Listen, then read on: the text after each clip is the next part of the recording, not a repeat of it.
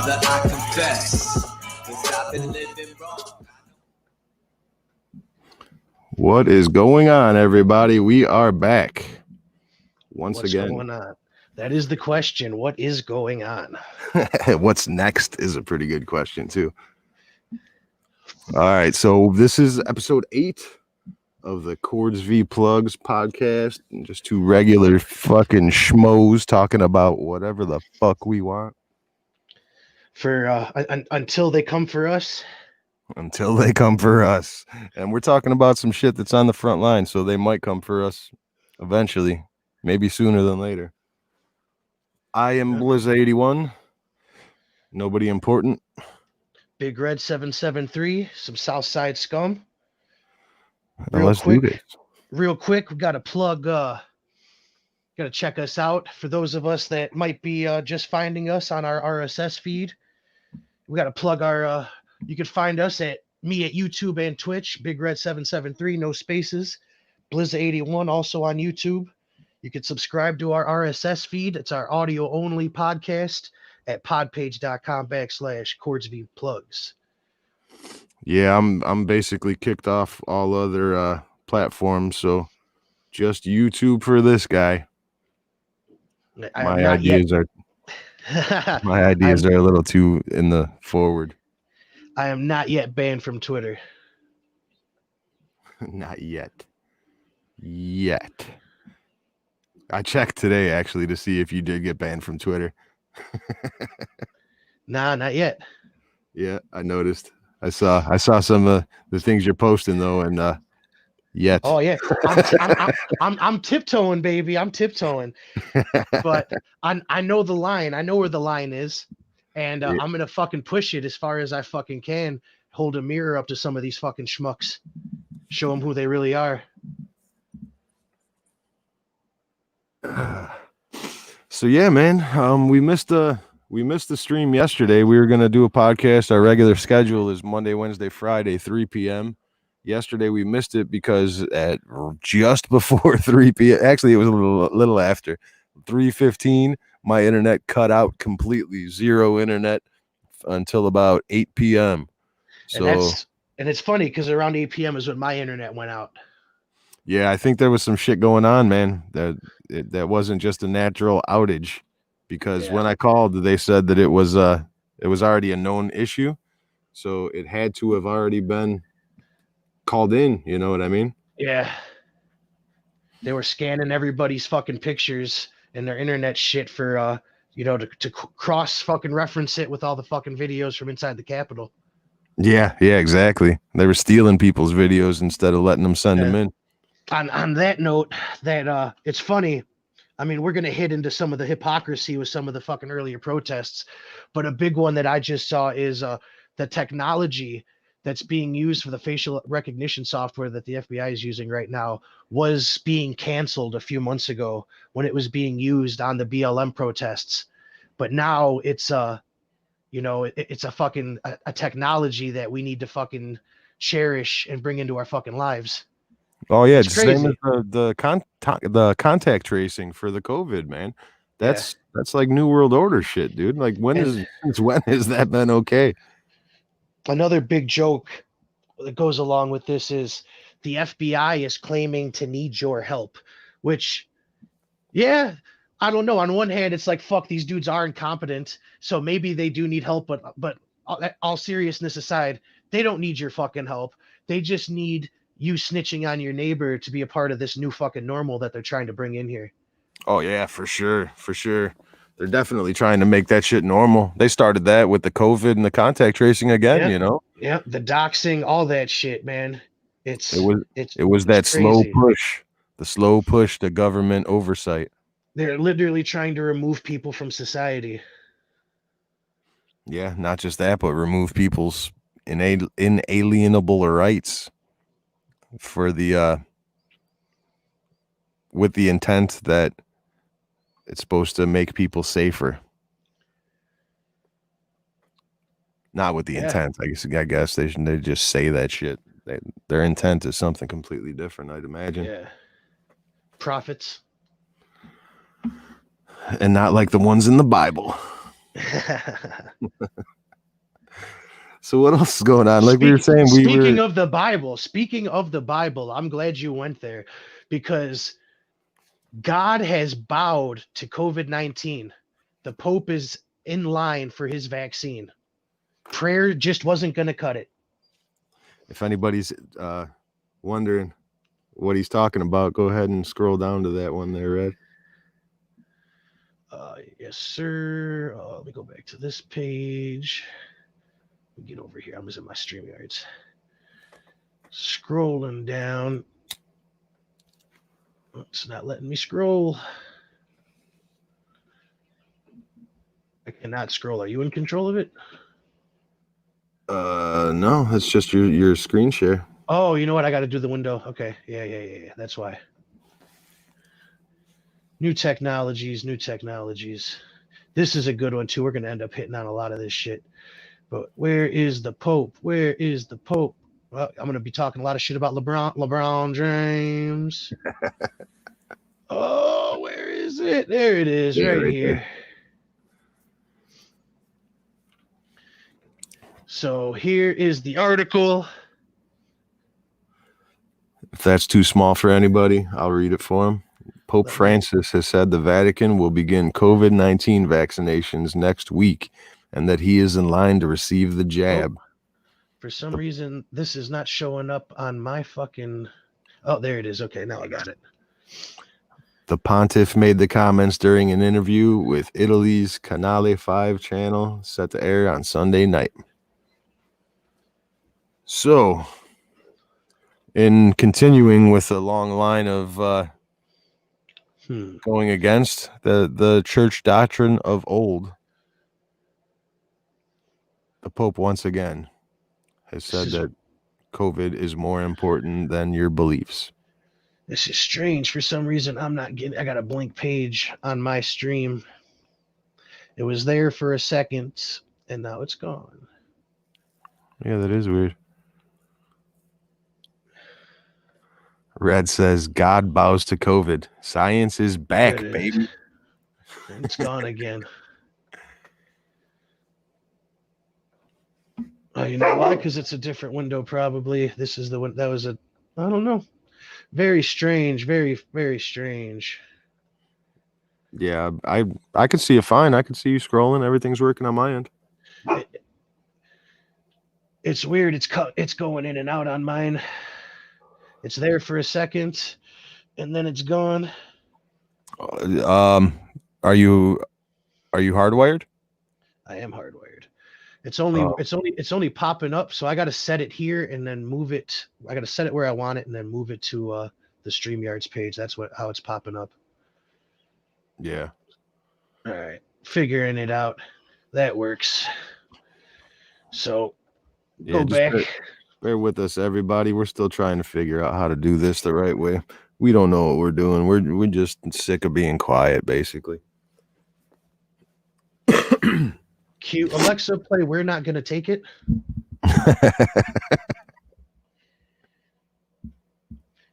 But it's very scary, man. It's very fucking scary. The undertones and the overtones of what's being done, what's being said. People are getting book deals fucking canceled. They're removing the shit about removing President Trump's tweet history is fucking crazy, just for the history fucking standpoint. Yeah, I mean, you know that shit's saved elsewhere all over the internet, but yeah, on the actual platform. They've been trying to rewrite history for some good reasons, some not so good reasons, but it's happening right here in front of us. Yeah, and I mean, Trump knew this was coming. There's no way around it. He knew this shit was coming. I guess there was a report that Brad Parscale told him last year sometime to make a Parler account because they're going to get rid of you on Twitter. And he just didn't care. He knew it. You know what I mean? Mm-hmm. That's the interesting part to me. and allowed all this shit to happen. Just like those DC cops letting these motherfuckers into the fucking Capitol. Yeah, we'll show some video on that for sure. That's coming up. But yeah, so Trump first it started at about 5 p.m. and they just blocked him. They said 12-hour block again. And then shortly after that, very shortly after that, they came out and said lifetime ban suspended. He's not coming back. Trump raged and started sending tweets from his actual POTUS U.S. government account, which were immediately blocked. And he's been blocked from even accessing that account now, even though the account hasn't been terminated. And then seemingly out of nowhere, Google Play blocks Parler completely from the App Store. That's the crazy shit. Because if this podcast, for example, ever does get fucking listened to, we won't even be able to apply to get on that platform. We will never be able to make money off of this in that regard. You know what I'm saying? We're gonna have to do it all ourselves because they just simply won't allow it. They hold the monopoly over information, media, and if they don't like what you have to say, you don't have a fucking voice. Yeah, exactly. Let's put this into perspective, though. You know what I mean? Mao was all in favor of free speech that agreed with him. Stalin was all for free speech when it agreed with him. Hitler was all for free speech only when it agreed with him. What's the difference? I don't see a difference. It's the exact same thing.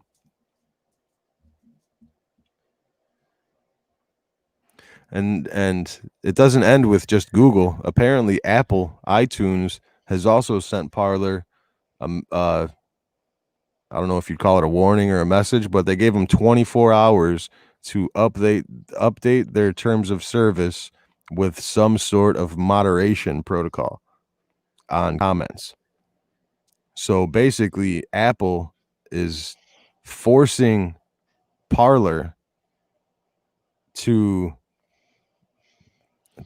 basically conform with Section 230 while they go in front of Congress and fight 230.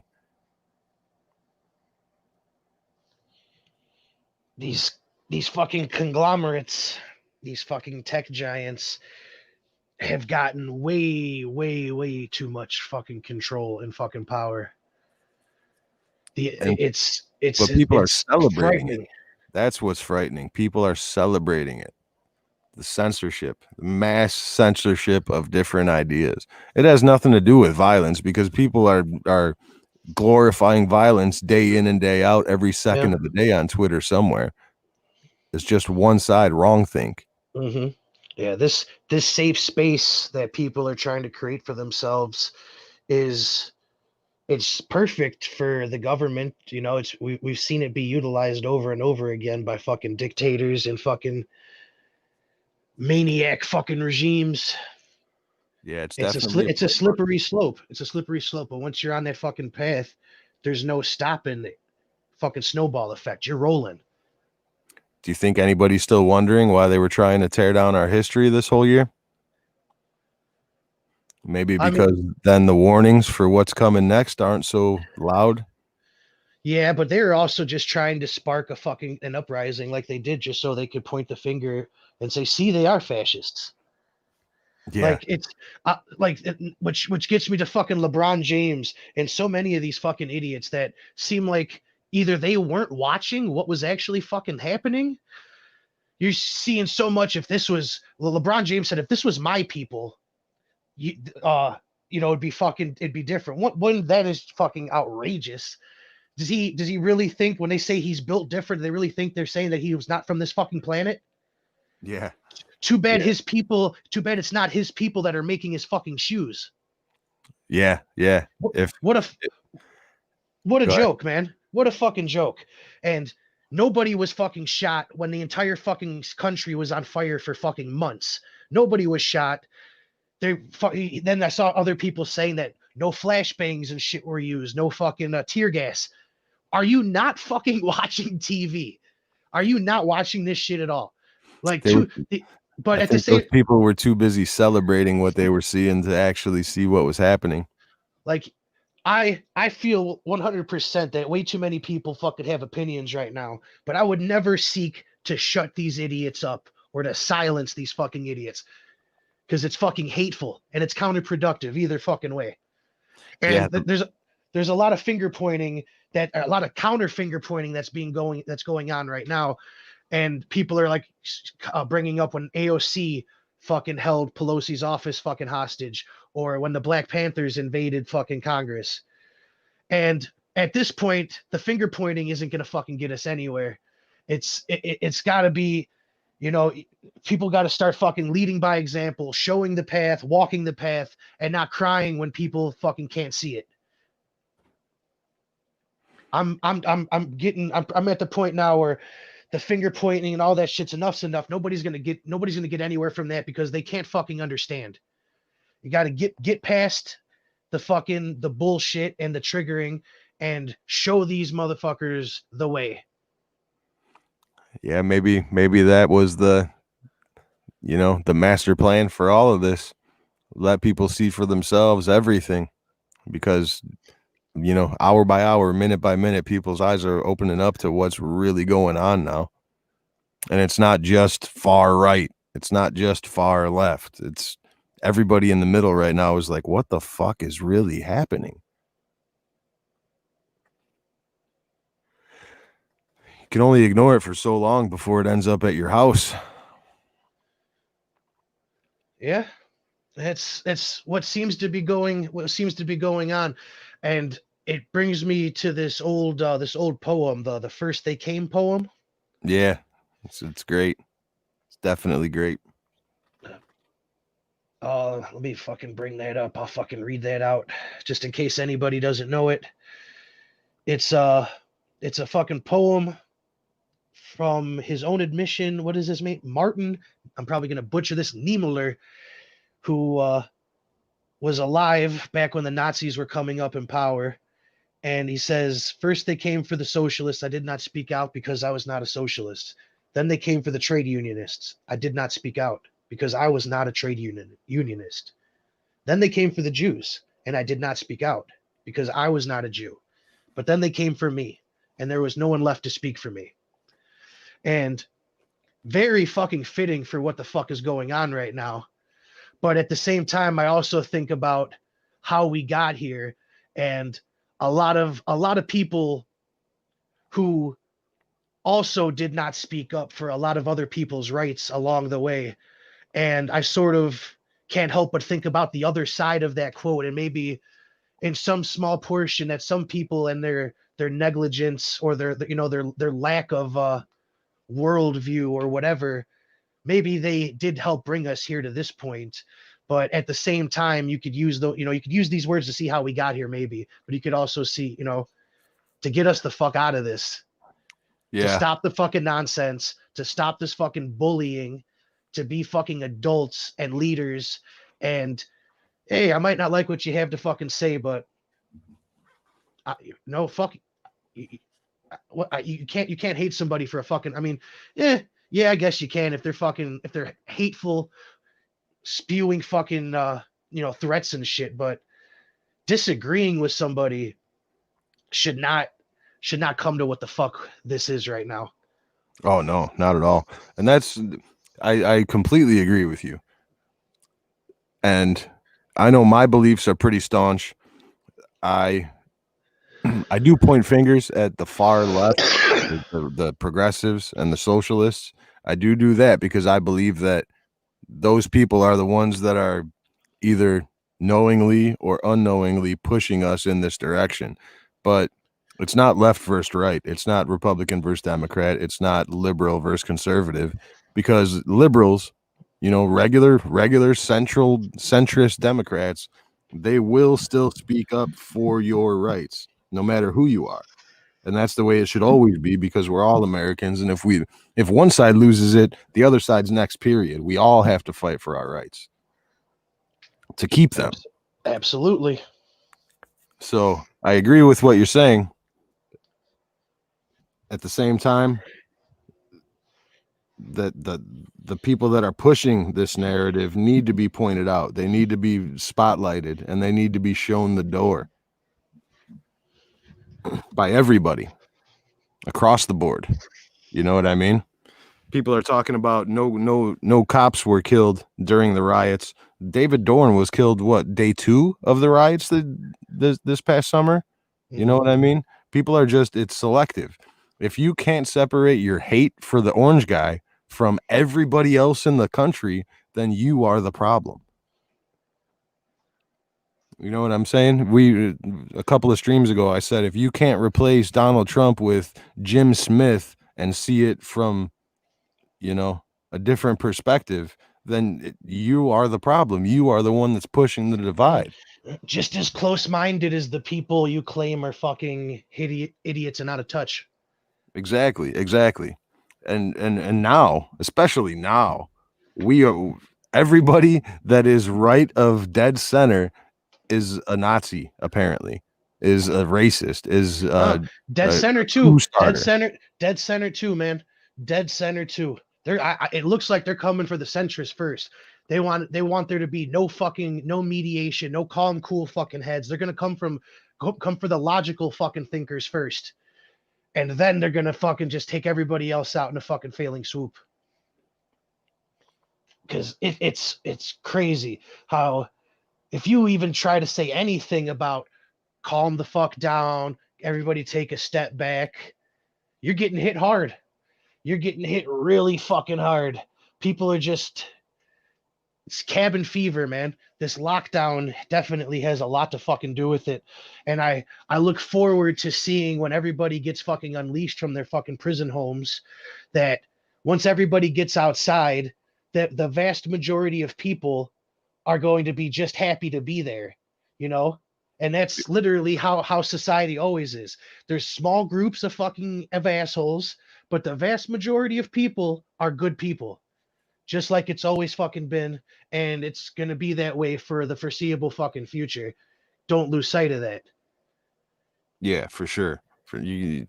Nobody should be writing off huge sections of the population, period. Like, that should not happen. That's exactly how we got here.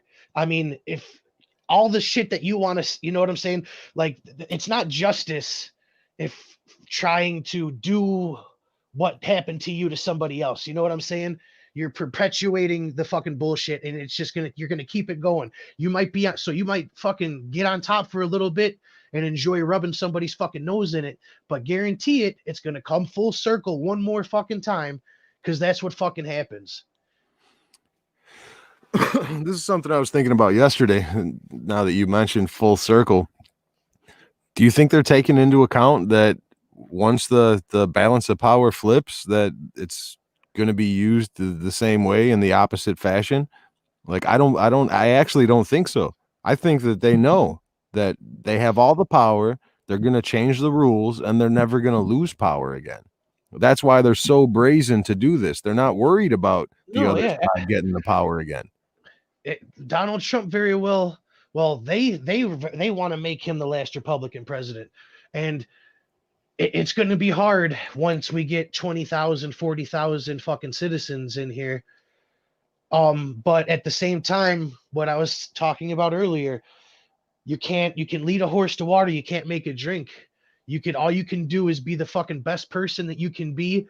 And people are going to look at you and how you're living your life and be like, this guy has some fucking sense. Maybe I should think about some fucking things, as opposed to trying to beat your point across, because it's not getting us anywhere. Yeah, it definitely has reached the point where other people believe that they know what's best for other people better than those other people. And that's what they're trying to push with the masks, with the lockdowns, with the bannings. Well, the irony of the masks is, if those fucking idiots in Capitol Hill were wearing their fucking masks, they wouldn't be in jail right now. Motherfuckers did not know how to boogaloo. Yeah. It was amateur hour. How are you going to call that shit an insurrection? These fucking idiots had no idea what the fuck they were doing. I kind of beg to differ, because there were some laptops taken. Some people knew what they were doing. well, some people are opportunists, and very well, I'm sure some people were egging shit on and getting everybody in there. Obviously, the cops were letting them in. So there's Yeah. definitely more going on there, but the vast majority of the people there were just caught up in a fucking moment. As a matter of fact, let's show these guys what we're talking about here.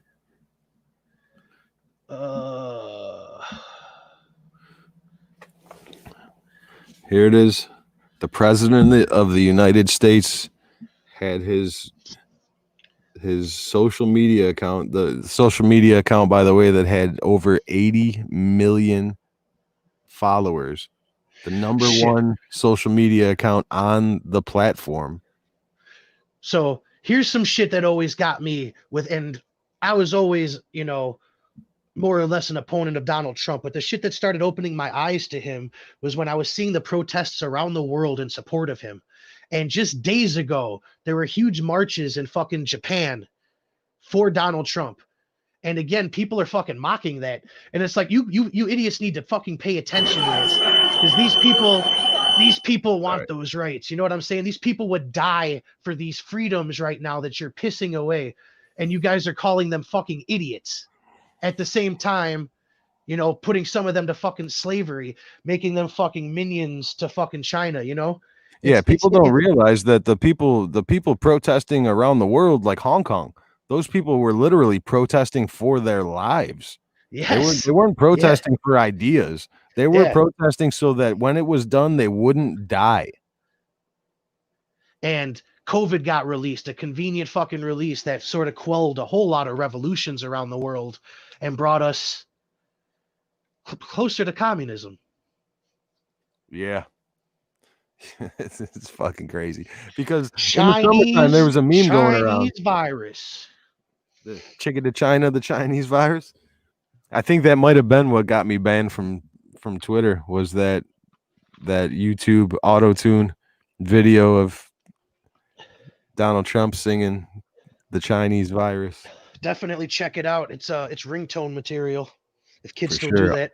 Auto-tunes of Donald Trump are one of my favorite things about the last 4 years. But how about, so just 2 or 3 days ago, scientists come out and say, we are almost certain COVID-19 originated in a lab. Yeah, that was that definitely came out, and that is the official narrative now. That was COVID-19 ban-worthy. escaped from a lab. Yeah, and just like you just said, 3 months before that, they were banning people for saying that. So science, where's your science? All the people that say science is back, like what science? Which version of science? The communist version of science? It's a better ideology in some forms, but it's still a failed ideology, just like all the isms. I don't believe in ideologies or isms. I just believe in me. If any political order that normalizes the people in power to decide for anybody else is no good for humanity, period. Anybody, in my opinion, that seeks power should not have it. They don't deserve it, and they shouldn't have it. Beware anybody that fucking seeks power and just seeks lordship and to dictate what you should be doing. Yeah, anybody who spends $50 million for a job that pays $100,000. That is the definition of corruption. You want a leader that's going to be the good of the people. Find somebody that absolutely does not fucking want to be there. That was Washington, right? Absolutely. That he absolutely gave it back as soon as the war was over. He said, "All right, I'm done." Good thing, though. I mean, this is my stance on everything that happened all year long, on everything that happened at the Capitol. Protest should be protected at all costs. Nonviolent protest is one of the foundations of our fucking culture, period. Mm-hmm. So anybody that was protesting, non-violently, non-confrontationally, but literally just protesting, I support them 1,000,000%. Everybody that was breaking the law is a criminal, including the people that got into the Capitol.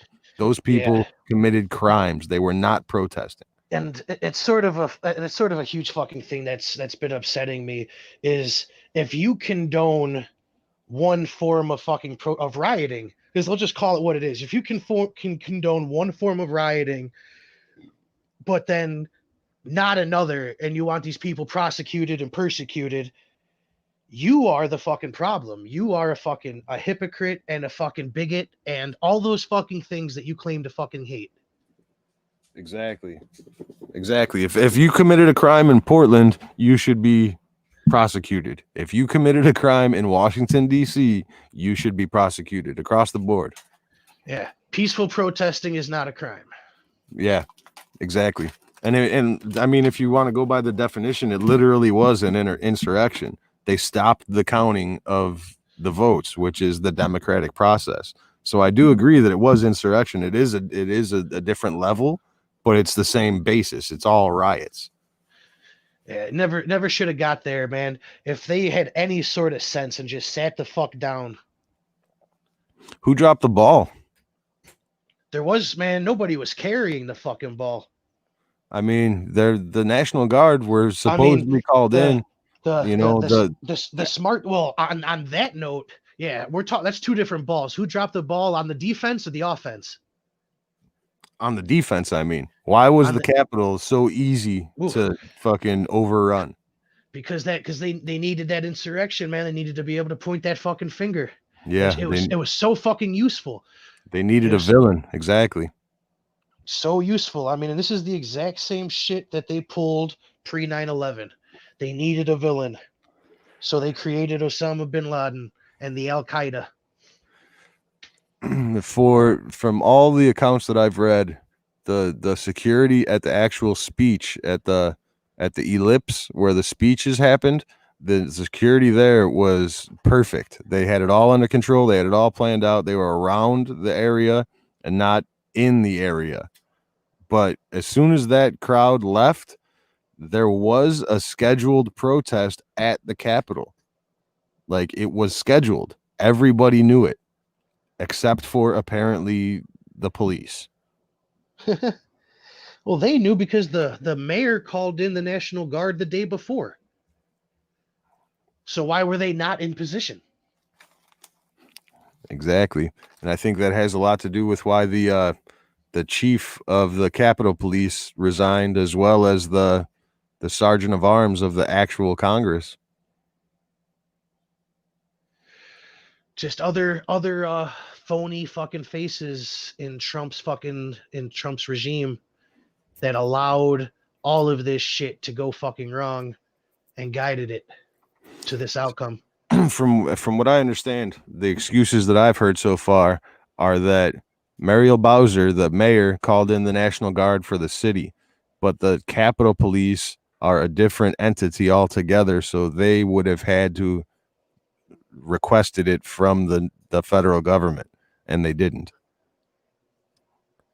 But not just that, but Muriel Bowser, in the week leading up to that day, the Department of Defense offered to give them updates about what was going on, what they were hearing, and Muriel Bowser said, "No, we don't need it. We got it under control."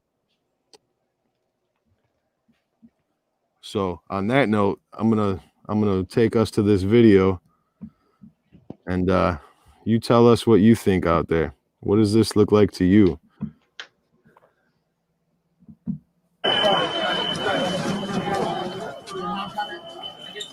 They're gonna lock us in. They're gonna lock us in. Notice the police on the left and right side of this hallway. You can disagree with it, but respect it. I disagree with it, but I respect it. Come on.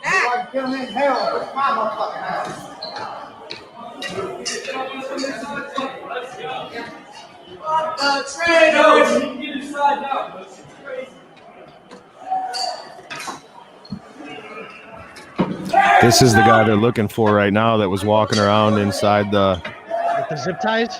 Yeah, the zip tie guy. That's him on the right side of the screen wearing all black right here. So that's that seems to me to be incontrovertible evidence that they allowed people into the Capitol. And that might just be my opinion, but If you're a basketball fan, we call that the Olay defense. yes, sir. That's the bullfighter. That's the moving red fabric. Yep. Come on in. Nope. Stop. Please stop. Please stop while waving in with your hands. You know what I Yeah. I've worked security for many years, many large events where I Not was just security. Yeah, not largely- just security, but largely- actual crowd control. largely outnumbered, and that's not how you stop a crowd of people. That's not how I would stop that crowd of people. I think, like you said, you might have been joking, but you said it last week. This happened because all of the actual security guards are laid off at home right now. Yep. All the good security guards are unemployed right now. People were tweeting around back home in Chicago that security at a certain concert hall was tighter than that shit. And And those this- are the same people that were completely against security. We were the Yeah. enemies, Yeah, public enemy, exactly. public enemy. And now they're like, oh yeah, those guys are actually pretty good at what they do. But it's funny though, because like online, everybody likes to bitch and complain because that's what they do. I've never met anybody in fucking person that found out where I was working and was like, hey, it's always smiling fucking faces. Don't I know you from somewhere?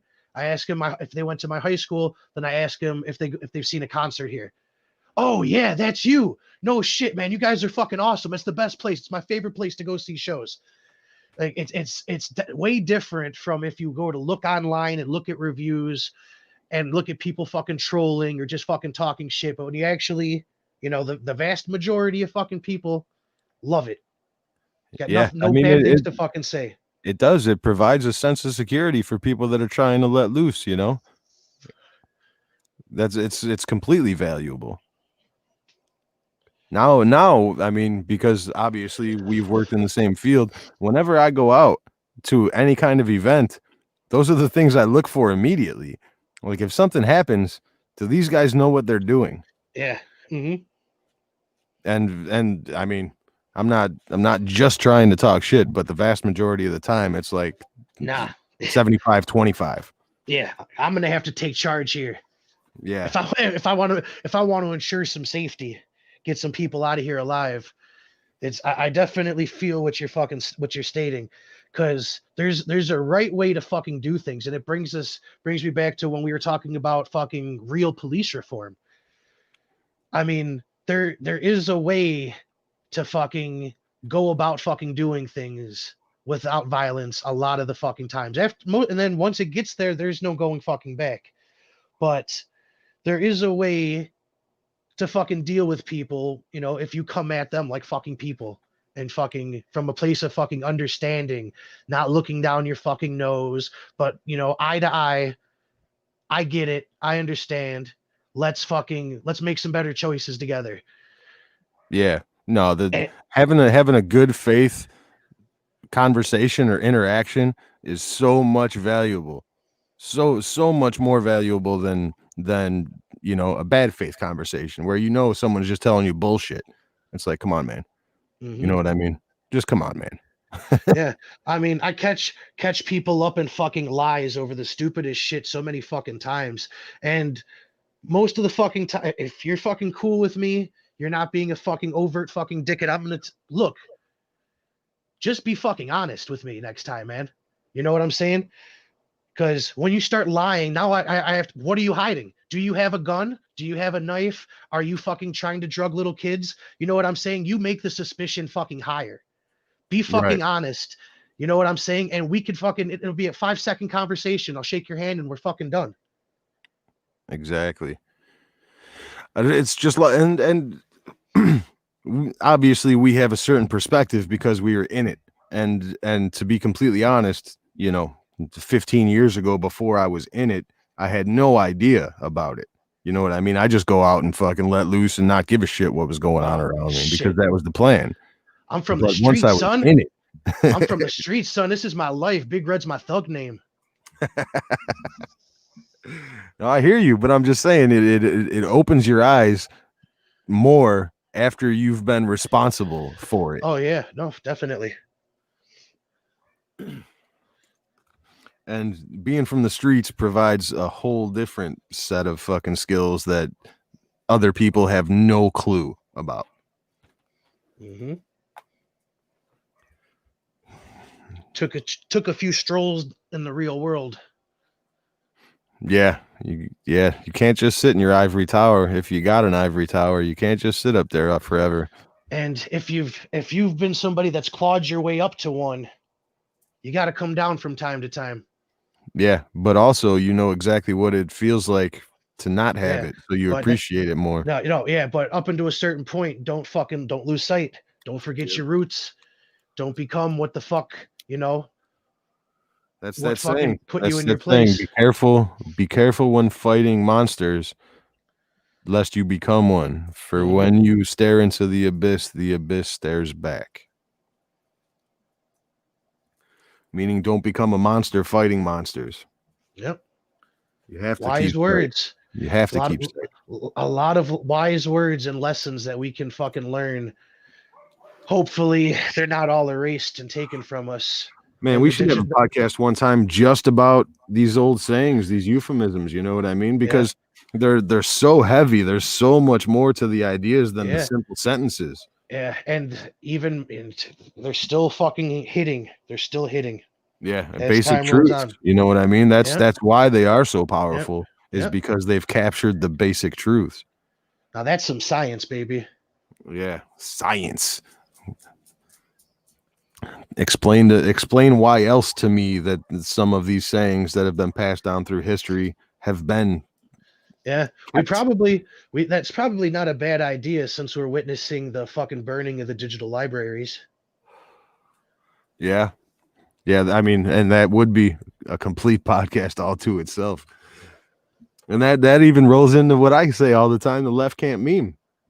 You know what I mean? They don't understand the bigger ideas for a simple picture. You know what I'm saying? Mm-hmm. It rolls into a lot of things. It rolls into like we were talking about the last podcast about grammar Nazis, that they stop at your missing punctuation and don't even, they're not receptive to the ideas that you're trying to put forward anymore. I've learned a lot from Michael Malice. These probably within the last 6 months. He's a renowned anarchist, but he went to North Korea and he wrote a book, unofficial autobiography of the Kim, basically the Kim dynasty. So, and he's Russian, you know what I mean, from Russia. So he has a perspective that not many people in America have, because it's only stories to them. Mm-hmm. You know what I mean? So if anybody's out there is looking for some good watches and some good reads, he has a couple books out. The new one's called The New Right, where he talks about a lot about the radicalization of the right now. And he explains it in ways that everybody can understand, which is super valuable to me. This sounds like this guy that I check out. I've been following for a couple years, Mark Passio. He was definitely ahead of all this, not so much defund the police, but shining a light on fucking police and, much needed reform. And he put this thing out years ago, and it still fucking resonates with me, that the order followers are morally culpable as the order givers. And as we do inch closer and closer to fucking martial law and troops in the streets and shit, I often fucking think about this, who's going to follow orders? Who's going to fucking do the right thing? Yeah. And it's funny that you brought that up, because Michael Malice also talks about that. And he relates it to World War II with the people who were morally objecting to Nazism in general. Like, People all now think that they would fight Nazis in World War II in Germany if they were German. They would stop it from happening. When in all actuality, you wouldn't. Most people would be most people would be blind to what they're doing. They'd be all caught up in their feelings and their emotions and not really think about what they're fucking doing at all. And who the fuck does that sound like? Exactly. Just think of this Twitter bans. Like, are you fighting it? Because if you're not, then you wouldn't fight the Nazis. You know what I'm saying? If you can't fight Twitter, you would definitely not fight a Nazi. And yeah, everybody says punch a Nazi, fucking fat and fascist lives don't matter. But shit, do you really think you're a hero? Most people would be more concerned about staying alive, doing whatever they needed to do to continue their life. Mm-hmm. And that's what led to the problem is that, another old saying, all it takes is for good men to do nothing. Mm-hmm. I just there's a lot of people that need to look in the mirror. Just to look in the mirror before you judge anybody else. And that's, I mean, I just sound like a broken record at this point. I cannot wait until somebody with some very different ideas joins the chat. You know what I mean? As far as me and you're definitely more left than me. You agree with more of the left than I do, but we agree on so much in the center that, you know what I mean? There's only so much we could talk about because we agree on so much. Mm-hmm. I really I almost feel like I need somebody that is willing to explain why their stance is the way that it is. Just so I could see the other opinion, but more than that, so that I could help people look in the mirror. You know what I mean? I am a conservative and I am a Trump supporter, but I know exactly, in my mind, I know where he went wrong, what he did wrong, and where he led us wrong. And I've never said that he's going to save us. You know what I mean? I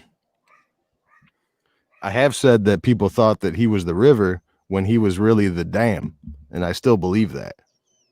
I think he himself, Donald Trump in particular, has done more to expose everything than any other president that we've had, besides Lincoln, obviously. Donald Trump did not create the wave. He merely rode the wave. Well, he wasn't the wave. He was holding back the wave. Well, I mean, but also, I mean, I'm just saying it a different way that, he didn't create the fucking wave. He wrote it. He fucking utilized it. I mean, he might be holding back another set of shit, but I'm talking more about the movement and how he got to office and fucking more or less shocked a certain population of the world. Yeah, for sure. All hope is not lost, is what I'm saying. That this is not a time for fucking hanging heads, nor pointing fingers, nor insurrections. It's a time to refocus, think of how we fucking got here, what can be done fucking better, and let's get back to fucking progress collectively. Yeah.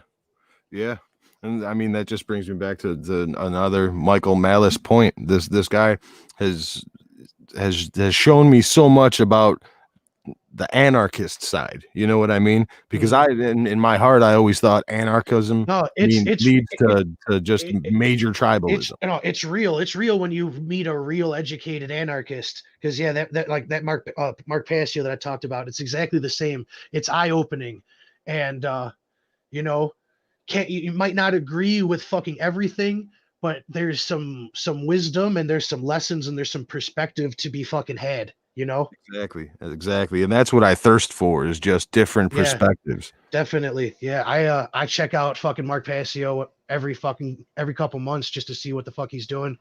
Couple people that I do check up on just because I trust their research and their perspective and their knowledge. And it would be a fucking shame if I was never able to fucking find them on the internet. And I weep for the future that people are not able to find fucking information that they need, desire, or that suits them when they need it. Yeah. Yeah, exactly. And that's all this is doing is getting rid of the outside thinkers when those people have always been valued in our culture. I mean, Yeah. if somebody Tesla. has a bad idea, the best way to get rid of that idea is to let that person speak it. Because then everybody that hears it knows that's bullshit. Yeah. Yeah. When you cut out a fucking man's tongue, you don't prove him a liar. You just prove that you're afraid of what he has to say. Exactly. More ancient wisdom. It's so heavy, man, and that's why you got to know where you came from to know where you're going, or to know where you're at right now. Even Well, you got to know where you came from to know where you can go and where you might go. Yeah, because that's what I was going to say. you recognize the road ahead and the paths ahead, and you're able to differentiate the path of least resistance. The quote from Michael Malice was that now that everybody can see the extent that the cathedral is willing to go, you see that we are losing this fight. But it's possible that we may lose in the end, but it's not promised that we will lose. It's not guaranteed that we will lose. Yeah, I can agree with that. I don't even see that we're so much losing right now.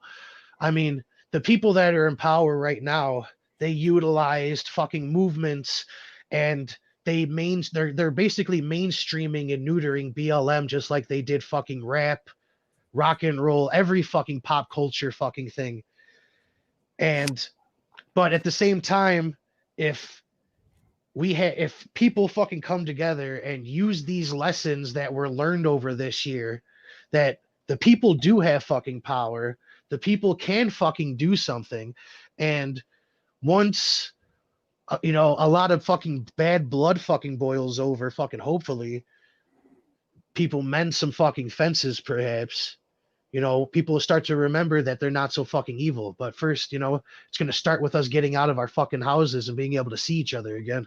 Yeah, exactly. And that's where it's so scary to me, is that they're using it all to literally take away our rights. You know what I mean? And it goes, as far as I'm concerned, it goes beyond even like the Patriot Act, where they took our rights and never gave them back. At the same time, like I'm aware of it. I'd be aware of it. I will not let it happen. But weed was legal my entire life, and I've always been able to walk down the street and get a fucking nick or a dub. So at the same time, they can go ahead and make whatever the fuck they want illegal. I'm gonna do what I feel I have to do, or you know what I'm saying? Right, regardless. But that makes you a criminal. You know what I'm saying? In their eyes. Fuck it. Not in ours. According to soon to be Vice President Kamala Harris, I was a criminal for smoking marijuana most of my fucking life. Exactly. And that's what I mean, is that it turns regular law-abiding citizens into criminals. It doesn't turn criminals into law-abiding citizens. The only people hurt by laws in general are the people that follow them. The people that can pay with your time or pay with some money. We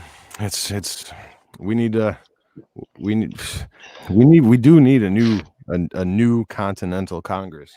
We need to get the best, greatest minds of this generation, get them all, put them in a room for as long as it takes. The first Continental Congress was 37 days. They were in the room. That's what we need to do. Get Elon in there. Yeah, just the greatest minds in general in every aspect of our life. You know what I mean?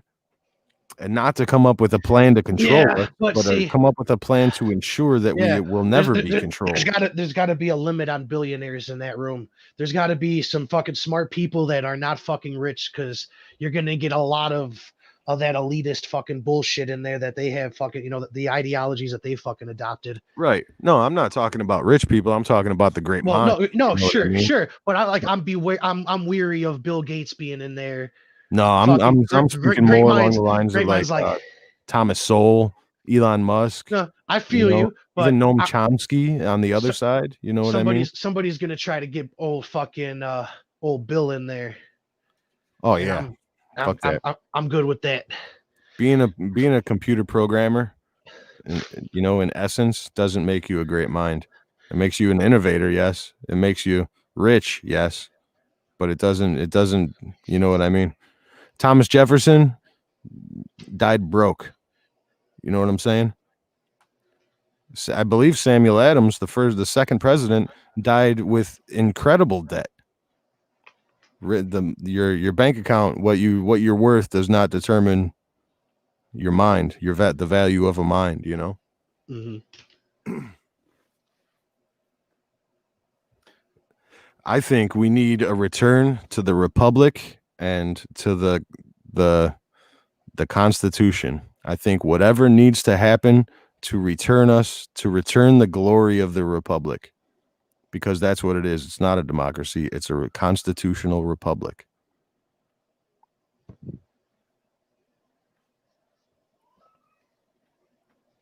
And not just that, but Well, that's not going to happen overnight. Baby steps. it could happen overnight if people have been deemed to do illegal acts. Like for instance, my personal opinion, what do you think about Pelosi going and talking to the Joint Chiefs of Staff, the military, the Pentagon, and talking to them about neutering Donald Trump's power over the military? Shit. Go to my fucking Twitter and look at this fucking clown talking about Donald Trump has the nuclear codes and he's a threat to the fucking American people. Donald Trump's gonna fucking nuke Twitter. We must fucking neuter him. This is fucking clown shoes, man. It's pitiful. In my It's fucking opinion, pitiful. those people, the people that say those things, those are the ones that could, in one day, if they all get, I'll say arrested. I'll just say that. If they all get arrested one day, the republic will be back. But that's people aren't going to fucking agree with that shit, man. You can't just black bag people because that's I mean, No, I'm not saying black bag people. I'm saying arrest them for crimes that they have committed. Yeah, like inciting violence against the president of the United States. But what I'm saying is sweeping arrests like that will not be taken well by a large portion of the fucking population. And unless the charges against them are against the larger population. Yeah, for sure. But I mean, this is just this. We got to start seeking the paths of least fucking resistance, man. And I don't see that shit fucking going anywhere. It's just gonna lead to more fucking, more backlash and more fucking people trying to get back. That's not the path. It's not the road. Where I was going was Nancy Pelosi going to the Joint Chiefs of Staff, which are the leaders of our military and the Pentagon, and telling them that they need to come up with a plan so that Donald Trump doesn't draw us into conflict. That is a coup. Well, yeah, that is the definition of a military coup. Yeah, that is treason. The same thing of them trying to fucking they're projecting again, honey. Exactly. But they are celebrating it. They're saying that Nancy Pelosi did a good thing. It cannot be tolerated. She has to face the violin for this one. The same fucking blind following that people say Orange Man has fucking been riding. Yeah, it's everything they accused him of. They are doing every single thing. Yeah, for sure. Can't beat him, join him. That seems to be the play. Well, they beat him now, so we'll see where they go. They're going to just keep beating the dead horse like they've been doing. Probably. They got to have an excuse for why they can't get anything done. So I don't know. We'll see. I don't think the horse is dead, man. I think I Oh, the think horse it's a is dummy dead. horse. I The think it's horse a is dummy dead. horse. The I horse think is that they're dead. beating the dummy horse in front of a camera.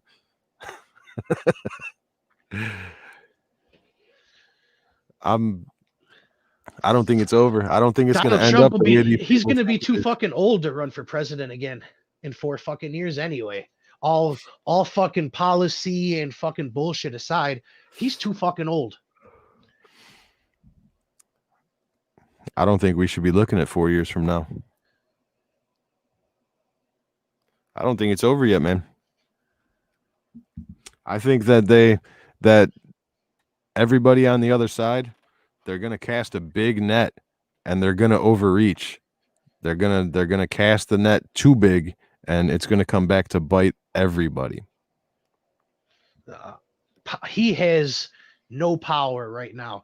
Those new codes that they're trying to get from him might be the only fucking power that he has fucking left. And he's not a fucking warmonger. We fucking have definitely fucking seen that. I mean, that was one of the things that I was worried about. I thought he was definitely going to end up talking his way into some fucking conflict with somebody, and he never fucking did it. So he's definitely not that guy. He's not going to fucking send troops off to their fucking deaths. He's not that guy. It's fucking it's childish what the fuck they're doing. It's just more of this, patting themselves on the fucking back, just pandering to, the people that fucking they're trying to make it look like they're fucking pleasing. I agree for the most part, but I think it's a mistake to underestimate the power that he still has. He doesn't have. He's alone. He's alone in the fucking White House. People are praising Pence, the gay zapper. They want to put him in the White House for fucking 10 days. I'm more afraid of Pence than I am of Donald fucking Trump. He might nuke the fucking gays. This might be what the fuck they've been waiting for. This is what all Pence has been waiting for. I knew they were gonna get him. It's the only reason I fucking signed on for this shit. Yeah, no, I don't agree that he's alone, man. All the people that he replaced before all this stuff happened, Miller in the Pentagon, Department of Defense, he just replaced him. He's a Trump guy. Kash Patel, the assistant to the director of defense. These are all people that he placed. He's not as alone as people think. I think it's a play. All this shit that's going on right now with them canceling book deals, canceling everybody, ruining everybody's jobs and livelihoods. Let me put it to you like this. It brings me back to what I was saying earlier about order followers. How many people do you think are going to do the right thing, or are they going to make the fucking profitable decision, the fucking best decision for them fucking selves? Well, as far as the general public goes, most of them are going to make the decision for themselves, but the people that have taken oaths that are still active duty, they don't have choices that you think they do. Everybody has a fucking choice. There's a such thing as a conscientious objector, but conscientious objectors are not going to stop the order. They just won't participate in it. Well, then, yeah, that's not what I'm talking about. I'm talking about making a fucking conscious decision and not doing. But you're assuming that the order is going to be something against the people. No, I'm talking about fucking the politicians the same fucking way. I'm putting it like this. Tomorrow, China invades an island, Hawaii. Tomorrow. Mm-hmm. Who's the president? Who are they going to follow? Donald Trump. Exactly. So to say he has nobody, that he's alone, that he has no power, it's a fallacy in my book. But if somebody fucking attacks us right now, of course it's but going to be America being coming together. Our republic and our constitution are being attacked, and he is responsible to protect those two things. He doesn't have a play, man. He has been checkmated. And what I'm saying is freedom does not die with Donald fucking Trump. Does There's it though? always Does there's it no though? hell, Because absolutely not. Biden's next. Absolutely 100 days, not. 100-day Absolutely lockdown not. mandate. That's freedom dying to me. As long as fucking humans breathe, If all you is don't not have lost. but if you don't, oh, I agree. I completely agree. But your freedoms will be lost. Yeah, and they can always be fucking gotten back once Right. everybody And fucking needs it. right now, Donald Trump is the person that is mandated to protect those freedoms. But he's not the guy to do this. He's not the fucking leader of this fucking movement. But he's the leader of the country right now. For a few more days. And all I'm saying is, why hasn't all this shit that you want him to do, why hasn't he done it over the last 4 fucking years? Because what just happened? Pelosi just went to the fucking. So exactly. So if he would have did this shit 4 fucking years ago, he then would these have people more would than not 10 have been days to exposed. fucking react. Then Now everybody would not have checkmated shown their himself. ass though. He's checkmated himself and backed himself into this fucking corner to where now everybody's played their hand and he can't do shit about it. If he did this 4 years ago, he'd have plenty of time to fucking do something. But they wouldn't have played their hands and it twiddled wouldn't his be thumbs. exposed. They did play their hands. They fucking did the fucking bullshit Russia shit with no fucking basis or fucking grounding. Exactly. That was just a reason to start spying on them all. Well, why didn't he start draining said swamp immediately? Start doing anything against these fucking people for whatever fucking crimes or atrocities they're fucking committing. He's done nothing. You haven't watched, because if you look at the DOJ, there's hundreds of names that have been removed in the last 4 years. Hundreds. These people have been being gotten rid of. Look at Comey, McCabe, resigning, or fucking little soft fucking slap on the wrist, fucking cushy federal prison sentences. Who really resigns? They're given a choice. Either you're fired or give me a piece of paper. That's how it works. Well, for sure, I know what that means, but that's why I use the fucking word. I know what a fucking resignation is, but right. But it's to say that he has done nothing is completely wrong. That just means you haven't followed close enough. But also, how many of those people are also resigning because it's the social fucking justice thing to do, and they're going to get a book deal? I worked for Trump. I worked for Trump, and I resigned. I stuck it to him. Yeah, Cohen, Scaramucci, all these people that were a part of the system for 50 years that are no longer a part of the system. Some of those people may have resigned because they were outed, but I think a lot more of them resigned for self-serving reasons. What about Kissinger being kicked out of our government? Finally. Like, things are happening. The media is not going to tell you this shit's happening. Things are always happening, and progress is always made. That's why I will never lose hope. But the sheer number, meanwhile, how it looks, how all things are terrible. At the same time, you just said it. Things are happening. Yeah, for sure. Just think of the sheer number of politicians who did not and will not run for another term. When does that happen? It's interesting. Paul Ryan. Look at Paul Ryan, Speaker of the House. And he retires. That's not normal. The shit that has happened these last 4 years is not status quo. It's not the normal way of doing things anymore. Yeah, I mean, the people with the money to bail from the cesspool they created are going to bail. Look at fucking bails when they have the power, though. No, look at Pelosi. She's been there for 70 years. You don't bail if you have the cards. No, she's not bailing, but I'm talking about people that are fucking that are leaving office and not fucking running again. Fuck it, bail. Right, but what I'm saying is there's a reason. And the reason is, like you said, why didn't he clean the swamp? The swamp has been draining for 4 years. It's not his fault. It was fucking 6 stories deep. Well, it looks like the swamp had a flash flood. They're definitely fighting back. They're definitely fighting back. Now they're playing every single card they have right now. They're overplaying their cards right now. Yeah, and I like that you said that. I agree with that wholeheartedly, and that will be their demise. because drastic change like that it always has fucking hiccups because shit is not thought out, shit is not planned out, and it's just going to get us to where people see the other side of issues a lot sooner than later. But do you think that happens with Biden in office? Oh, absolutely. Absolutely, man. People are going to open their eyes. When fucking George Bush first got in, he had high approval ratings up until a little bit after 9/11. He finished with 22%. People fucking change their minds. People are fucking educate themselves and adapt.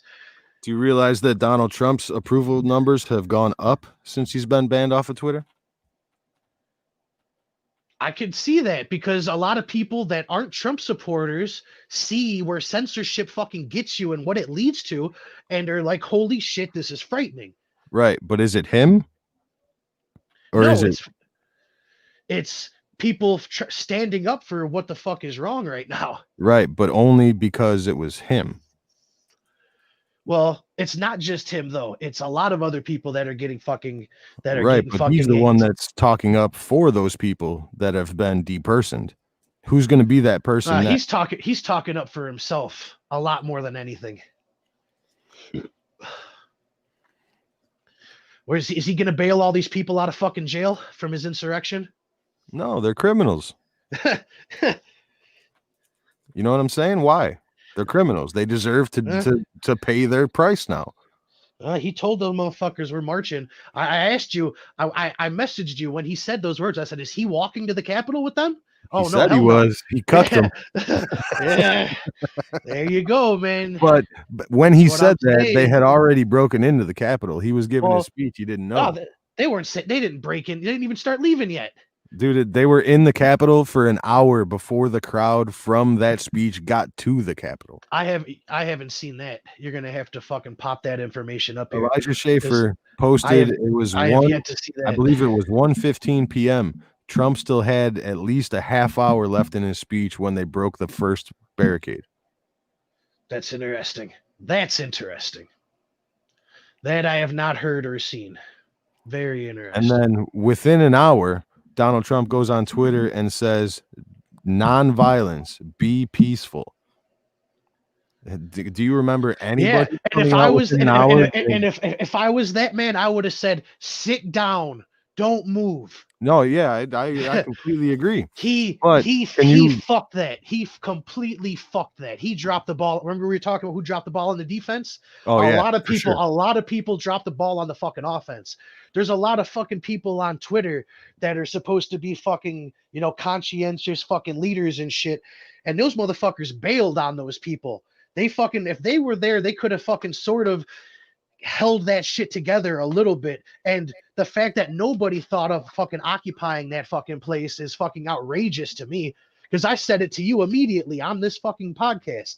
Sit down, don't move, occupy that shit for as long as you can while you got the numbers. Start setting up supply lines right now. Yep. And if that would have happened, I could almost guarantee you that they would have been bailed out of jail for that. It's a whole nother fucking ball game. And exactly. that's where we need to fucking go, man. No more childish fucking gut reaction. Fucking think shit out and do shit fucking consciously. I mean, I understand the anger. I mean, I understand the anger of even the BLM. You know what I mean? I understand their anger, but it's not, the violence is not right, period. You know what I mean? The BLM, they literally think that they're fighting Nazis. That's what they think in their minds. They're the hero in this story about fighting Nazis. So they're angry, and they could rationalize violence because they're literal Nazis to them. And in this case, in the Capitol, they justify violence to themselves because they're fighting the government that is trying to take away their lives, their freedom. Once you start justifying violence, you're on one of those slippery slopes. Exactly. And that's why I said I understand it. I'd never justify the violence, but I understand the anger. You can understand the anger, but not the fucking reaction. Exactly. And I've never said that the reaction was right. I've always stood by my point that they did illegal shit, so they are criminal. But it was so close. It was so close to something fucking righteous and amazing. Right? It could have been beautiful, man. But at the same time, it can be. It still can still be. Yes. It can happen tomorrow. Yes, but if you get 400,000 people in one space that are all livid without leaders, the leaders had been arrested and kept out of Washington, D.C. leading up to it. It's like, then you have an army with no head. Well, there definitely needs to be some young fucking leadership with fucking new ideas. And I don't mean old recycled ideas. I do mean new ideas, actual fucking progressive shit. Referring to, communism and such. Those old ideas. And definitely gotta plug Candace Owens and what the fuck she put up there today. I don't know if we could. I don't know if she'd fucking sue us for fucking plugging her ass. I highly fucking doubt it. What do you think? I'm not sure because she's Turning Point, and they basically make all their money off of their media. All right. So yeah, they maybe probably all right, would so- strike me. All right, so then fuck it. But she's suing Mark Zuckerberg and Facebook and the fact-checking organization that they are using. Owned by. Yeah, owned by some CCP affiliates. Yep. Owned by the one of the tech companies that is a part of TikTok, and confirmed by our Department of Justice that they are a threat to national security. So it's very fucking interesting. Definitely recommend watching the fucking video that she put on her fucking Twitter. It's a great fucking video, very informative, a lot of facts. I could show it. Not the video, Just but I could show the link to it. It's the link to what she's got is it's factcheckzuck.com. Check that shit out. And Actually, I'll play it because she posted it on her regular page, not on her not on the Turning Point page. So yeah, it's on her Twitter. Yeah. let me pull it up. Put that shit You're on. smart. It's pretty fucking good. Facebook. Let me set this up here.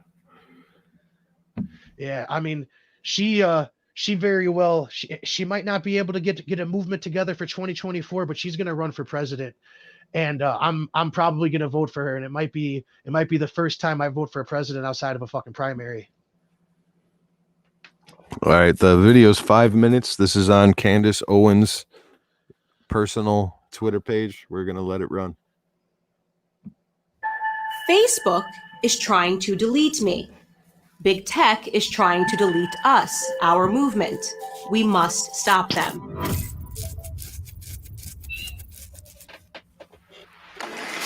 You are smart. Long ago, you stopped believing in the corrupt corporate media. You canceled the newspapers and cable shows and began reading your news from social platforms. Dominant on those platforms were conservative voices, like mine. We are the Americans who did not have a voice in traditional media. Honestly, do you think the left wants me to have a platform to speak? But I can have a voice. Here, on my own social platforms. I can be heard. That freedom infuriates the left, who used to own complete control over our information. So they hatched a plan to silence me and all of us conservatives. And Facebook is paying them for it. Here is how it works. In 2016, hysterical liberals had to find someone to blame for their humiliating loss to Donald Trump. In their minds, they could not possibly have lost due to their own horrendous candidates or policies or their own failing message, so they attacked the one thing that they did not have total control over: social media companies. They applied extreme pressure to silence or censor fake news, which was just a fancy way of saying news that they don't like. Facebook bent to that pressure and created a fact-checker network with godlike powers over all of us. Here is how Facebook fact-checking works. A website you have never heard of, run by partisan beta leftists, stalk the pages of your favorite conservative personalities. Whenever we say anything they disagree with, These fact checkers write a vicious partisan hit piece. Then they harass us and our audience by slapping hazardous warning labels on what we have posted. Many times, those labels say missing context or disputed. Yes, thanks, Facebook. Every political argument in America is disputed. Every argument is indeed missing some context. But the insanity continues. These hack checkers, as I like to call them, would be just an annoyance, but Facebook gives them the ability to destroy the reach of our content, so we cannot communicate with you.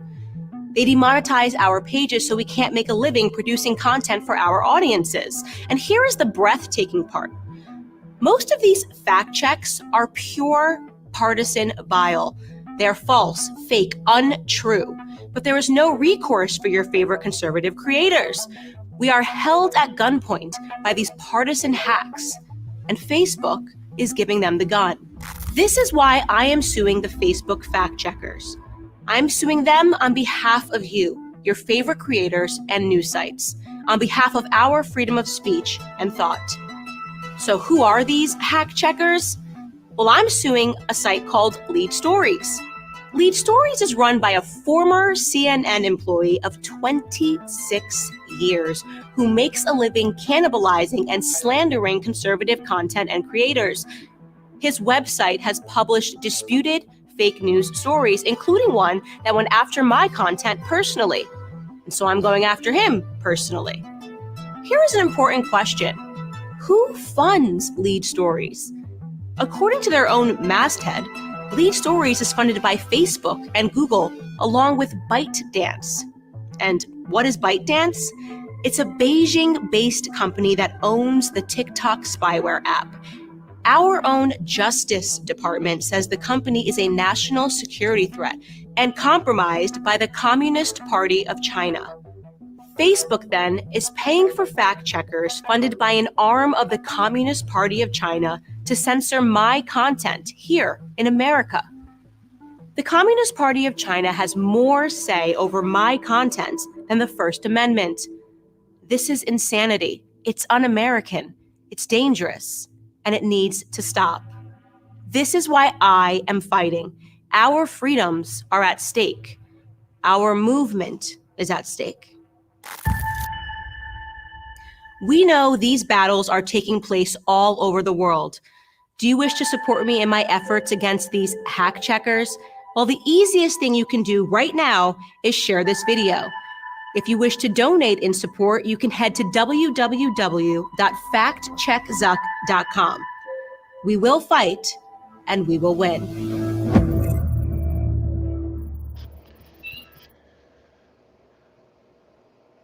Powerful, powerful shit, man. She needs to seek office immediately. Yeah, there's a lot of people that are saying the right things these days, but nobody's listening. People are listening. She's AOC. She's the AOC to the fucking counter movement. That's Mama Liberty right there. I think that might be what I start calling her. I'm gonna pull up this. A lot of that shit resonates, man, and just especially what we're talking about. I mean, just this fucking podcast and just literature, just people's perspectives. You can't censor people's ideas, people's perspectives, because you're limiting our progress as a fucking whole. Everything has fucking value, even if you can't fucking see it. You know what I'm saying? The same argument is made for the fucking porn industry. You know what I'm saying? Yeah. One man's trash is another man's fucking treasure, and there's at least a lesson to be learned and a use for fucking most information, if not fucking all of it. Here, check this out. Even the shit that we deemed not good for the internet and the shit that we do not want on in there, we've still learned from that, and we know what's not okay, what's not good, and where to draw the line. But there is a line, and most of the internet and most information should be free for everyone. At least free to voice your own opinion. You know what I mean? Maybe not free as in cost, but Yeah, exactly. Yeah, as in right wise. Yeah. Yeah. The internet isn't a sovereign nation of its own. You know what I mean? If it operates in America, it should apply American laws, not, not Chinese people saying that it's illegal in China, so you can't post it in America. International laws, baby. This is what I was talking about earlier. This is Wall Street Journal. The Wall Street Journal says that a source inside the Pentagon says that the House Speaker publicized her nuclear option to protect the world from Donald Trump, which is the equivalent of staging a military coup. From the Pentagon. The coup's been live and in your face for a few fucking weeks now, man. Right, but this is she publicized that she talked to the it would be the equivalent of going to the Supreme Court and telling the judge you have to fucking declare that this is illegal. In my opinion, Files could and should have been fucking charged already for other fucking things. And the fact that nothing was fucking done then is only my feelings that nothing's gonna fucking happen now. He's got 10 days left. It's too late. He's too fucking late. Let me tell you this. Do you realize that Trump, I mean, I know you realize it, but do you know that it was after he lost the election that he signed for executions, for hangings and firing squads? Yeah, I remember that, but that was a couple years ago, and nobody's been stuck up right yet. Now, it just happened. Like, it came up a couple years ago, but right now, after he lost the election, it was a couple years ago. He made treason punishable by death. Yeah, and now they're gonna hit him with that. And now they're trying to hit him with what fucked up is that? How does that make sense though? How does that make sense that he would sign it after he lost, knowing that they're going to persecute him? Because he wants to be made into a martyr? It's not going to happen because other people are going to be put up against the wall, I believe. Because people are, it's going to be hard to fill his hotels right now. But if he dies, people will be staying at his hotels for a long fucking time. He'll become fucking Jesus. So, but I mean, honestly, you think that he signed that knowing that he would be killed by a firing squad? I mean, honestly, I think he fucking did it just to fucking appease some of his base, because he knows everything that he does is getting fucking overturned in fucking 10 days. So none of it fucking matters. It's if they don't like it, it's getting switched. Let's talk about that January 20th date.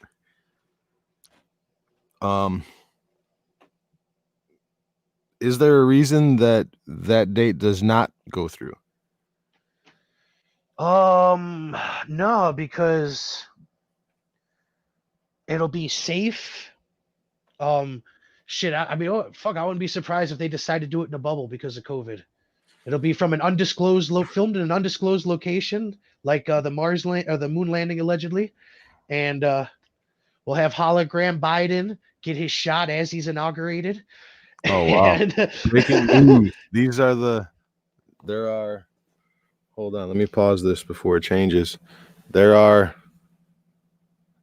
many more platforms banning Donald Trump right now. So we have so far Facebook, Twitter, Pinterest banned him. Google, in case he was trying to get some wedding dresses shit going. Yeah.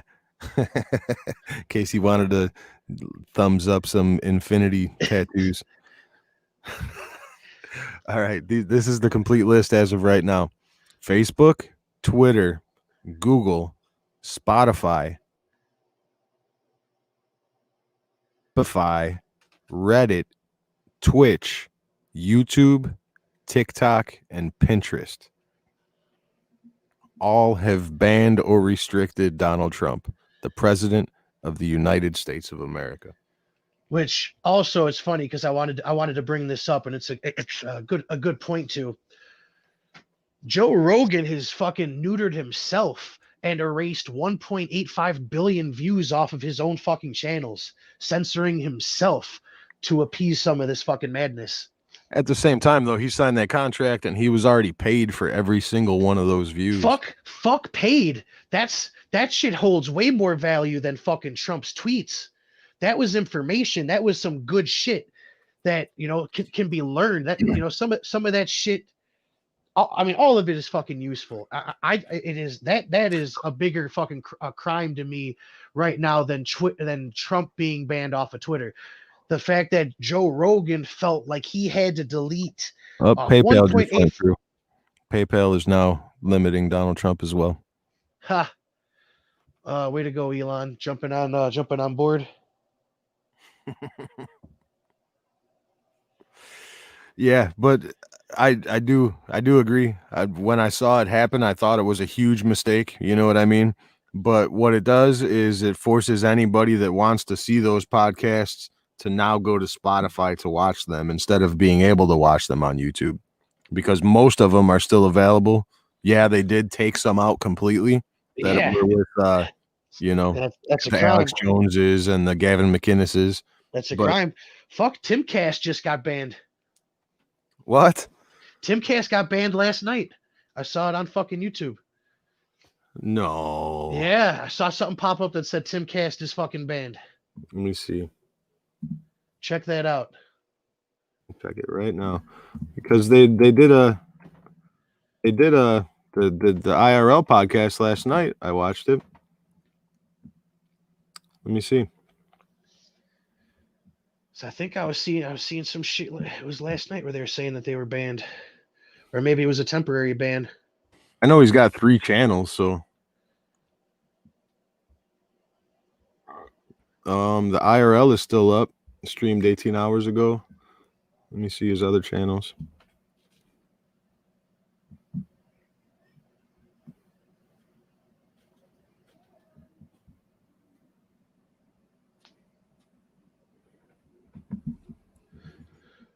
was 7 hours ago, regular Timcast put up a video. He was definitely fucking claiming banned something. What it was, I think, was what the during the Capitol thing that was going on, they were live and they banned chat in everybody that was live at the time. They banned the chat rooms. Like they froze the chat rooms. Mm-hmm. So I think that's maybe what they were talking about. They could be banned though, because he hasn't posted anything, you know. I'm sure. Actually, I could probably just check his Twitter.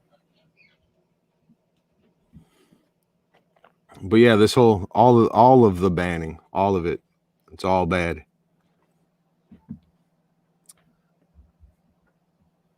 You know what I mean? As far as I'm concerned, let the free market push these people out, not the powers that be. You know? Yeah. Absolutely. It's the same shit to where, you know, well, I mean, it's more or less canceling, but it's a less hostile canceling, basically. You know, and everybody was crying about wedding cake owners not wanting to make gay cakes. Yeah. All right, fuck it. So then he loses out on a huge fucking portion of a huge fucking industry. Check Fuck 'em. this out. This Fuck 'em. is pretty huge. Technofog has been banned on Twitter. Technofog is a lawyer that he basically only posts white papers, like the actual documents from the government in lawsuits from lawyers. He only posts legal paperwork. That's interesting. Never broke a single rule, never promoted violence. This is where it's going. That's what I'm saying. That it actually doesn't have anything to do with one side versus the other. It's anybody who doesn't agree with the official narrative. Do a Google search for some of his tweets, a Google image search to bring up an example of some of his tweets of these white papers. So anybody that does watch this can fucking see. Because that would be interesting. check out some of these fucking tweets of literally just information, Let me just pull some up. useful information, perspective that you need. The thing was that the cases he's been covering lately were the General Flynn case, the Sidney Powell defending General Flynn against the government. Yeah, Sidney Powell's got a $1.8 billion lawsuit on her head now. Yeah, which also includes discovery. So all that evidence that was not allowed to get in front of the courts is now allowed to go in front of the courts. That's interesting. That's interesting, but it's going to be a little bit too late for the man in the big house. You know, there are probably 5 cases that are still waiting in the Supreme Court right now over the man in the big house. He's got literally the fucking world against him right now, man. It's in the best interest of the world for him to go away. Is it? I mean, he's not even. I mean, honestly, it would be the best interest in the world for him to fucking shake Joe Biden's fucking hand and say, "All right, don't ruin her. You know, take care of the bitch for me." But he can't fucking do that because his nutsack is, he's smuggling grapes down there. So he's not going to do that. So the least he could fucking do is just get out of the fucking way and try not to do any more fucking damage. All right, this is just Google image search for Technofog. I've followed Technofog for almost 3 years because he is a lawyer. He does do this for a living, and he posts only pertinent information to what's going on. This will be something to keep your eye on to see if he gets reinstated or if they end up trying to disbar him, ruin his life. That's it, man. This is what it is. See what I mean? This is what he posts. Official information from official sources. That's interesting. Same thing Catherine Herridge posts. She gets her information most of the time from Technofog.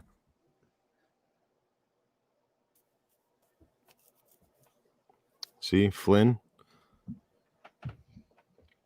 Mm-hmm.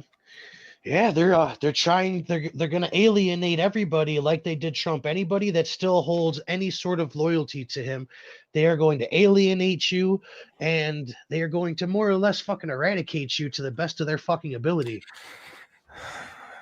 I think it's bigger, man. They're doing it right now because right now they have to. Because if they lose, it's over for all of them. It's over for Donald Trump, most likely politically, but he's still got a billionaire lifestyle to fall back on. I think he's going to be okay. As for the rest, the rest of us, we'll get on. We'll keep on keeping on, man. All is never fucking lost. At least as long as I fucking breathe, I'll have hope. I still have hope. I will still have hope. I'm just saying that the fight is right now. This isn't about 4 years from now. It's not about that. So fight how? Fight in by, such ways. By giving everybody the rope that they need to hang themselves with right now. I just don't see it happening. All things tell me that Trump's gonna go away, man. He's gonna keep this angry fucking this narrative, and or he really is just a small fucking selfish little fucking dude, and he's just an angry little child right now. But I just don't fucking see it, man. The same. I just yeah. It sounds an awful lot like the people that were saying that he would never be president in 2015, though. Not so much to me. Not when back then he had support. Think about the primaries, before the primaries. Yeah, he had support then, and he the before the prime. Yeah, before yes, for sure. But that's when he found a base and he rode that. He didn't create shit. He just fucking got some people. He just got the internet together and started trolling, and that's what people fucking liked. And then once he got into office, you know, he really couldn't fucking do too fucking much, you know. Not as far as fucking actual fucking progress was made. I mean, I know a lot of people that think birds aren't real, and you'll be those people will be happy to know that he relaxed the bird laws for all my always Sunny fans out there. Shout out to Bird Law. But yeah, he took a bunch of fucking birds off the endangered species list or some shit, you know. So now you can fucking hit them with your cars if they're walking across the road, and if you find some eggs, you can smash them and shit with your kids. But fuck it, if birds aren't real, you know, he's doing us a favor. He's draining the swamp, man. He's gonna come out on Joe Rogan with a binder full of shit, sweating from his fucking shirt with his fucking big dick pills that he's trying to sell you, telling you about the fucking birds. Hold on 1 second. I'm trying to pull up this video. I don't see him doing nada. And even if he tried to, they 25th Amendment to his ass. And then he'd be fucking in some real shit. He has no cards right now. He has no fucking cards. And a lot of other people that aren't yet completely enemies of the fucking state, of the public, of the world, can work towards bringing shit back to fucking reality and making some fucking progress that at least can, you know, people can fucking agree with, you know, a little bit more than they are right now. But if you don't think Trump holds the cards right now, who do you think does? Oh, that's a tough question. But at the powers that be, the money, the people that fucking, it might be a few new faces right now, but the ideas are the same.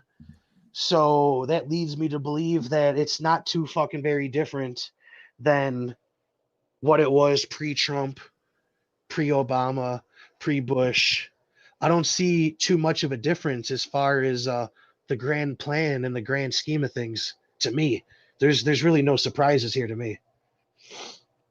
So I'll say, yeah, I mean, there's a couple new faces, but I mean, where did they get their money from? You know, where was Facebook gifted all these billions and all this shit from? You know what I'm saying? So, well, I think Facebook and Twitter started off as government programs. Yeah, exactly. So there you go. The CIA are the ones with the power now? They're just a 3-letter organization, man. They take orders and do bidding because they are men and women. They're people, I should say, and people are fickle, and people can be manipulated, people can be used. So anybody, you can say it's hard to say specific names without sounding like a fucking nut.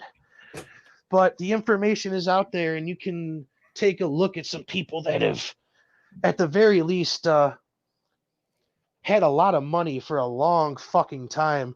And some of these people don't even show up on the Forbes list of the world's richest people. Because I debunked Forbes and Snopes 10 years ago on this shit. Because the world's richest people and the actual richest people in the world differ quite a fucking bit. But that's another episode. But the information is there, and you can take a look. I'm not going down that rabbit hole right now. No, I completely understand what you're saying.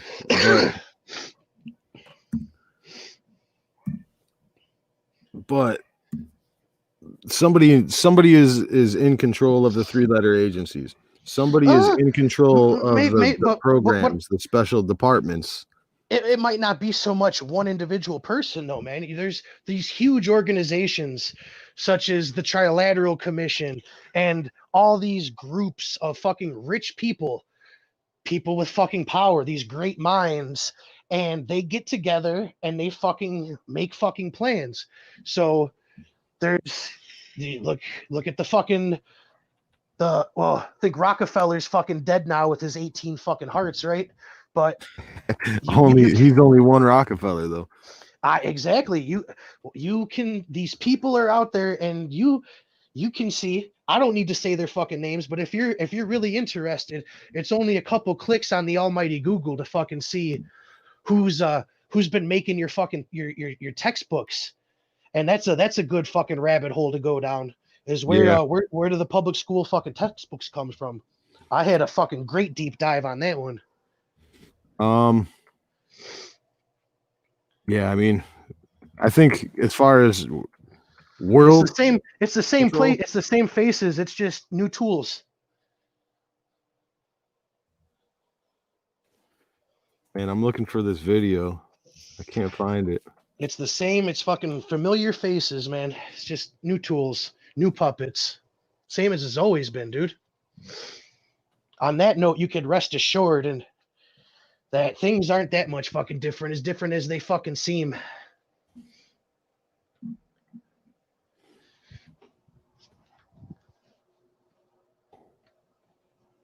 I'm trying to find this video. It's very hard. Oh, you got any sports on while we're doing this? No, I watched the Bills game earlier. Fucking Allen's a stud. Yeah, I tweeted out to Chicago Bears and Mitch Trubisky if they were watching that first half, because I would like to see Mitchell Trubisky run when nobody was open and not do the 2-yard check down. Run. You're more athletic than Josh Allen is. Run. We'll see. I don't know if he still has his earmuffs on and his blinders on for the TVs because he doesn't like hearing bad things. You know, Mitch might be one of them. He might be a safe space guy, and that might be one of the many reasons why it ain't gonna work.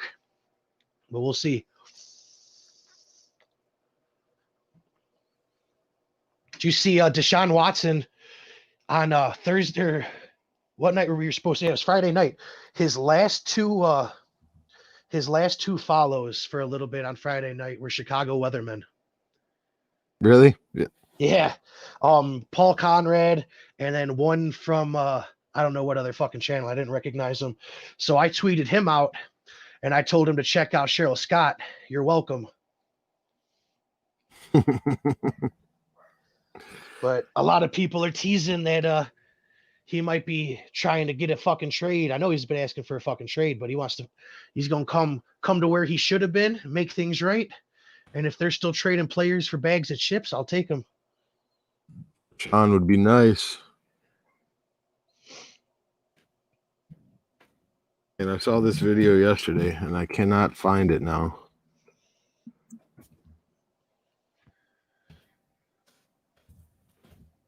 Yeah, Deshaun Watson's fucking pissed. He said that, you know, he gave the team a head coach candidate that he wanted them to interview. Uh-huh. They said, nah, we ain't gonna interview him. Like, come the fuck on. At least make it look like you're listening to the fucking guy, you know? It's simple shit, you know what I'm saying? Most people just want to feel like they're fucking understood and that they have a fucking voice, you know what I'm saying? It's really that fucking simple. You don't have to bow down and do whatever the fuck everybody says, but at least show that you're coming from a fucking place of understanding and that you're gonna at least fucking think about that shit when you're making decisions. It's so fucking basic. It's so fucking basic, man. And we got a lot of children running around. A lot of grown fucking kids. A lot of kids having fucking kids. And I don't just mean fucking 16 and pregnant. I mean fucking 30, 40-year-old fucking kids. 20-year-old fucking children. Unfucking disciplined. I saw somebody tweeted out how many people had fucking in that insurrection that were inside the Capitol had active fucking fathers in their lives. They're like, Yeah. he said my dad would have made sure I knew to stay away from that shit. It's interesting. It's definitely interesting. Here, I found the video. Check this out. Watch this, though. Just give it a watch. Are we there? Did I do it? No, I didn't do it yet. Now it's on. If he takes the risk of going to trial and he's convicted, that could be seen as an impeachable offense. If Trump were caught on a video camera snorting cocaine in the White House, maybe with one of his children, there was at least a chance he'd be impeached. If he's not a legitimately elected president in your mind, there are tools that Congress has. I don't see how that wouldn't be an impeachable offense. That tweet fits the Republican definition of an impeachable offense.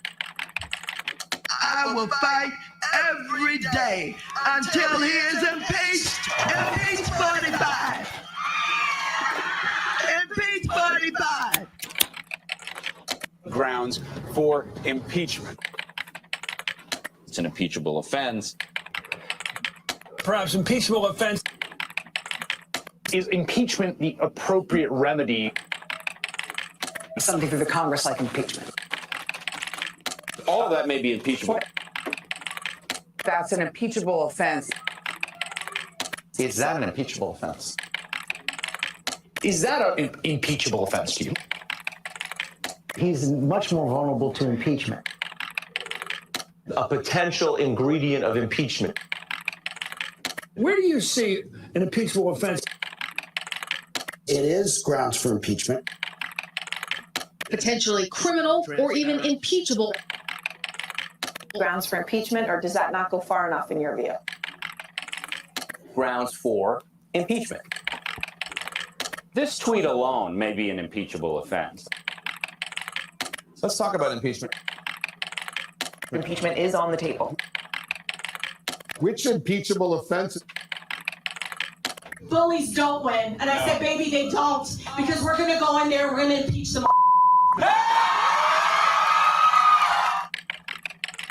Do you see an impeachable set of offenses? It's an impeachable offense. If that's not impeachable, I don't know what is. The president shall be removed from office on impeachment.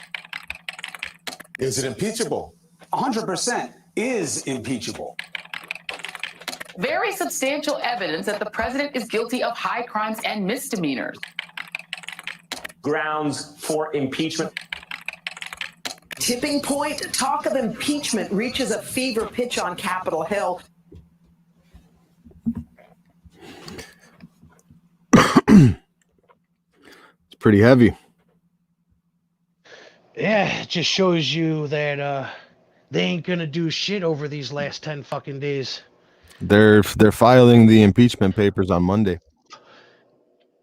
Yeah, I mean they have a chance because he has lost. Well, they don't have a little chance fucking because they need 2/3 of the vote for Senate, so it's never going to happen.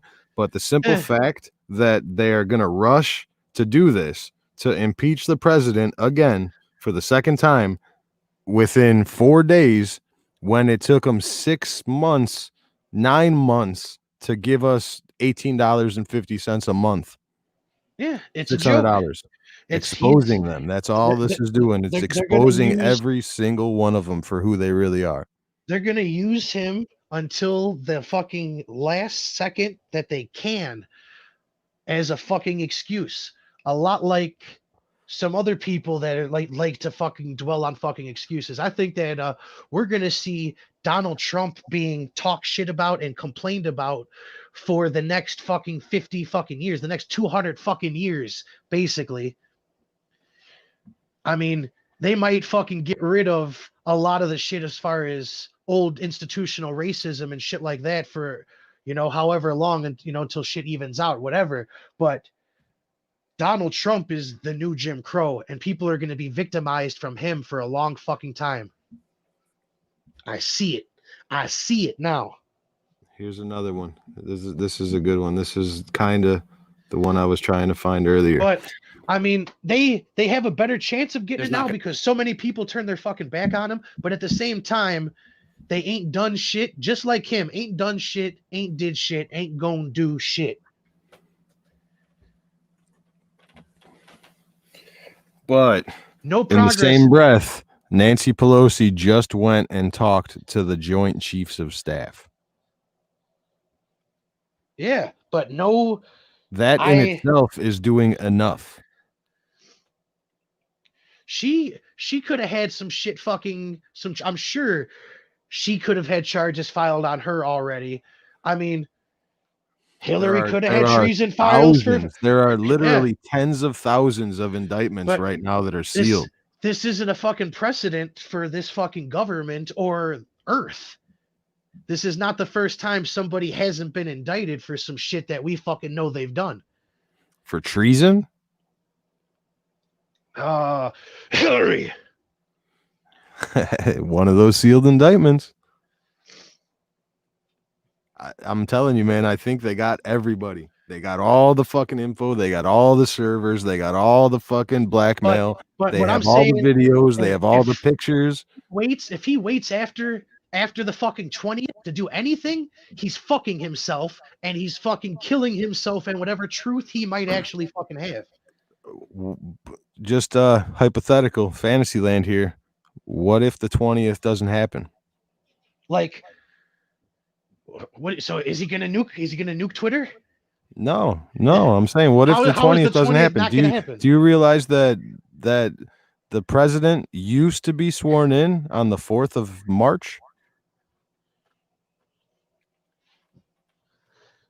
Yeah, but if the peaceful transition of power does not take place, we are going to have there will more be a insurrection. peaceful transition of power from Donald Trump's first term to Donald Trump's second term.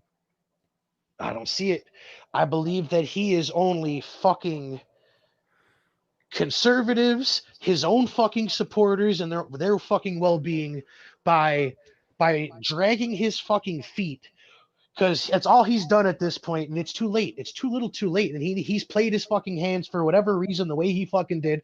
And he needs to get out of the fucking way for the best of the world, dude.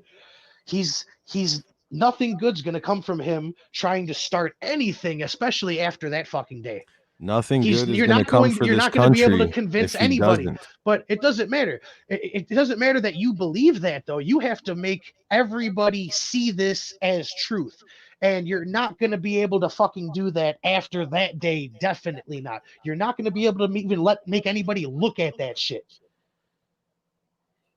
Unless he puts his fucking suit on, unless he puts those fucking grapes that he's smuggling into those fucking $1,000 suit pants and gets on TV right now, which he won't. Which he can't. Yes, he can. He can have a press conference right fucking now. And who'd cover it? Hey, you'd be able to fucking find Alex Jones will find it. Somebody will fucking put it up. But who watches Alex Jones that doesn't already believe it? I'm pretty sure if the who's going to be swayed? He's got the public access. He's got the fucking public access shit. The emergency alert the system. Emergency alert system. Exactly. That's the next step. Also, he can't do that shit after that fucking date.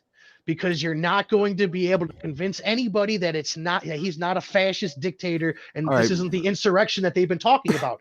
They've been warning and making everybody believe that this is one thing. So you got to do your best at the very least to make it not look like that. You know. All right. So another fantasy here. If the transition of power has to be peaceful, these proceedings, these highly hostile proceedings, need to be done a little bit fucking peacefully and transparently. Do you think that's going to happen with the people that are? I don't think nothing's going to happen. I believe that that Trump is a fucking puppet and a pawn, and he's not going to take a bullet. He's not going to fucking die for any American. He's not going to die, period, unless he's absolutely something really bad happens. Yeah, he's going to be hooked up to a machine with 8 fucking hearts. He might put his mind. He might be the fucking go AI, and they hook him up to you know what I'm saying?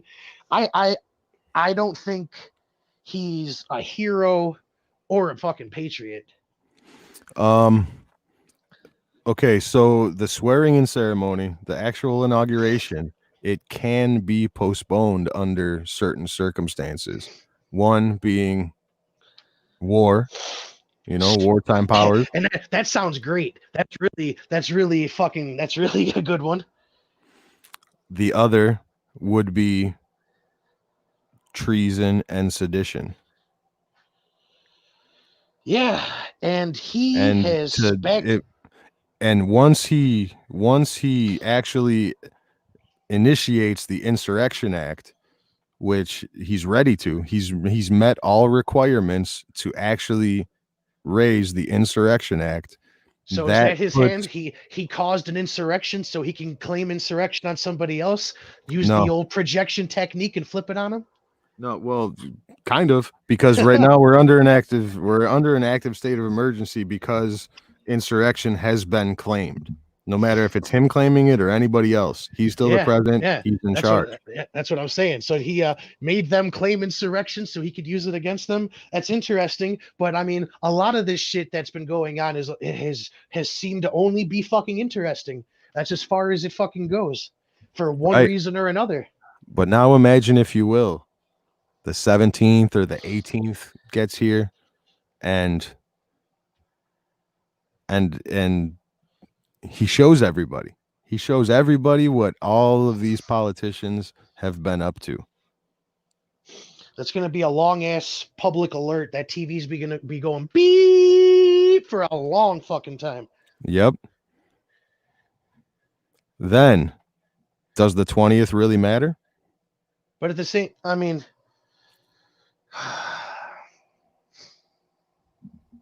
because Nancy Pelosi going, it does matter. It matters to the public.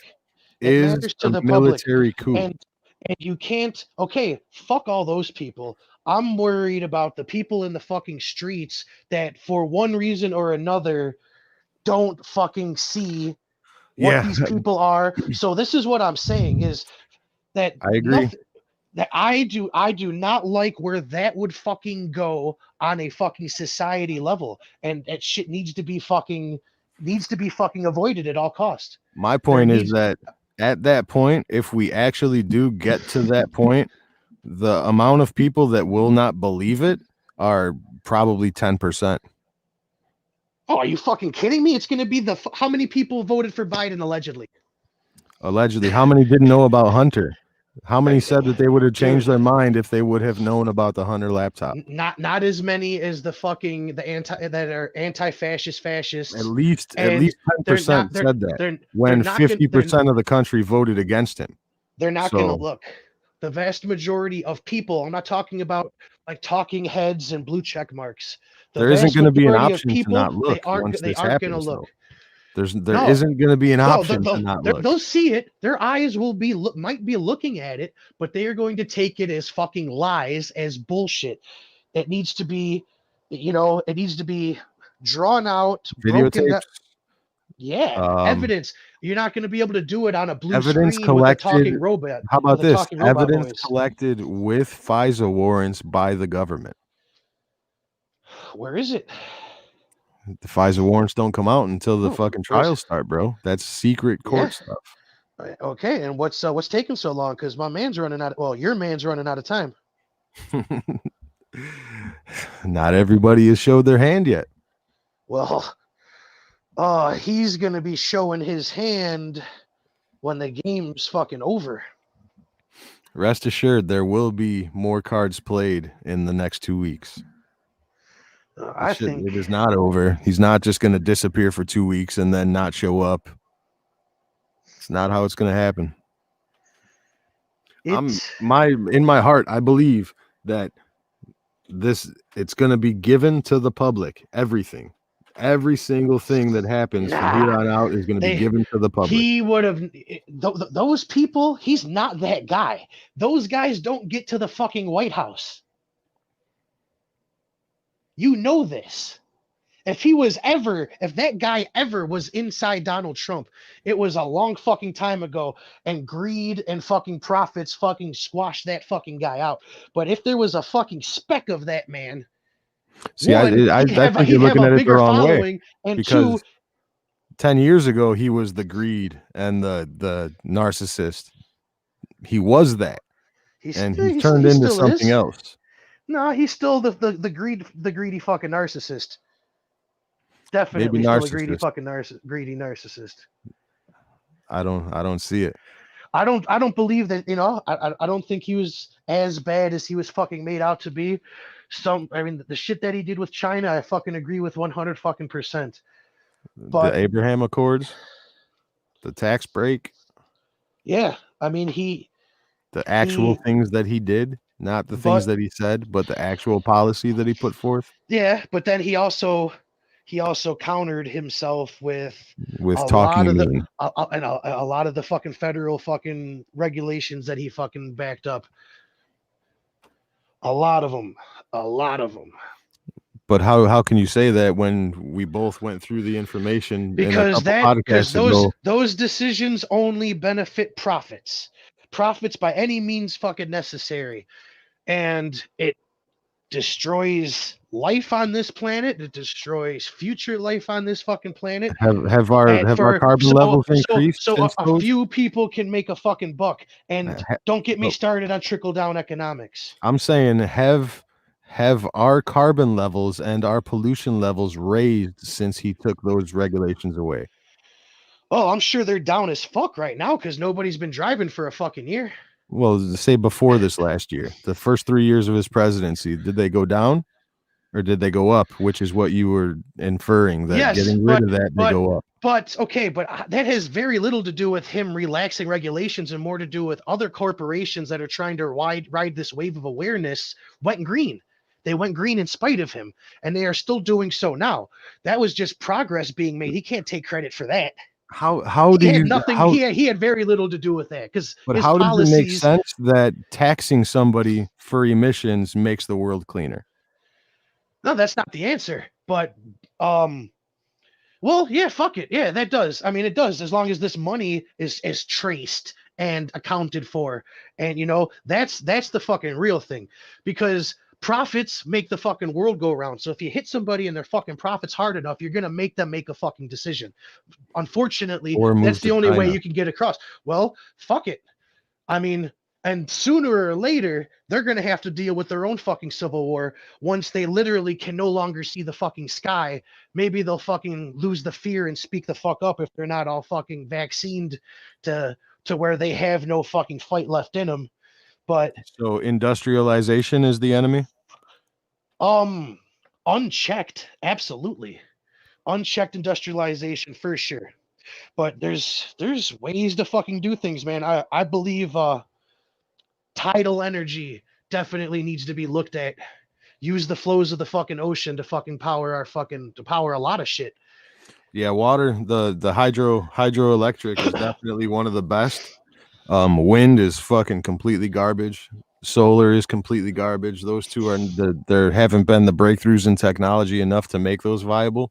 So now it's nuclear and hydroelectric are the most viable. Yeah, I like using tides because it's easy. We've got beaches everywhere. You can do that, and you can build shit out in the middle of the fucking ocean, man, where the fucking real currents are. And try to do that as safe as possible for the fucking environment. Make sure that no fish and shit are getting in there. Not, fuck it. It'll be a lot cheaper if we don't build these fucking nests. But I mean, in the long run, we're going to be taking shark and fish guts out of this fucking thing every fucking 6 months. But that's cheaper than fucking building this fucking net. So what about factories? Because factories are the enemy. No, factories aren't the enemy, but the emissions are. That's two different issues. We're talking two different fucking issues here. Right, but don't word salad me, Blizza. Don't word salad me, Blizza. How do you get rid of the emissions? How do you get rid of it? You, as best as you fucking can, and not just emissions, dude. This country, it just reminds me of what Obama was saying. Was garbage. It reminds me of what Obama was saying, that these factories are not coming back, and it's a good thing because they're going somewhere else and it's not polluting here. That's fucking hilarious. Just like Just like those poor fucking people working over there in those fucking factories. Nobody gives a fuck about them. Exactly. It's just more fucking clown shoes.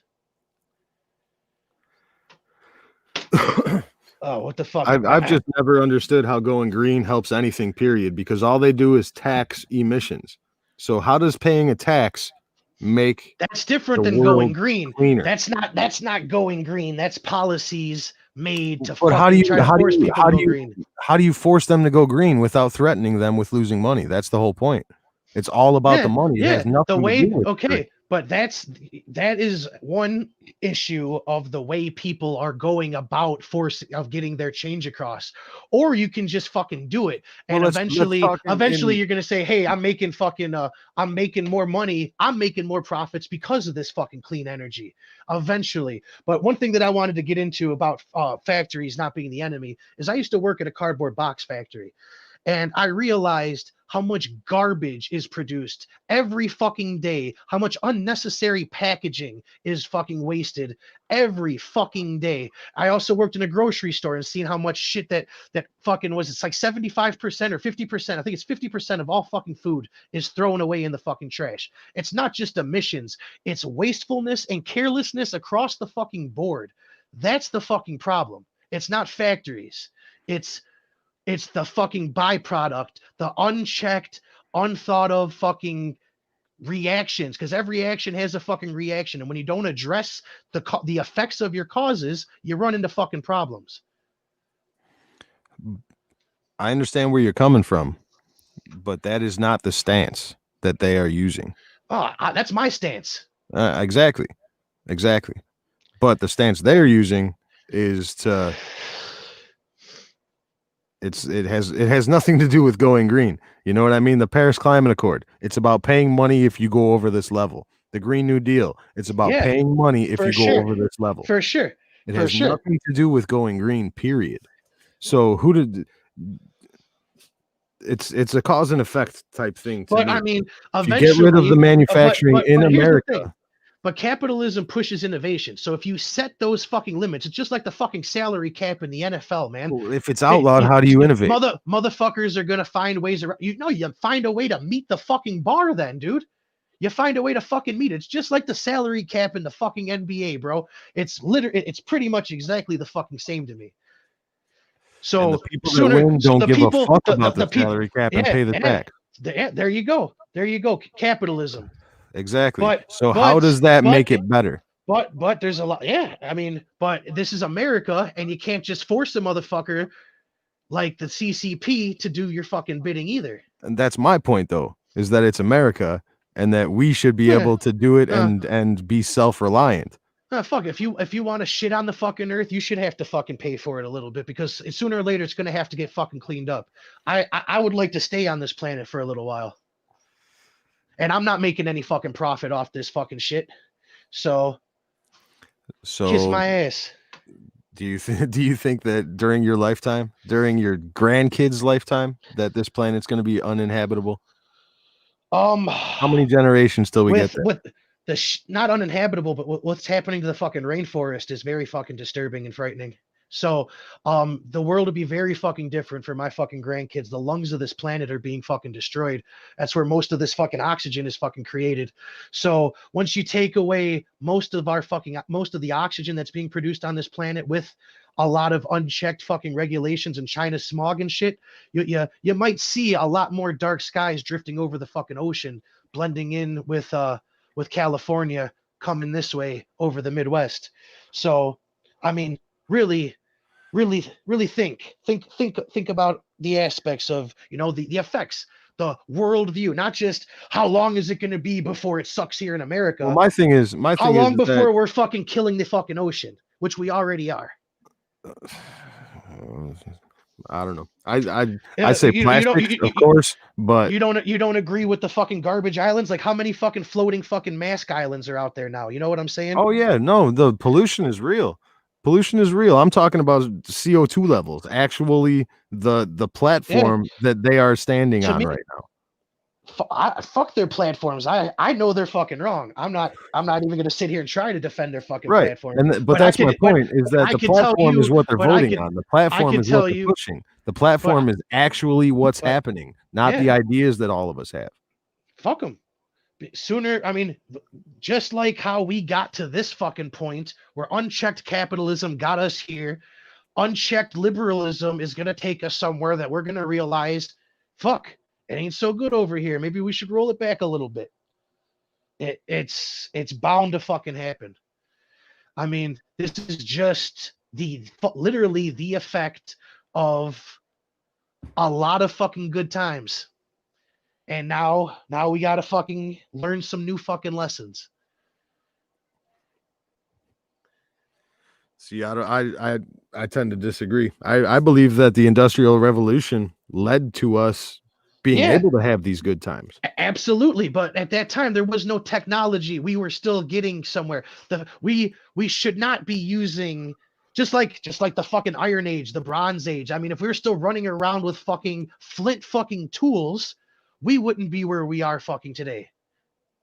So I mean, should we stay with flint fucking stones and rock fucking hammers and shit? No, that's not my point. My point is more industrialization. China and India have only come to the world stage with industrialization, and they so happen to be the same people that are contributing the most to the population.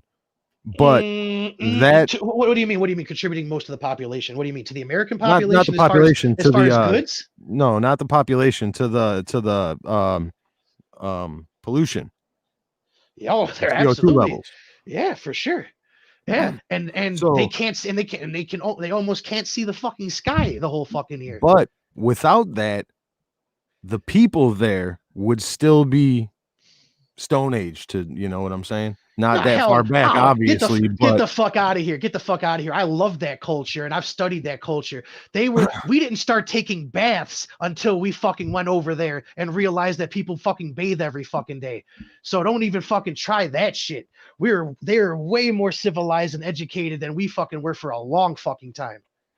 I will not fucking agree with that shit. And poor. Yeah, because they've been dealing with fucking dictators for fucking ever. They've never had fucking rights. They never had what we fucking ended up getting. But at the same time, their culture is India? fucking I'm talking about China.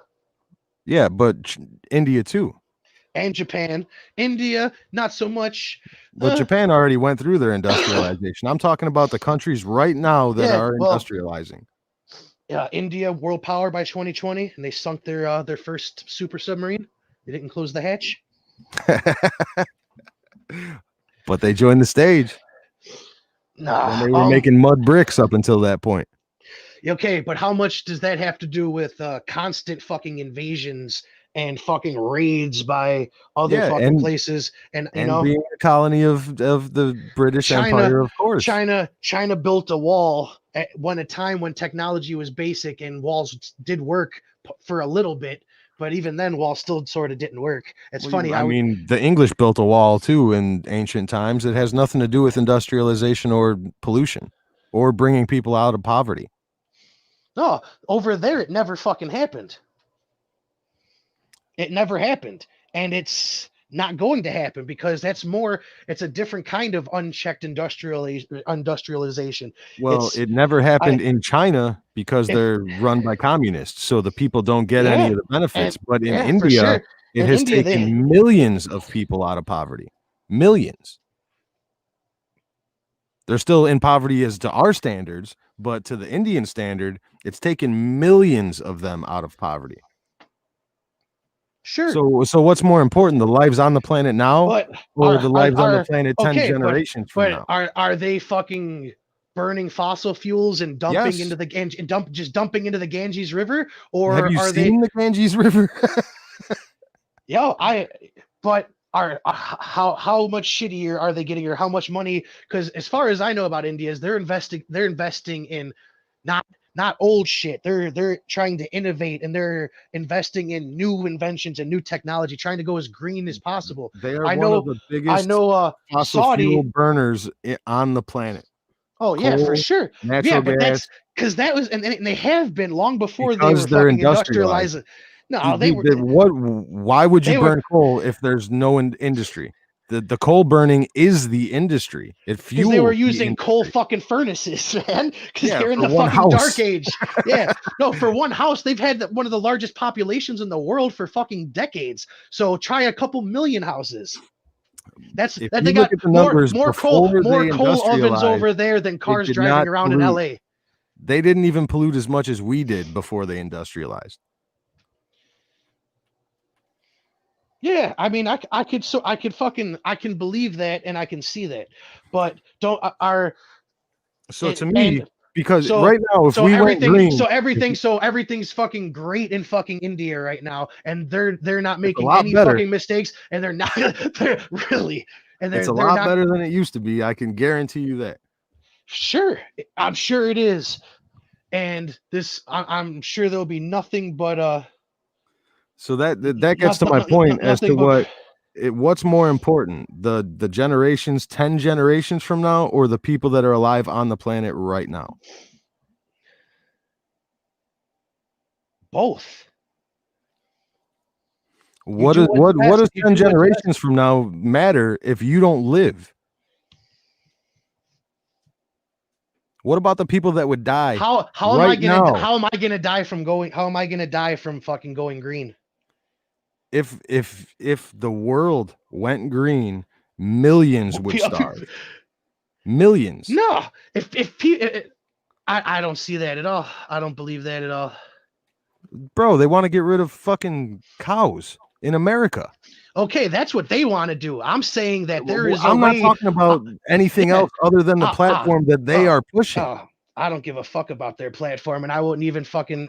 But how can you say that? Because that's what they're voting on. That's the actual issue. That's what they want to make the law. And bitching and one man bitching about it isn't going to get anywhere. And you're not. It's all you can do is lead. You'll get across to a lot more fucking people than fucking just crying and whining about it. I mean, show it, point it out. But I mean, it's much easier just to to create a fucking solution, not fucking talk about the fucking problem. And the solution that they created is pay taxes.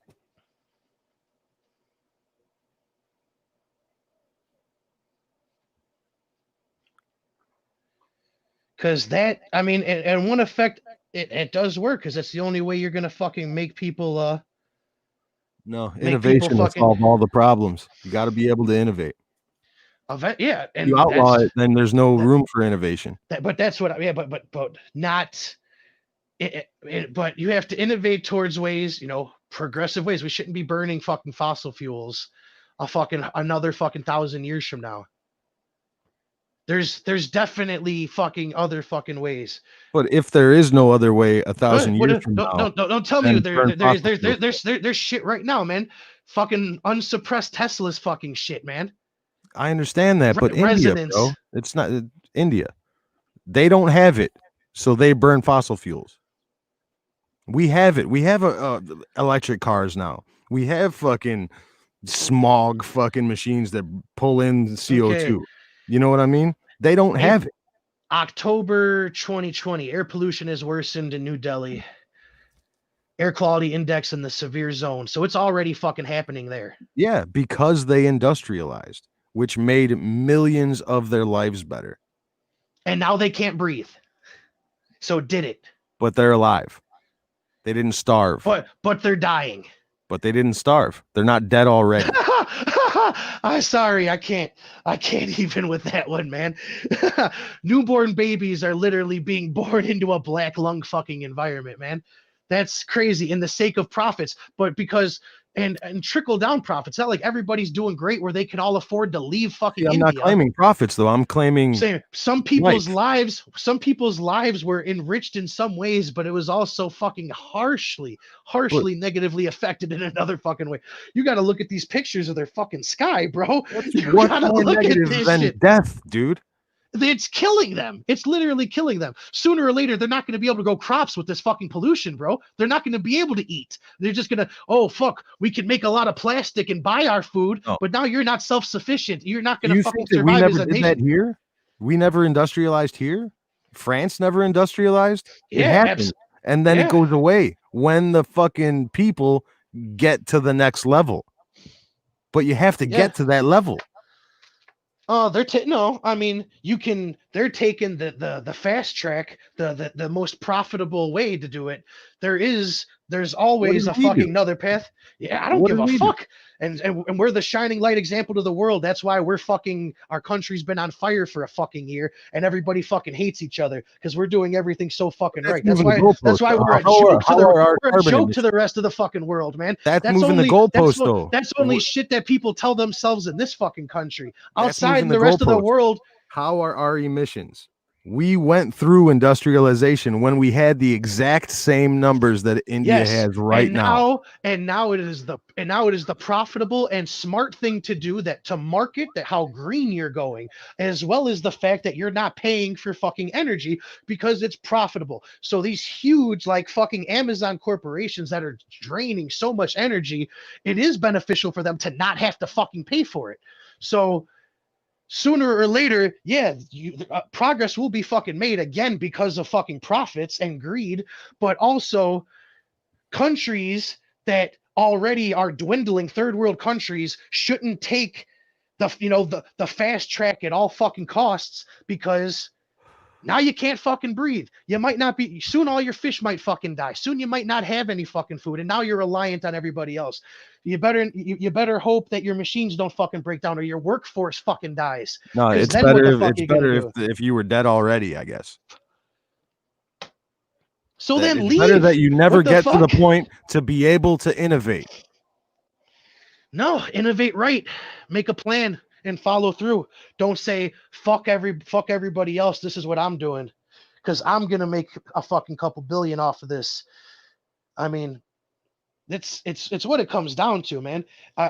I'm sure. Let's get online and talk to some real people in fucking India instead of speculating how you think they fucking how grateful they are to not be able to breathe. We could ask them about their favorite Vagine and Bob picks and ask them how does it feel to not breathe over there, and are you much more grateful for your newfound. Look at the numbers and see how many people died of starvation before they industrialized. Okay, and numbers right now aren't going to show you the effects of the new severe air quality. So, but 20 years from now, we could revisit this conversation. But like, this is 20 years from now, the air quality could be pristine. This is an argument that nobody could fucking win, because there's you can't talk about effects that haven't happened yet, but you cannot tell me that shit is fucking far from fucking perfect. I'm not the one telling you about effects that haven't happened yet. You're the one saying that I'm saying it's happening right now. In the future.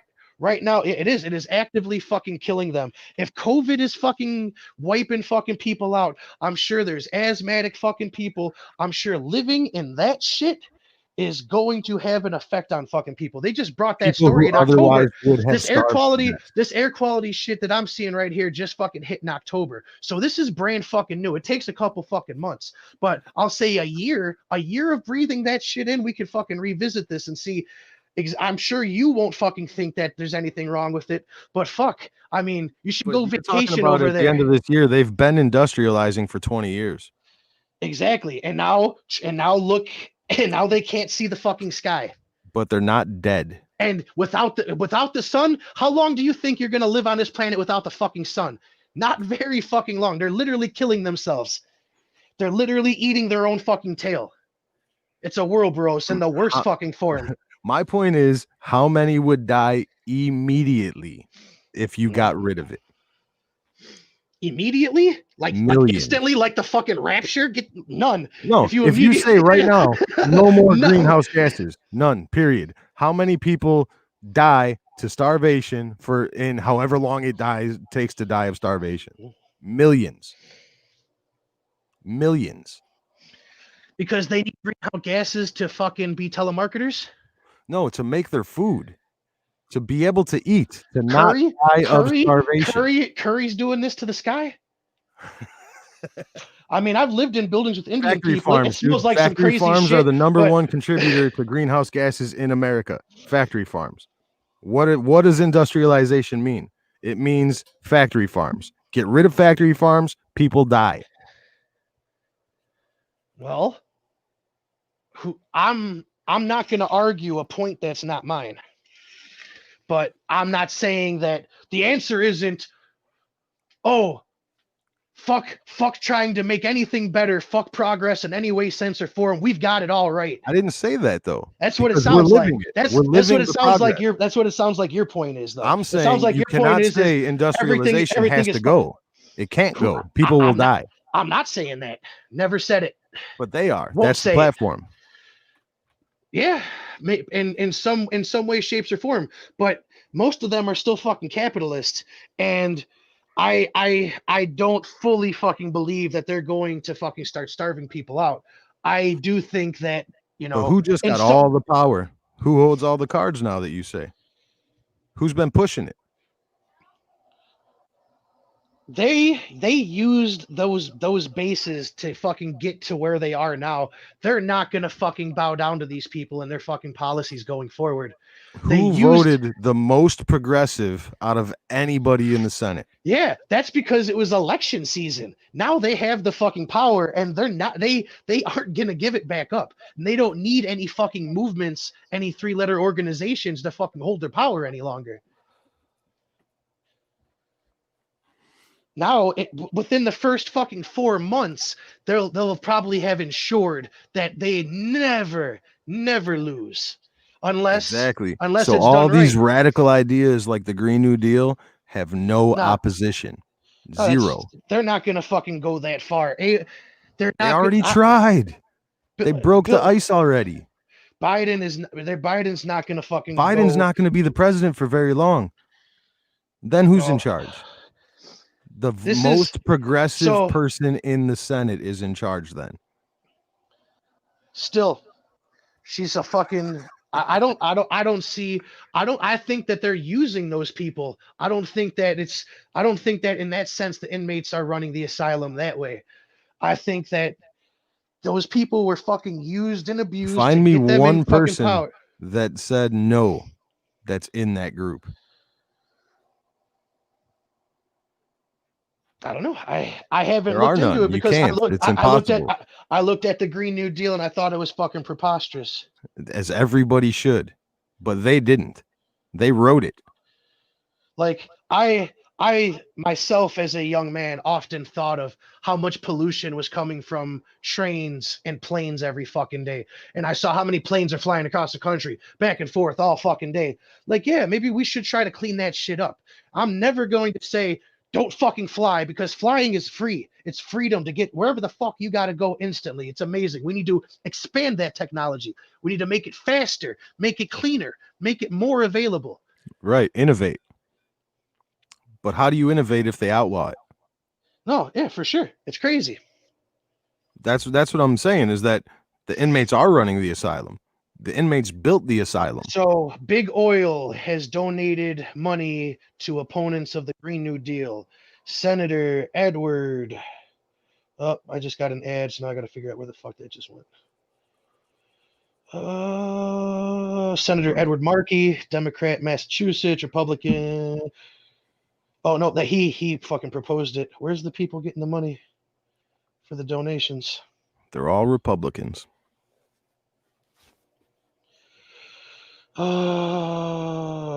And Joe Biden. Kevin McCarthy. Joe Biden got money from everywhere. He didn't care. He was not fucking. He was not discriminatory about who was handing him stacks. Oh, he learned that from his buddy Obama, man. He was paid by both sides through and through. I checked his campaign donations. It Yep. was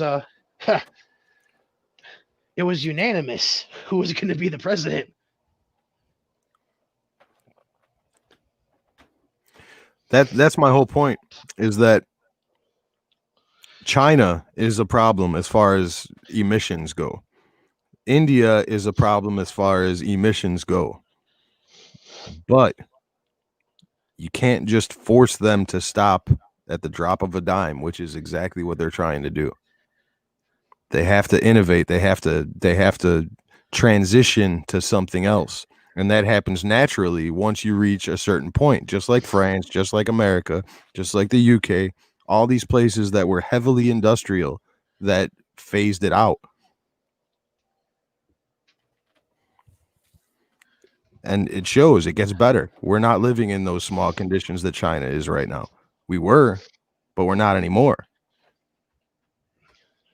So to say that they just have to stop, that totally negates the fact that history tells us that it gets better from there, that it gets better because of that, and then it gets better after that.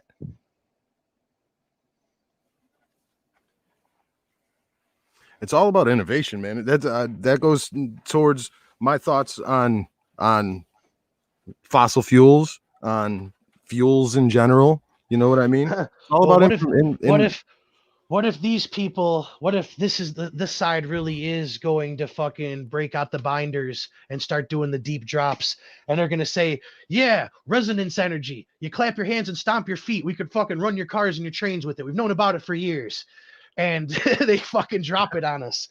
Could be. That'll be right next to the file with the fucking natural cures for cancer that are all around us every day.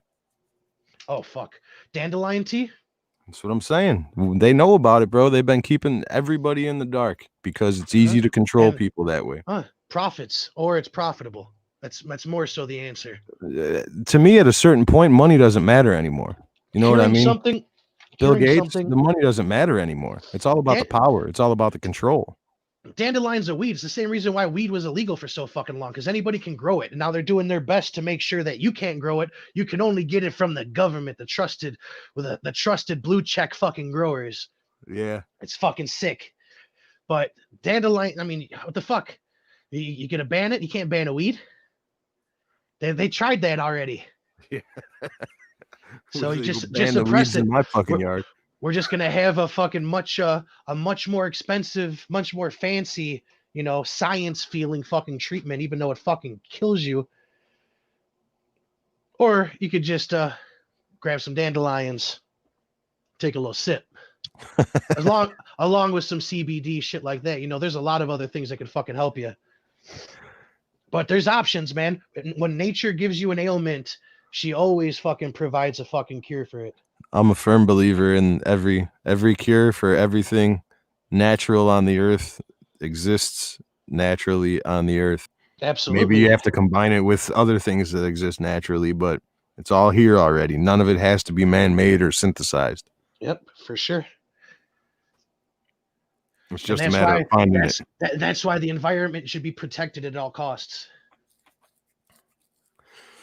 I mean, plenty of plants have gone extinct over the time before man was here.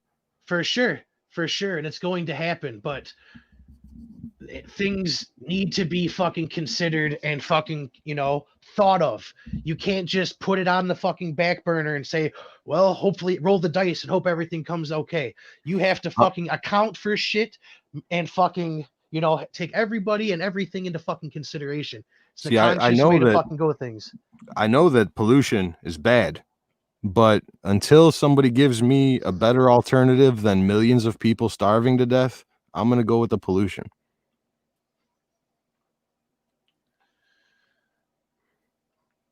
I mean, they're getting there with these fucking. And it could be tomorrow, bro. There could be some huge scientific breakthrough tomorrow. You know what I mean?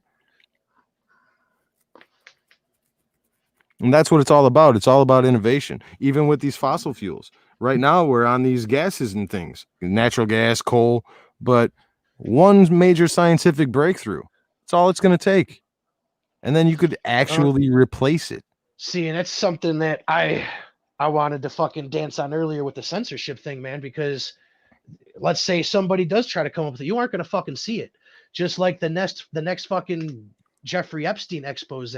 You're not going to fucking see it. Nobody's going to be able to fucking tell you about it.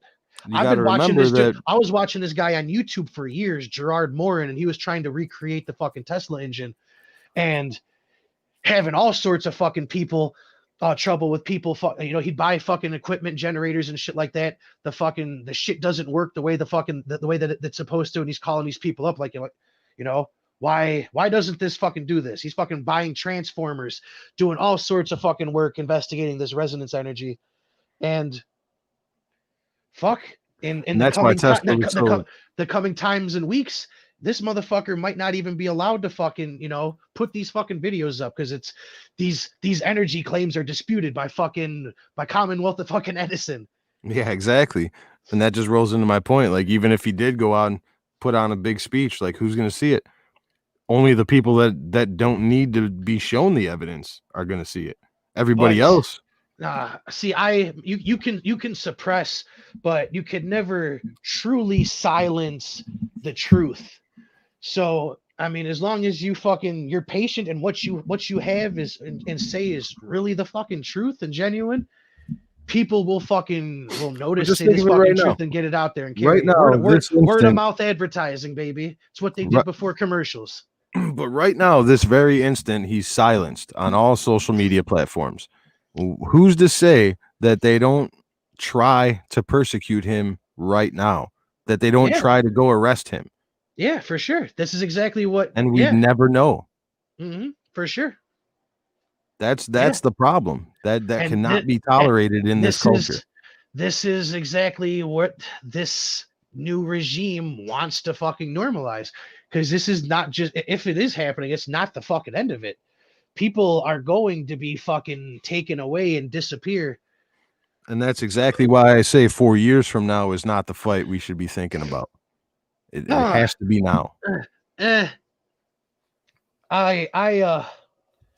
don't feel the need. I don't think it's a time to fucking strike first per se. It's a wait and see, man. It's a read and react fucking moment, man. Right now, it's really, I don't see it so much as a lot of the fucking extremism is gonna fucking happen. Because I mean, the new public health option that they're saying that they're dropping, that Bernie and fucking Biden are putting out there, where there's a public option is going to fucking exist for people. Then there's going to be the private option, which it fucking should have been, which I was suggesting needed to happen. And then they're going to have free college for people if you're making under 125K. It's all fucking reasonable shit. There's nothing fucking extreme about that. You know what I'm saying? I'm sure you can fucking agree with that's, or should the all college be free to fucking millionaires' kids too? Doesn't it have to be? I mean, well, millionaires' kids aren't. It's going to be. What does your income have to do with the right? It's not state schools, though. I'm sure community colleges aren't going to be. I'm sure you're not going to get that fucking Yale for free. What does your income level have to do with a human right? If it's a human right, what I'm saying, if you're making that much money, maybe if you're making $126,000 and you're just over the line, you might go to a community college for a year or two. But most of those people aren't applying to a fucking community college unless they're fucking, they fucked around for a fucking few years and they deserve it. So I can I'm sort of 100% on board with that shit. I don't. I'm against anything that puts people in a box, man. If your income, if the number in your bank account at the end of the year determines what human right you have, I'm against it. But it's always been that way. And this life, liberty, the pursuit of happiness. This is one of the arguments that you've used, though, and it's always been that way. Somebody's always been getting the fucking stick. Not your rights, not your inalienable rights. And they are amending your inalienable rights. They're adding to it. How long ago could women not fucking vote? How long ago was the rule of thumb a household fucking thing? Yeah, people don't realize that there was a woman senator before women could vote. So explain that to me. It's very fucking interesting. Men would vote for a woman, but they wouldn't let a fucking woman do it for the same you got to reason. stop thinking about back then being like it is now. Back then, the men were the landowners. Women did not own land back then. You had to be a landowner to vote back then. And do you know who fought for women to vote? Not women, men. Yeah, there were suffragettes, but the men are the ones who voted it in.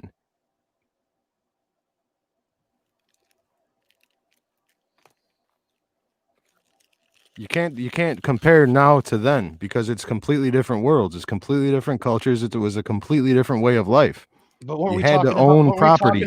But what we talking about earlier is learning lessons from the fucking past.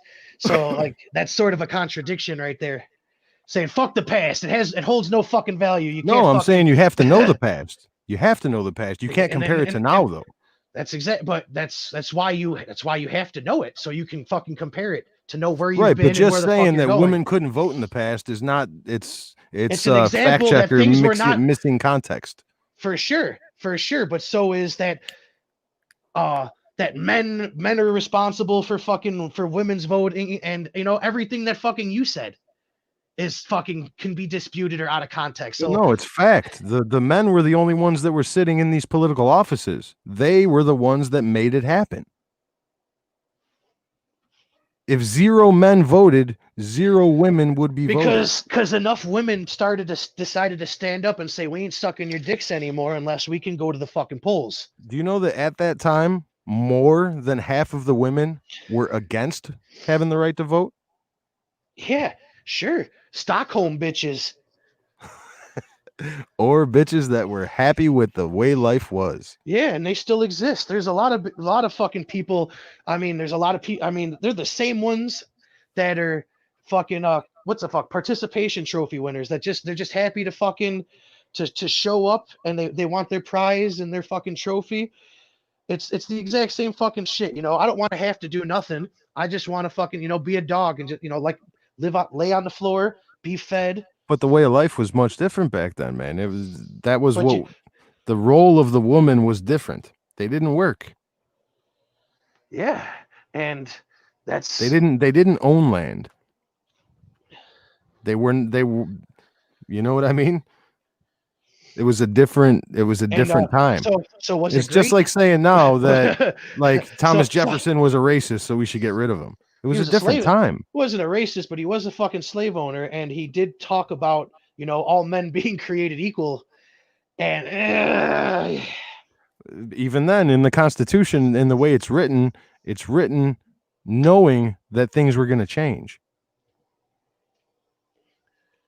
It doesn't say all white men are created equal. it doesn't excuse. And that's what it would say if that was the way he was thinking. It doesn't excuse him from being a fucking hypocrite. I'm not excusing him, but that was the way it was. That was the time. And that doesn't excuse anything. It doesn't excuse anything. So then let's erase okay. every single person who was alive at that time that owned slaves. How many are left? No, let's not erase them at all. But exactly. Let's make sure people know the full side of the fucking story, the whole truth. But what more do you need to know? That sometimes people can show you one thing and it's not the whole fucking truth. Which it was. So you read about history and you say, oh man, this sounds fucking great. But without that little text claimer there that also owned slaves, you don't know that, oh fuck, maybe I shouldn't always take things at fucking face value. And maybe everything that fucking sounds good and feels good isn't always fucking sweet. You feel me? I hear you, but that's assuming that I didn't know Jefferson owned slaves. You know what I'm saying? For sure, but a fucking 6-year-old coming up in the world, maybe somebody that's been given Donald Trump fucking propaganda coloring books should probably see that shit. But listen, anybody that you have heard of that was alive then owned slaves. Everybody? There was basically no poor people? Everybody. Get the fuck out of here, man. Slavery was legal in the North and the South then. And there was people sleeping out in the streets with the fucking rats. There was plenty of fucking people that could not afford to eat, let alone a fucking slave. The majority of people did not own fucking slaves. How many of them have you heard of? The majority of the elites. You're not listening to me. How many of I said the people that you have heard of that were alive then? Oh, for sure. Yeah, for sure. They're fucking clowns because the winners and the fucking elite write the fucking history. And I study history, but I don't take it as the absolute fucking truth. I fucking read everybody's accounts of fucking history. The way to look at it was different then. It wasn't considered evil to own slaves then. It is now. So you're looking at it through a lens of now. It was from evil. hundreds of years ago. Well, evil. It wasn't evil. It was because evil is a fucking made up fucking man's term, and I don't fucking like using it. I don't like the word at all. So it was wrong. It was immoral. It was disgusting then. And just because, yes, absolutely. Because they, even though these people weren't fucking educated, they didn't wipe they probably weren't wiping. A lot of people weren't wiping their fucking ass. They weren't fucking cleaning. They were dying of fucking syphilis and stupid fucking shit. Exactly. But that's only because you're looking through it from a lens of now. Exactly. You would have never known about soap if you lived then. It depends. It depends on how rich of a house I was born into. Because like the silver. Washington- Do just you know? Washington himself. Do you know that there? You know that there's real fucking benefits to using silver spoons and eating out of silver bowls. You know, like the Anderson Coopers of the world, the old Vanderbilts. They would fucking their babies would drink out of silver fucking goblets. That's what they would drink their milk out of and shit. Because it's like fucking garlic and shit. It has the minerals and shit. It fucking like fucking antibiotics and shit. You know what I'm saying? So Yeah. back then, so there's absolute fucking 100% science to that. And these motherfuckers, they fucking had that. The average Joes on the fucking street did not fucking have that shit, you know? So at some point, yeah, I very well could have been fucking a hand wash and getting my ass wiped and getting jacked off by a midwife, or I could have been on the streets. I mean, the Native Americans fucking bathed in rivers and streams. If I was born in fucking Asia, I would have been or in China, I would have been in Japan, I would have been taking a fucking bath. So it's just there's no whitewashing fucking thing here, you know? You can't just paint a fucking broad stroke across this shit, as you fucking know well. There are no broad fucking strokes. Things are way more fucking complex than that. General fucking statements aren't, you know, they're not gonna fucking win. All right, listen to this. Let's use George Washington, for example. George Washington owned slaves, but him personally was against slavery. How do you how can you rationalize that? Looking back through a lens of now. It's one of the many problems. I can't, and that's one of the many problems why a lot of people believe in institutional racism, and a lot of why we have the fucking problems here. As wise and as foresighted as those motherfuckers were, the fact that they did not see this coming tells me it's something. It's definitely something, and it's a little bit fucking telling. But who knows? I wasn't there. I can't really speak for what the fuck was on their birds. I would have loved to be Eric Cartman and go back in time and sit in that fucking room. It's one of my favorite fucking episodes. There've been a lot of writings about it, and the general consensus is that his wife would not allow him to get rid of the slaves. Get the fuck out of here. He was the most powerful man in the fucking world. Not at the time. Well, not at the time. Yeah, maybe not in the world, but he was a very powerful motherfucker for a while. Only after, though. When he was just General Washington, he wasn't. No, that's what I'm saying. Yeah, but so that's what I'm saying. But when he was president, because General Washington doesn't have the power to free slaves, so that's what I'm saying. He had the power to free his own slaves, and he didn't, even though he was against slavery. And how good were these slaves living too? Was he taking care of them, or was he fucking cracking whips? Well, that doesn't matter. I mean, how absolutely good they were it matters. Because I mean, if a motherfucker was like, "Damn, all right, I'm gonna keep you guys. You guys are gonna live here, and you know, I'm not fucking persecuting you people. You're just living here for fucking, you know, you're working. I'm paying you. You're working for food and fucking help." Shelter, clothing, I'm educating you. It is one thing as opposed to, hey, I'm going to let you go and who knows what's going to happen to you out there. Or was he perpetuating this bullshit? Just I mean, at the time, just owning a slave was perpetuating a period, regardless of how they lived. Yeah, I tend to agree. Even though he has writings before all of this where he said he was against the idea of slavery. Yeah, but people tend to do what benefits them when it all comes down to it. Right, but they had enough foresight to write it in a way that allowed it to go away.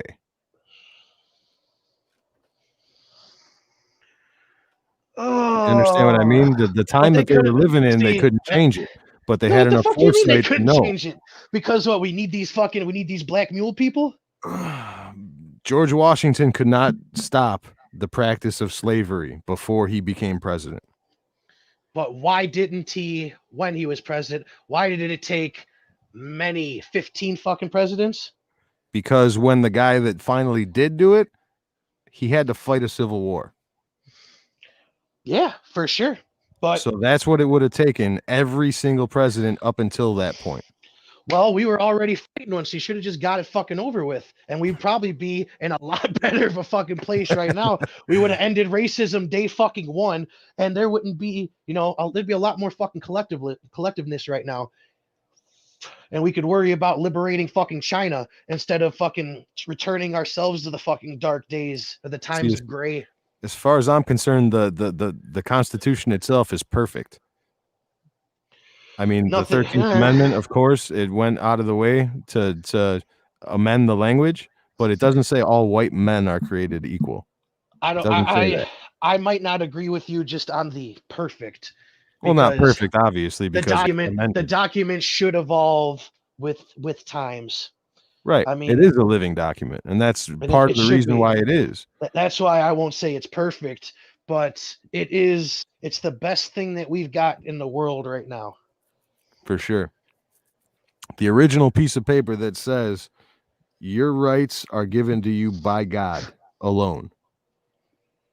There was no piece of paper before that paper that said that at all.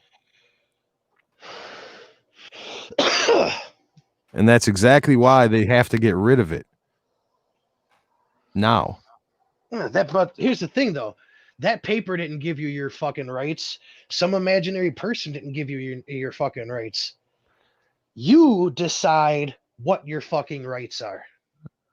Up until that point, where did that happen? In England, could you decide your rights?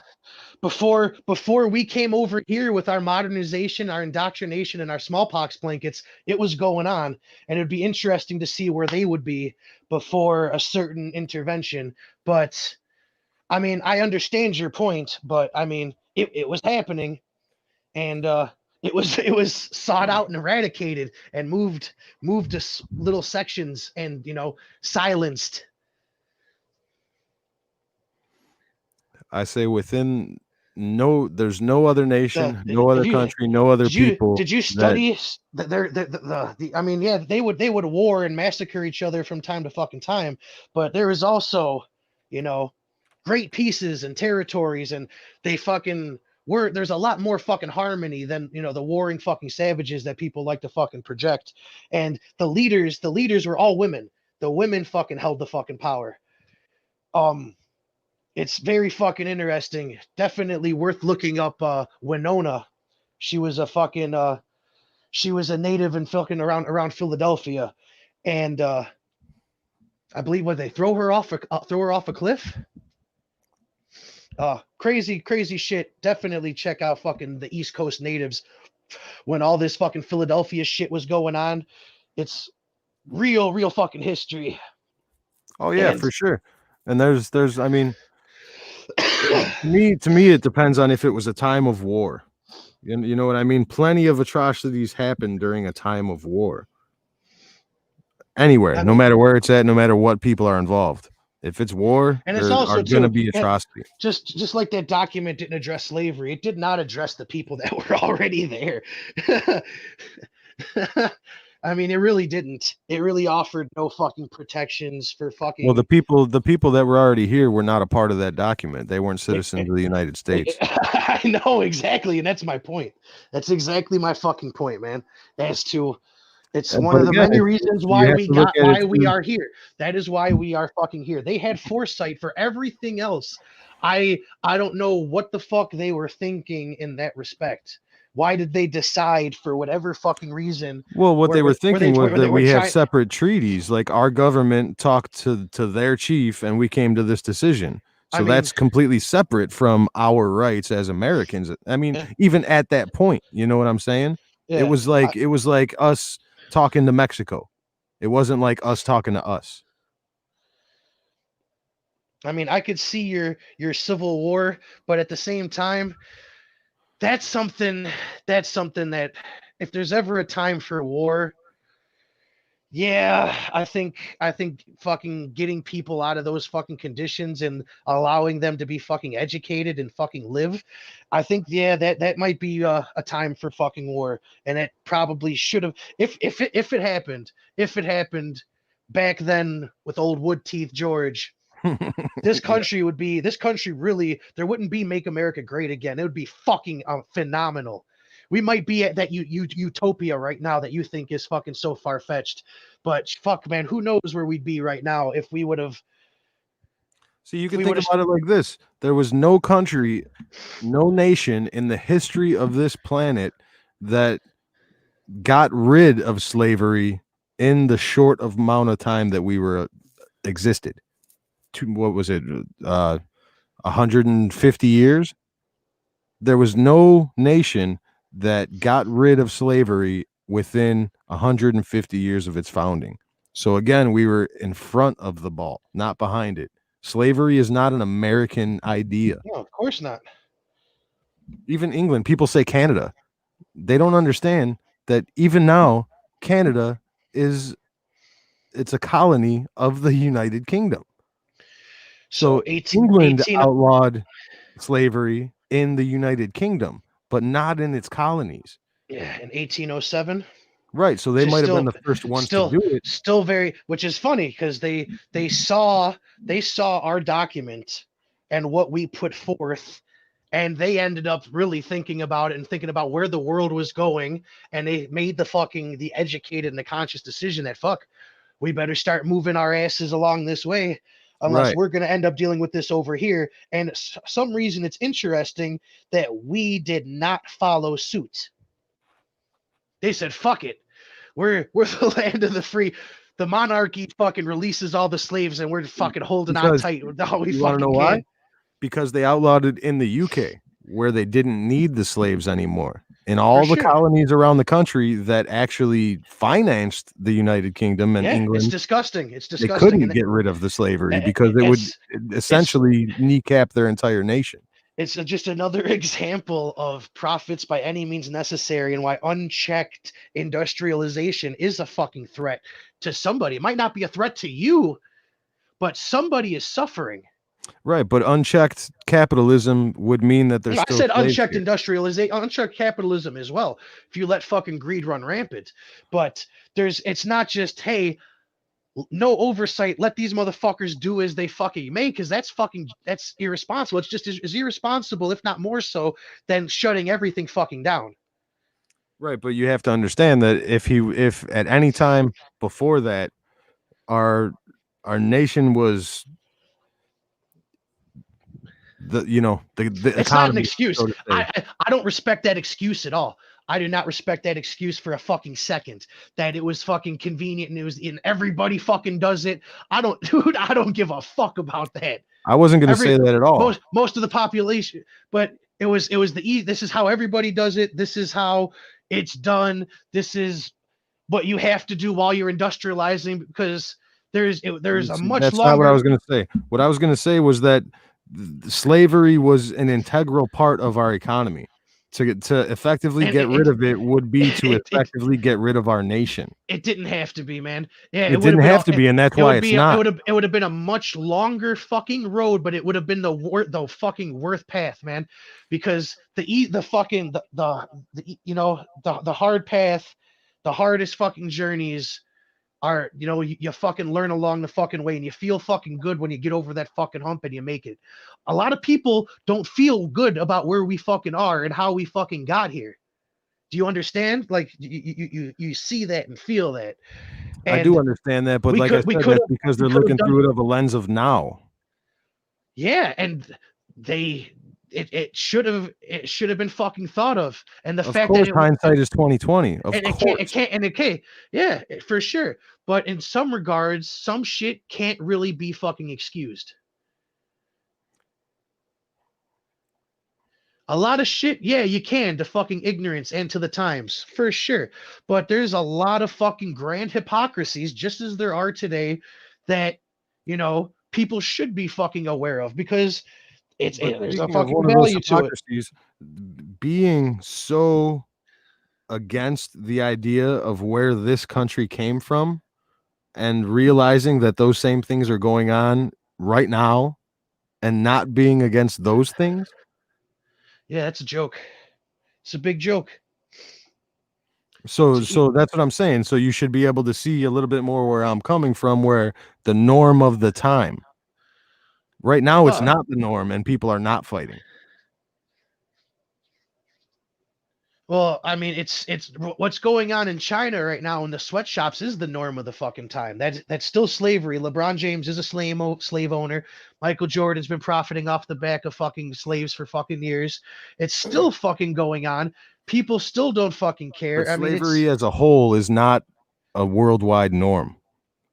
No, it is not. But the suicide nets and all the shit that's going on over there, piss poor working conditions, people that literally live at the factory. Exactly. That's not the worldwide norm. That's the norm in China. It's where most of the population is. So honestly, that really is the fucking norm. If you think about it, is just the majority of people are dealing with that. So yeah, it sort of is. I'm pretty. I don't know. India might have them on population, but they're second. India has indentured servitude as well, which is just as bad. I'm not gonna fucking fuck the caste system, fuck rupees, fuck vagina bobs. I don't even want to get started. They're making some fucking grand fucking progress. You know what I'm saying? But they're not there listen yet. to this. At one time, eating shellfish was considered evil. Yeah, people and scientists were burned at the stake, and now they're taking that exact same ideology and fucking, they've become the fucking new church, and they're witch hunting. Exactly. But that just goes to my point that the norms of the time dictate what happens in that time. But that's just a general fucking statement, though. That's like saying that there was never anybody ever speaking up and leading, doing things the fucking right way. There was never ever a fucking resistance. Gandhi didn't fucking exist. Fucking, there was, there's just nobody that was fucking doing anything fucking different. And it's not that at all. And those are the people that changed it. The people that actually took the risk to change it. No matter what it is, you know what I mean? Those people should be celebrated for what they did in that moment. Like Washington. Washington owned slaves, but he was also the father of this nation. So you cannot discredit the man entirely because he owned slaves, because he did something great in a moment. Yeah, and that's what we celebrate. He, for whatever reason, seemed like he allowed himself to be. Well, at least, he was a great but flawed man, apparently. I'm not exactly, going to which we all are. Nobody's a saint. For and, sure. And 100 years from now, they're going to be like, those fucking guys did this. I can't believe they did that. But right now, we're like, what are you talking about? What do you mean? Like, in general, right now, we could be doing something that nobody sees a problem with. 100 years from now, they're going to be like, well, that was evil. I can't believe they did that. Yeah, it's probably going to be the case with said insurrection. It's already being written. Exactly. The perfect example, supporting Trump. You know what I mean? 4 years ago, it was just an outside view. Now taboo. It's evil. Yeah, for sure. And that's how the thinking of the time changes. You understand what I'm saying? You kind of always have to look at it through. It's a little bit more mainstream, but I mean, a lot of people thought that he was Hitler from the get-go. It's just sort of the same wave that he rode. They fucking created their own fucking wave. You know what it was? It was all the disillusioned Bernie people that no longer had Bernie to follow. So all they were left with was the hate. Yeah. I can agree with that. I could see that shit. They no longer had a leader. No longer had anything to work towards, just something to work against. For me personally, I was at fucking Bernie rallies. I was willing to fucking try it out and to see where it fucking got us. But aren't you happy we didn't? No one know what we know now. I mean, I definitely fell back in love with capitalism a fucking little bit, but at the same time, he would have, in my opinion, he would have beat Donald Trump, and I would rather have had Hillary, or excuse me, I would rather have had Bernie for president the last 4 years, definitely. Oh, I completely disagree.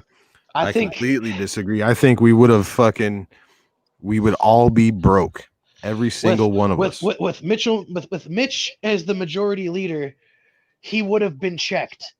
So it wouldn't have been as fucking terrible as you fucking can imagine it being. He wouldn't have had, complete fucking rule, But that executive order, man, that pen. I would have been down with it. And I'm sure we might be in a little bit better, an easier place to go forward collectively than we are right now. Even right now, knowing that he turned his back on every single one of those ideas he espoused that whole time. Has Orange Man not? No. Every single thing he campaigned on, he did. He seemed to have turned his back on those people that he led, we're walking to the Capitol, and then he sat his ass the fuck down. But like I said, they already had broken into the Capitol before he got off stage. So that means as soon as he got off stage, he knew that they were in the Capitol. Yes. And why didn't he fucking say something immediately? He said, stay peaceful. But why not stay out of the Capitol? Sit the fuck down. Don't fucking tear the place up. Occupy the fucking place. Don't hold anybody hostage, but occupy the fucking place and sit there fucking peacefully. Chant, sing, cry, do whatever the fuck you need to do. But well, the word on the street is that the military, when the military cleared out the Capitol, that's when they obtained these fucking laptops. So they might have needed something to happen there. You're saying the military has some laptops? I'm saying that the word on the street is that the Pelosi laptop that is missing was taken by the military. That's interesting. I wasn't even concerned about that fucking laptop. I want to know where the tower, the hard drive that was in her fucking office, because the picture that was tweeted that we shared on our fucking podcast showing her email still on the screen and the alert, the emergency alert thing on saying that the place is getting fucking invaded was still active. Yeah, but I think 3 that hours was one later, of her though, aides, like her secretaries in the front office, and then her office was behind that. Well, I don't know. Eliza, Mr. You know Elijah. what I mean? Why would the emails be up if she is in the House of Representatives presiding? You know what I mean? It's possible. That's possible. But still, so then there's two fucking computers that at least were, two towers then where there was access to them. Yeah, where were they? Why was nobody? Two different senators had their laptops stolen. Their actual senators' laptops. Fuck a laptop, man. I want to know the towers, the shit that's plugged in, the shit that's hardwired to the system. That's what I'm way more interested in. Because there's probably some goods in there. Oh yeah, a little bit more than you get into the fucking laptop. Well, I don't know if it's her personal laptop, the one she takes home with her at night. Well, I mean, so we're gonna need to see a lot of fucking burner accounts dropping some shit. Yeah, I am looking forward to that. Trust me, I am looking forward to that. You'd love to see it. It needs that anymore. With her going to the chiefs of staff, the joint, the joint chiefs. That's it. That's wrapped. That's game set match as far as I'm concerned. Unfortunately, your brothers and sisters aren't going to see it that way, and they're going to need a little bit more fucking convincing. But if those joint chiefs of staff say that without Donald Trump, I'm not worried about any of that, man. I'm worried the Pentagon about the general. Already said. I'm only concerned about the general public's fucking reaction. Right, but the Pentagon and the reaction around itself, the fucking world, man. The Pentagon itself already said this is equivalent to a military coup. That's game for her in particular. But there's 1,000 of her that they got to fucking wrangle at the same time. Otherwise, it doesn't work at all. Meanwhile, they've been defunded. Do they even have the manpower to fucking? There's probably twice as many people that need to be wrangled than there are wranglers. Right, and we just got done spending the most money on our military that we've ever spent in the history of our country.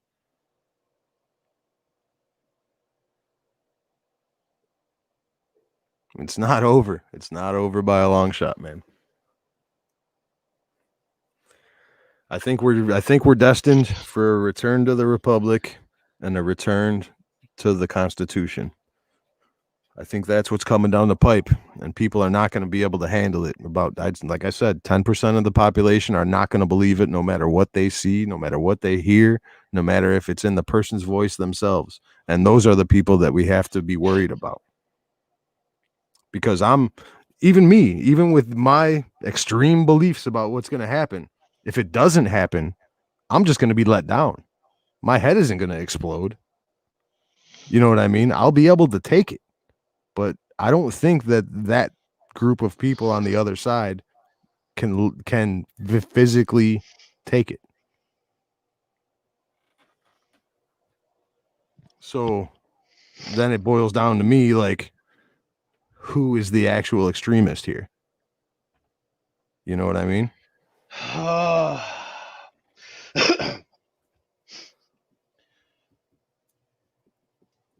It's you know what I'm saying though? If I'm right, they won't be able to handle it.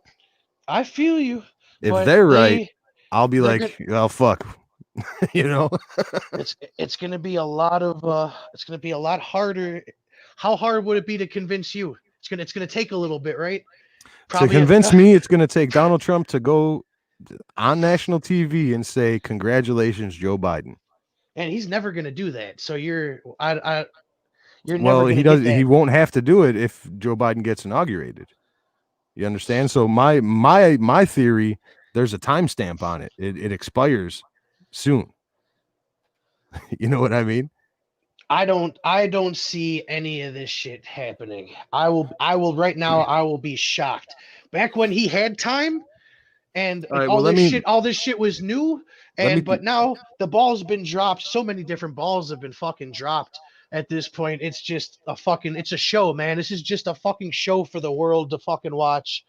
And then we can go into this communism, and then we're gonna bounce back, and everybody's gonna say, hey, look at how great a communist America is.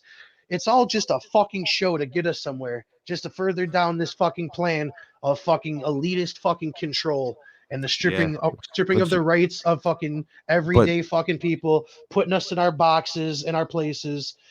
Have all your little trophies, your black trophy, your handicap trophy, you're a fucking self-loathing white trophy. You got that one LGBTQ plus trophy, and you just live in your little fucking prison box, and that's it. Don't ask questions. We'll tell you what to fucking believe. And that's effectively the end of our nation, the end of the United States as we know it. It could be. The end of the Republic, the end of the Constitution. It could be. The end of everything we were built on. But for how long? And I mean, how long has the CCP been in power? And if we do let it get there, fuck, we were never fucking really free to begin with. If we gave it back.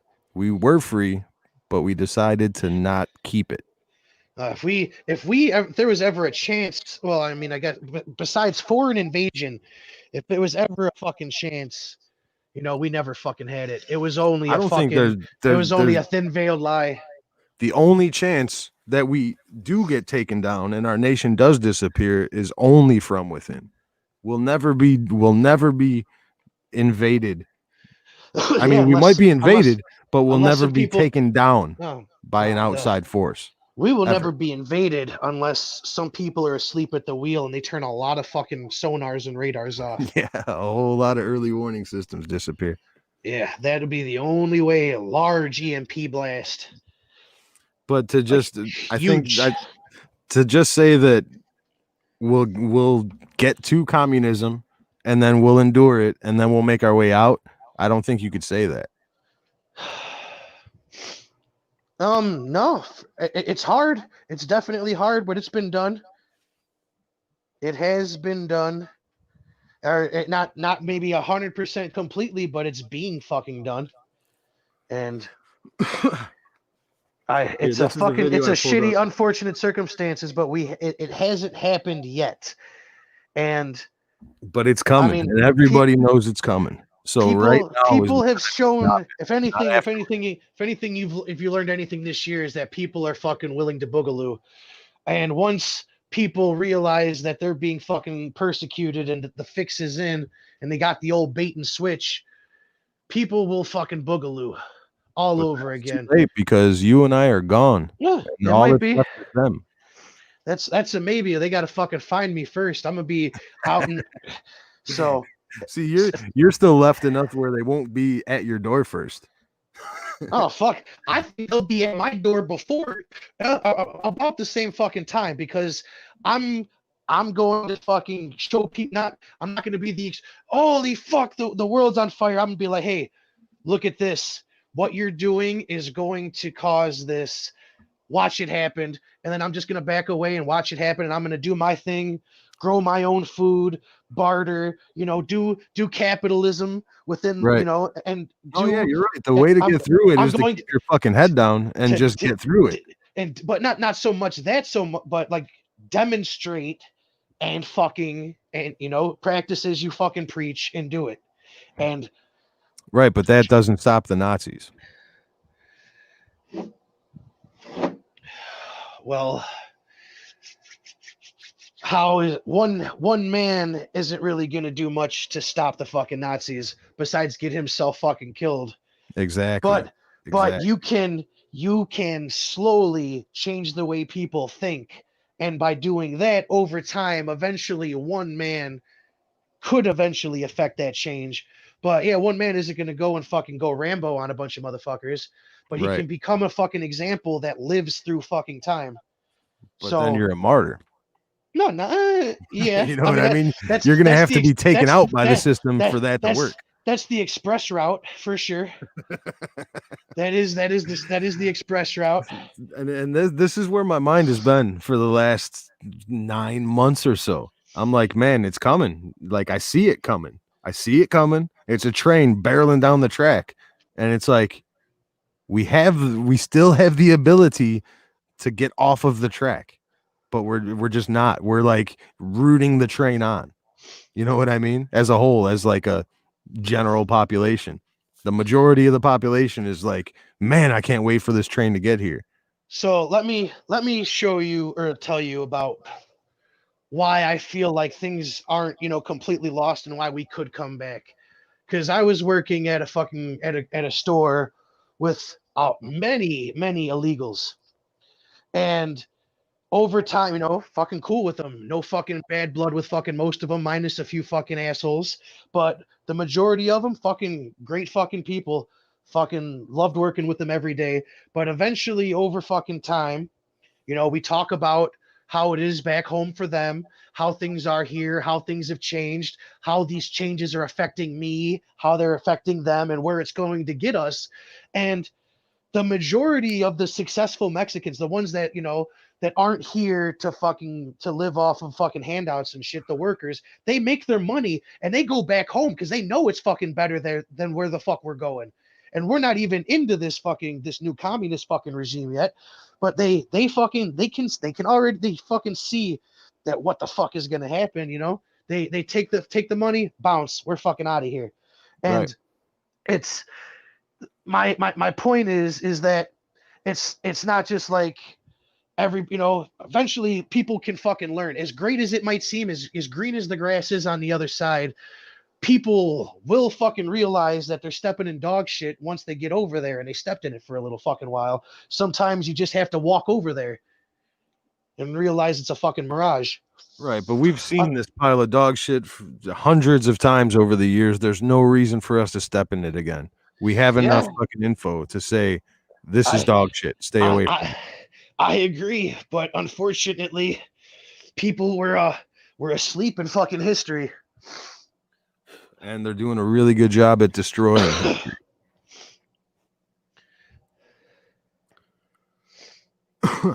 Here, this is when I think of the people, like this is the way I think when people tell me that what I think is wrong, that there's no possible way that what I think could happen. And I understand it's different context, but this is what pops in my head, this video here. There's not going to be a President Donald Trump. That's not going to happen. Donald Trump will not become president. That's more of a proclamation on fucking Bernie's He's not ass. going to be president. He is not. Donald Trump is not going to be president of the United States. Take it to the bank. Okay. I guarantee it. All right. I think if he becomes the president here, make it great because the states is already great. I think that man will be president of the United States right about the time that spaceships come down filled with dinosaurs and red capes. On that note, Tom, Take it from me. How about that? Cheers, Tom. And then, of course, there's Donald Trump. Donald Trump has been saying that he will run for president as a Republican, which is surprising since I just assumed he was running as a joke. That might be the moment he decided right there. Donald Trump, just last week, he confirmed to the National Review that he is again considering a run in 2016. Do it. Do it. Look at me. Do it. I will personally write you a campaign check now on behalf of this country, which does not want you to be president, but which badly wants you to run. So when you stand and deliver that State of the Union address, in no part of your mind or brain can you imagine Donald Trump standing up one day and delivering a State of the Union address? Well, I can imagine it in a Saturday night skit. I continue to believe Mr. Trump will not be president. He will never be president of the United States. And we better be ready for the fact that he might be leading the Republican ticket next. I know you don't believe that, but I want to go on. Sorry to laugh. Okay, here we are. And which Republican candidate has the best chance of winning the general election? Of the declared ones right now, Donald Trump.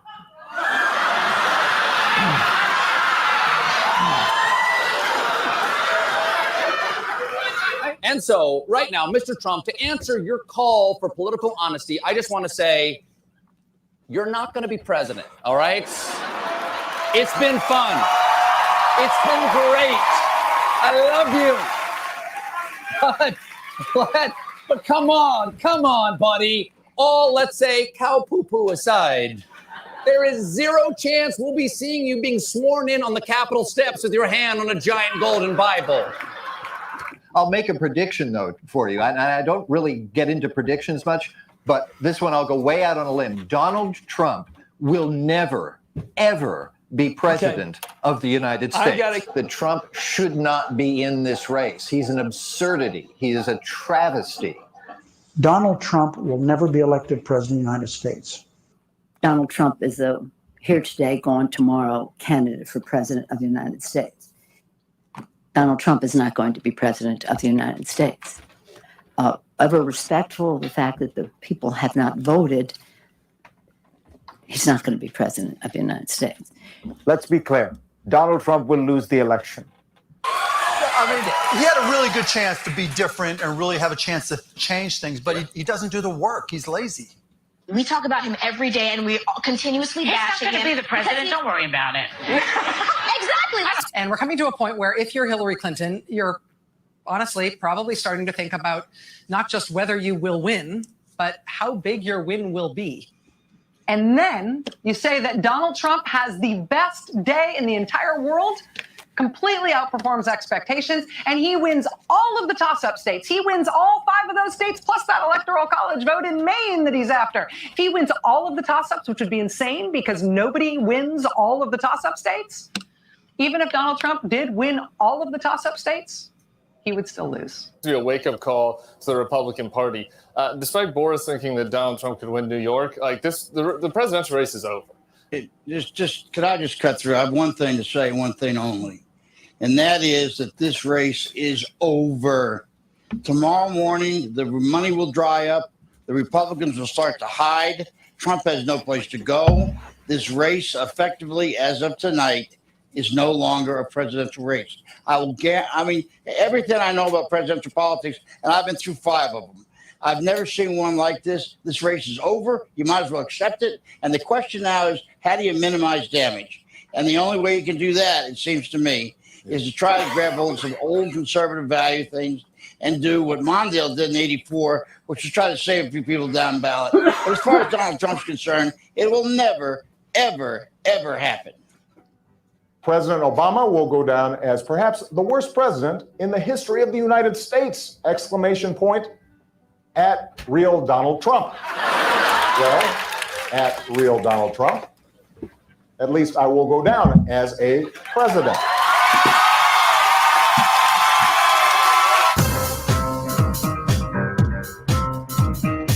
Whole lot of voter suppression. Whole lot of voter suppression. But you see what I mean? When I say things are still coming and people say, ha, he has nobody, it's exactly what they've been saying this whole time. Exactly the same thing. Not so much. That was voter suppression, as well as, you know, them really fucking underestimating him, or for whatever reason, man. Honestly, I feel that he was allowed, because presidents are allowed to be fucking president, and you're not going to ever convince me otherwise. He was put into this office to do everything that he's done and to leave office exactly as he's leaving. And he sold us out by putting on this fucking performance for the past 4 fucking years. See, I think the exact opposite. I think he was never supposed to win. He wasn't allowed to win. They just tried to cheat. Some people stepped in and didn't allow the cheat to happen in 2016.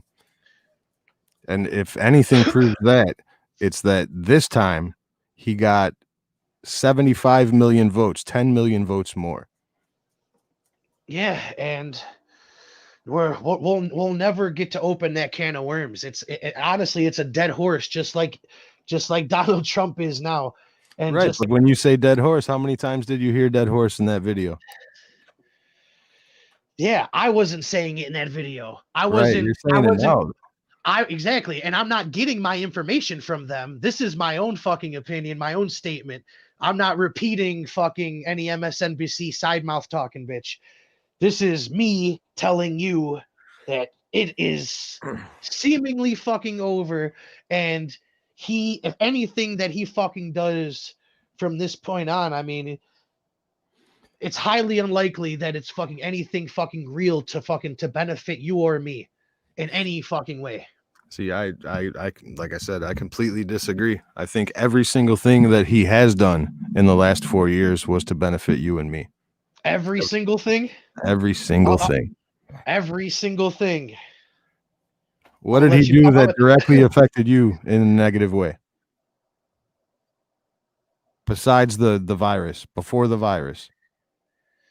Me personally, I mean, it ain't all about me. I'm not that close-minded in my thinking to where I have no heart or sympathy for other fucking people. That's not the shit that he's done has hurt people. Yeah, he has definitely the illegal camps could have been handled a lot fucking better, man. There could have been done. Camps? You mean the border? That was the polite way of fucking saying it. Yeah. Yeah, the shit at first with the fucking aluminum foil fucking blankets and all of that shit. It could have been handled a lot fucking better. And it was one of the many fucking balls that he dropped. And if he didn't have the fucking foresight to fucking see that, just like the other side didn't have the foresight to see that by them not fucking promoting Hillary in their own campaign wasn't going to win them the election, then, I mean, sure, I guess these people are all just fucking idiots then. But why is that on him?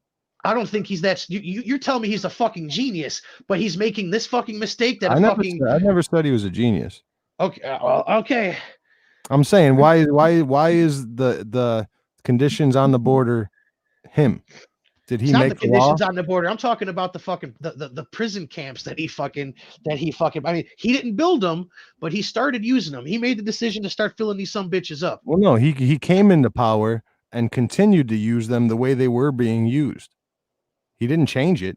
He didn't make it worse. He didn't start it. And when it became an issue, he did change. He did. Not so much. Well, I mean, what would have been the better idea, to just let him walk into our country? Catch and release back in their own environment. Exactly what he did. He said, we do with the invasion species. We'll go in these camps. Yeah, don't come here. unless you want to be in a camp. So they made the decision, not him.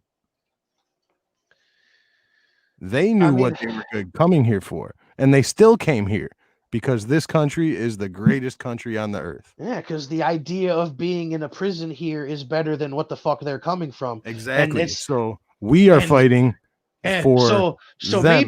maybe if we decide to make the fucking world better instead of a little bit of isolationism and invading other people for their fucking resources. That's maybe like saying that you're going to make help, your neighborhood great and your house is still looks like shit. Well, it hasn't been doing it the other way. Obviously, hasn't working because things are. We've pretty never fucking done it shitty the right other now. way. We've always been for everybody else. We've never been America first, and not since like the 50s, since Lindbergh. But we were, and we are here But now because no, of what I'm saying is that there were people. You know what else happened around the 50s? Civil rights and a lot of shit like that. So it's very interesting that since America that time, first. But Yeah. if Focus on if the the illegals are the fucking problem, so why don't we make the world better and everybody will stop trying to fucking come here by any means necessary? Why don't we make the better world a fucking great and place? Why don't we make here the place and then let the world look at us and follow us by And envy us because fuck them, we're not people, we're Americans, not people. Who's to say that people from South America deserve to be here more than somebody from India? So you have a right because you were born here? Why didn't the Native Americans have that right? They were born here I was first. born an American. They weren't. That's fucking insane. How is that insane? That's insane. Because that's a fucking made up fucking term that was invented. That is not a real fucking thing. American is not a gene. It's a culture. It's a way of life. It's a Exactly. nation. It's it a exists. made up. It is not made up. It's all in your fucking head. It's all in your fucking head. That's all it is. So Don't take be a down all the zombie. borders then. Don't be a fucking zombie. No borders around the world. That's the answer. Alleviate the borders. Have people on the borders making sure that drugs and violent things and people But aren't it's getting just smuggled. an idea. It's But a people made up should term. People should be allowed to come and go as they fucking please for the most fucking part. For the most part, yes. Including rapists, murderers, What did I terrorists. just say? What the fuck did I just say? What What I'm did the words saying, just you- come out of my mouth? What words just came out of my mouth? Don't be How you can know you who. say? Don't be How you can know you who. say here? These are the words that came out of your mouth. It's a made up fucking idea. No, okay, and then after that, I said, of course, the borders need to be guarded. You need to make sure that people aren't bringing over guns, drugs, and fucking human trafficking. Did you not And hear how do that? you do Or that? were you fucking, just not listening to what you wanted to hear? No, how do you do that though? How do you do that without doing what's happening? Stopping them at the border and vetting them, not just believing what they say, but actually needing proof to allow them in the country. The storage of these people for as long and the separation of the families is really what I'm talking about. And The separation of the have to families stop- comes into you ha- account when you have to stop trying to fucking excuse this dude's fucking failures and stop trying to explain them away. Just I'm not admit that he excusing fucked anything. up. He fucked up. And if he could have made some decisions with a little bit of fucking foresight, not hindsight, and thought with a little bit of fucking compassion, had a little bit of fucking heart, he could have probably had a fucking, another 4 fucking years. But But what he did was he came to agreements with the countries in South America to stop them before they get here. So Yeah, that they but were he- never in a prison he- camp in America. he let shit get out of hand and he allowed this narrative to be fucking created when he could have gotten ahead of it and put a fucking stop to it. No, regardless, he's Instead the of- bad instead guy of no just- matter what he does, man. Perhaps, but he'd have a lot of easier time of convincing people otherwise if he had the work to show for it, not just, hey, believe me, trust me. I'm the TV guy, trust me. I've been on WWE shaving Vince McMahon's head, but trust me. That's moving the He's- goalpost, my man. We're talking he's- about this one thing in particular. We're talking about the situation at the border. If I'm an two aspiring parents, comedian. Sometimes I'm going to slide a joke in here and there. no, I get it, but I'm saying if a man and a woman come with a child, Yeah, you should figure out whose kid that is. how do you do that if they have no paperwork? Yeah, well then fuck, you can't come here. Okay, so then they're faced So with then- an option. Okay, You so guys, then- the parents are getting sent back. The kid can stay. What's your Mm. choice? Yeah, I mean that's So why you family don't give them separation. That, that's why That you don't is give family you don't separation. you don't give them that option. You guys, the kid, if you're an American, you have rights because you're an American and you were born here. This kid wasn't. So then what you're going to do is you're going to send some kid back with some people that you don't know are their parents. You're not going to ever get me condoning putting some fucking kid in the orphanage system, even if they are born here and speak the fucking language, let alone what happens what has specifically happened in this country to fucking natives, to say the least. But when the entire fucking system is fucked, and it's even more fucked now because of the fucking every fucking liberal state so fucking broke in most fucking cases and shit. All the social services are way fucking shittier than they fucking used to be. I'll never ever ever say it's the best thing in the fucking world for to take this fucking kid and make it an American orphan, to grow up indoctrinated fucking into But these are worst the kind hard of fucking discussions that you systems. have to have. You know what I mean? Because you say send them back then, but there's no proof that kid is that those people's kid. Yeah, for sure. So then what's left? You can't put them. You can't keep them in a kiddie prison until you fucking try to find the paperwork. You can't send them back. What are you gonna do? At least they're here. Okay, and I can agree with you, but keeping them, they could have put them up. They could have made a fucking bubble like they did with this fucking COVID, and they could have fucking done that as opposed to keeping them in fucking cages with aluminum foil blankets. They could have fucking threw these motherfuckers. I mean, it threw them in the fucking Superdome at the very least, like fucking they did Katrina. That's at least better than what the fuck they did for these people.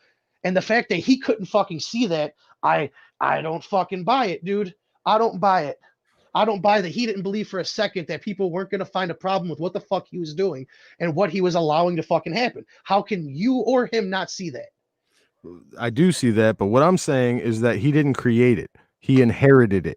For sure. So why? But at the same time, So how is it on him? Just like Because George he Washington, has made changes. because he but he didn't fucking do anything. He allowed it regardless. I'm not going to say it's his fault. I'm not that guy. I'm not saying that.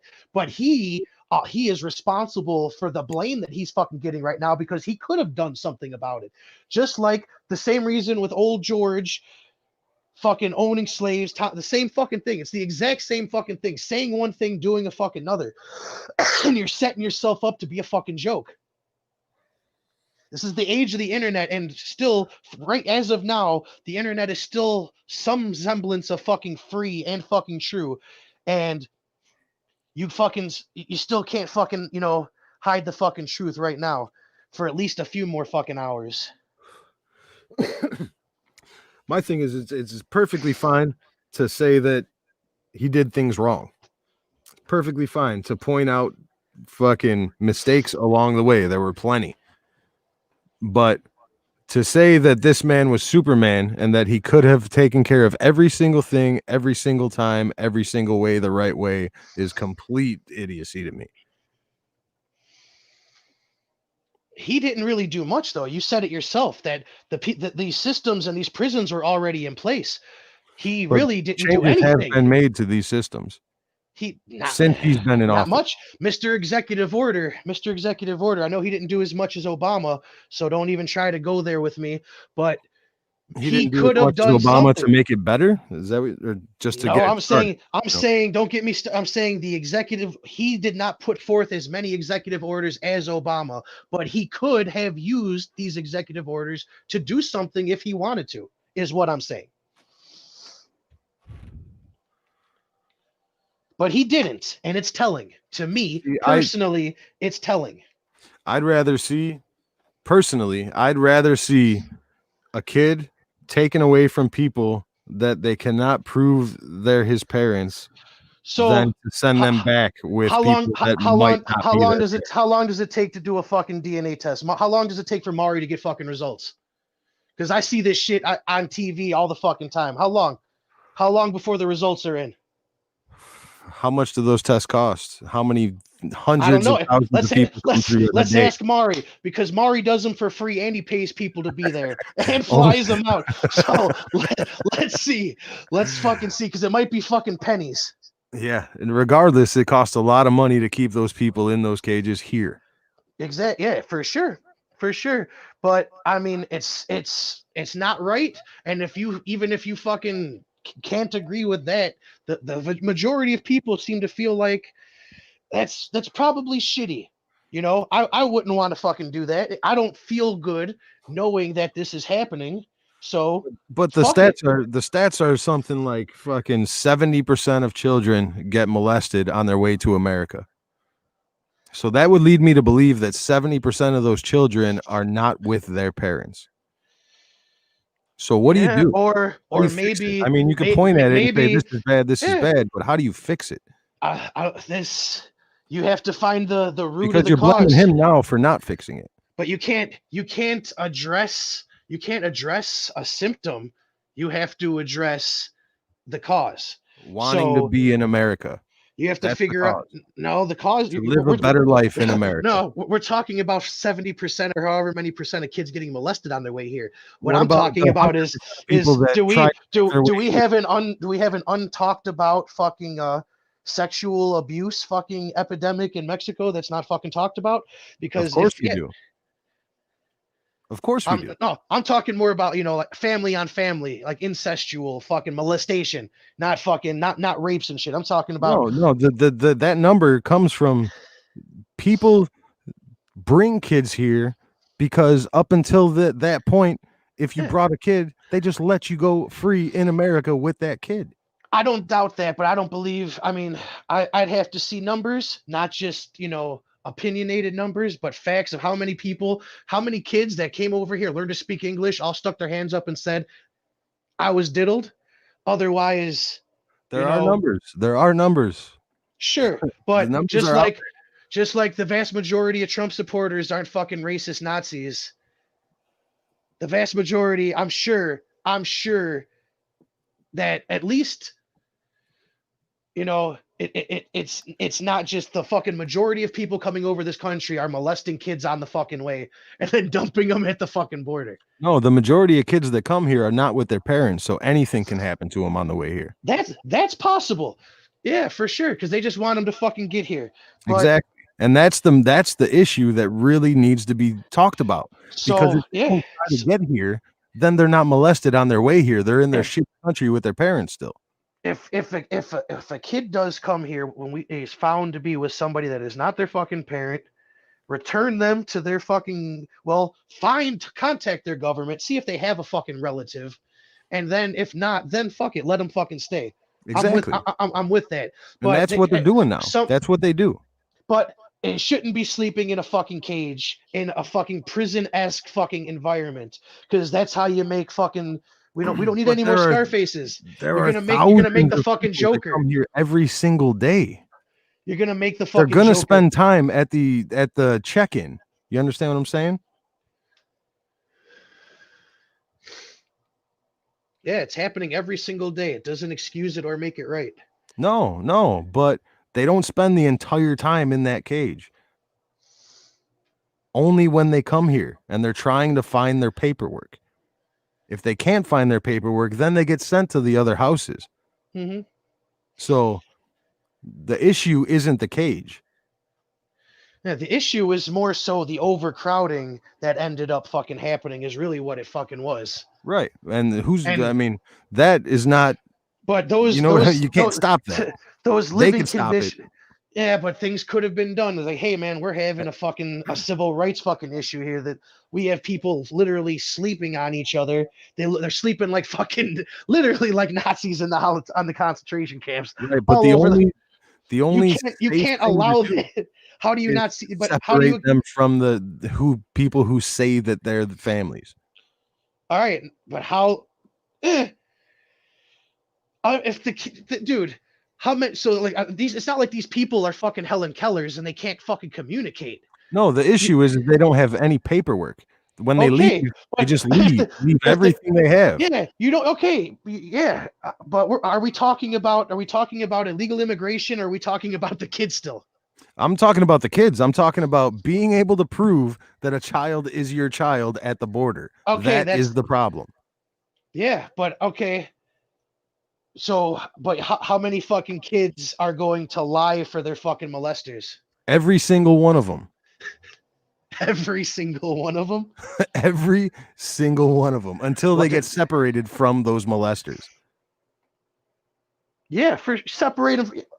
I mean, I'm not against taking them apart for 5 minutes and fucking questioning them. But that's why I say that the whole family separation angle, it's fallacy. It's just simply fallacy. It's not separating families. It's separating children from being used by people in any way possible that are not their real parents. Sure.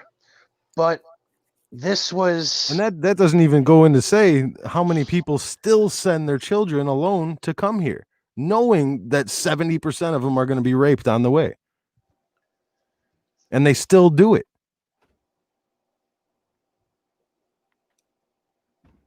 So yeah, when I hear families got separated because we got to the border, we could not prove that child was ours, so we got deported and the kids stayed, I'm perfectly fine with that. So let's produce some numbers, man. Let's see how many kids are molested and some factual numbers, and let's see how many fucking kids, how many kids are lying about the fucking molester, harboring the molester that smuggled them over. I'm interested to see some real numbers in this, because it's just a lot of you have some good fucking points, but at the same time, I mean, there's some broad strokes. Yeah, of course. I don't have the numbers right in front of me, but nothing's that simple, and it doesn't excuse the how do you fix it? Yeah, because that's the ultimate question. Like the pointing the finger and saying this is wrong, that doesn't fix anything. Like, how do you actually fix it? You got to get Maury, man. You got to get Maury running this shit. The new Tuesdays and Wednesdays, it's going to be the illegal. Is it this kid's dad? And he gets to live in America. Could you imagine Maury walking into the interrogation room, opening the manila envelope? Oh, you are not the father, and then walks out. This shit's going to be on stage. I'm saying this is going to be the new angle of the Maury show, where congratulations, you just won America.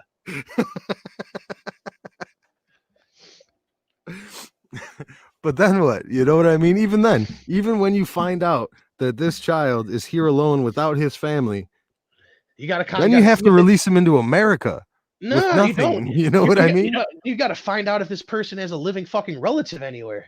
Okay, and then they say no, leave him there. He's there. That was the whole plan, was for him to get there. No, that's not going to work.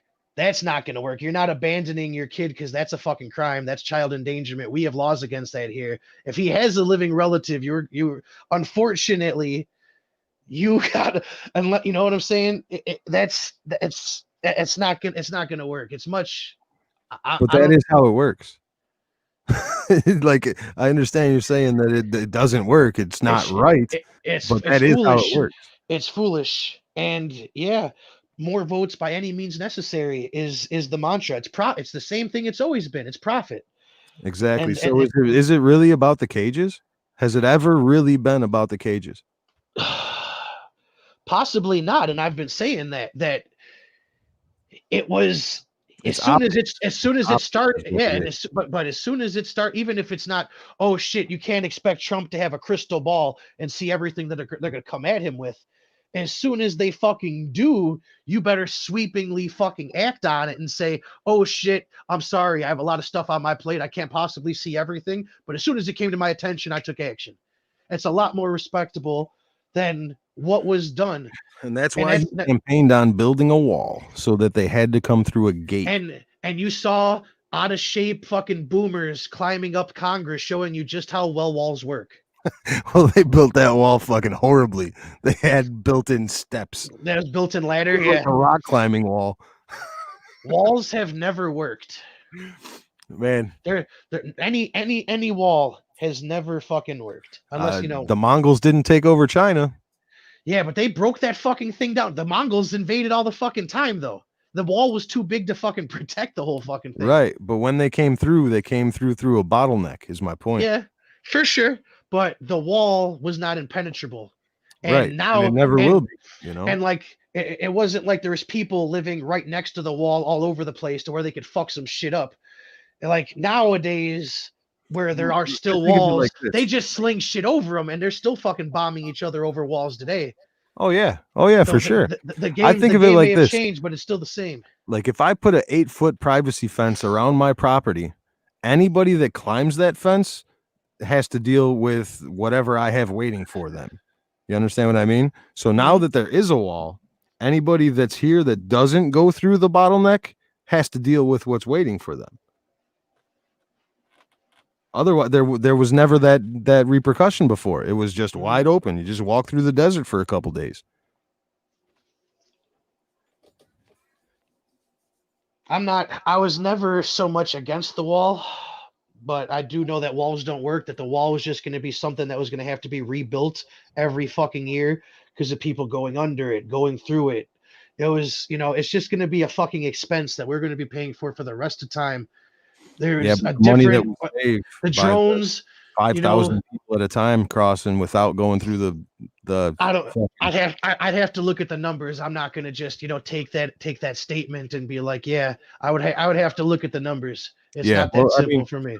I've looked at some numbers, and the amount of money that illegal immigration costs America every single year is in the billions.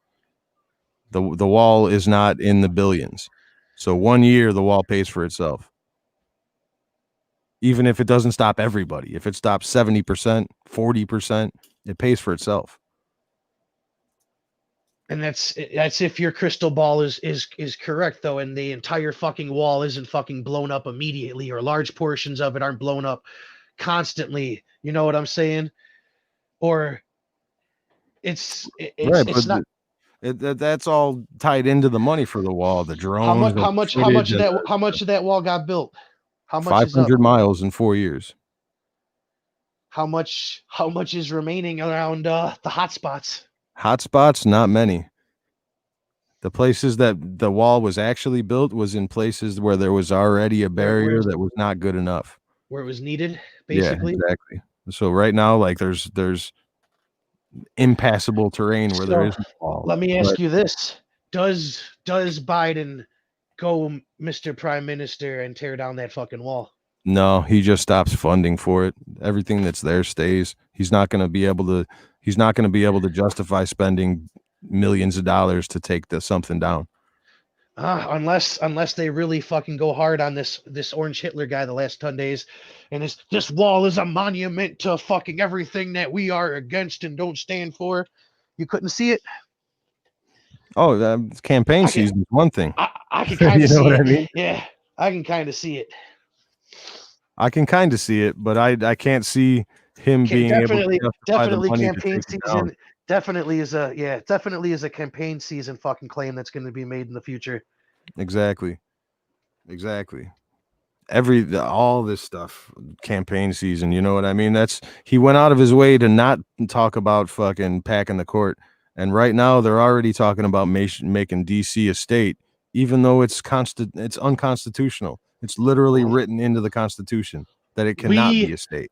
Who predicted that Super Bowl night last year? Yup. We were just wrong on who was doing it. Yep. That's the whole thing, man. It's so easy to get caught up in fucking Orange Man Hitler, but it's like they're out there. They're just not orange. If Washington DT is bad, is not Donald Trump Washington is a dictator. He is the absolute worst dictator in the history of dictators. Yeah, I'll see that. I'll see that.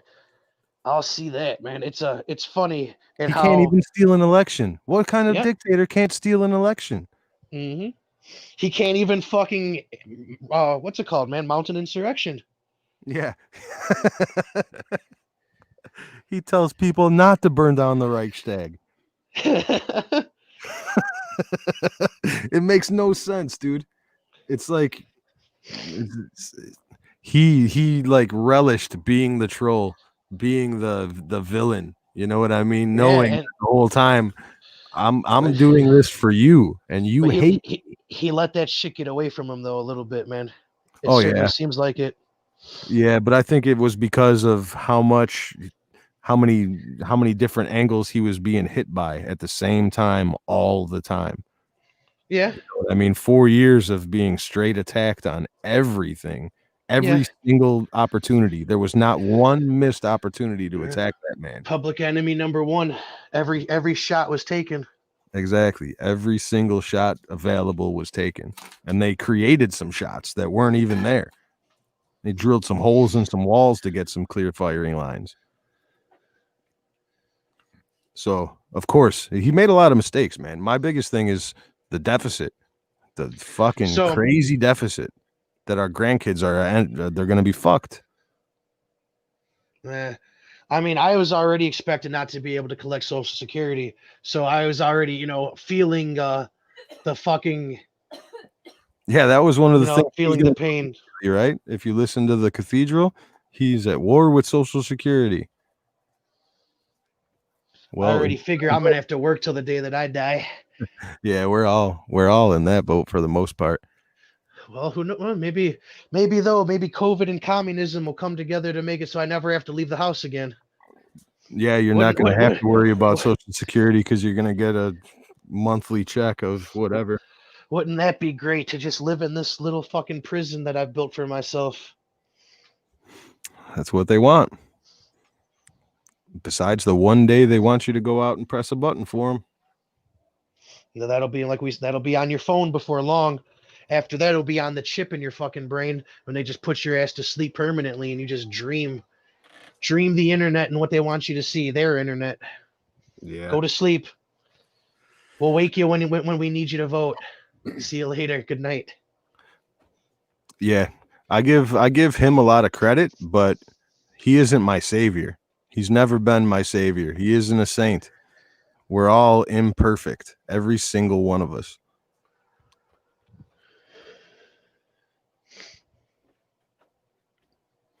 He is no fucking, St. Thomas. It's not him. Yep. But he's definitely not Hitler. Definitely. Not Stalin. He's not fucking Mussolini. He was stemming the tide of those people coming back. I'll even take it one step further. You know what I mean? He was the person in the way of those people coming back. Yeah, intentionally or unintentionally, either way, the policies that are being enacted are going to, no doubt about it, lead us to that.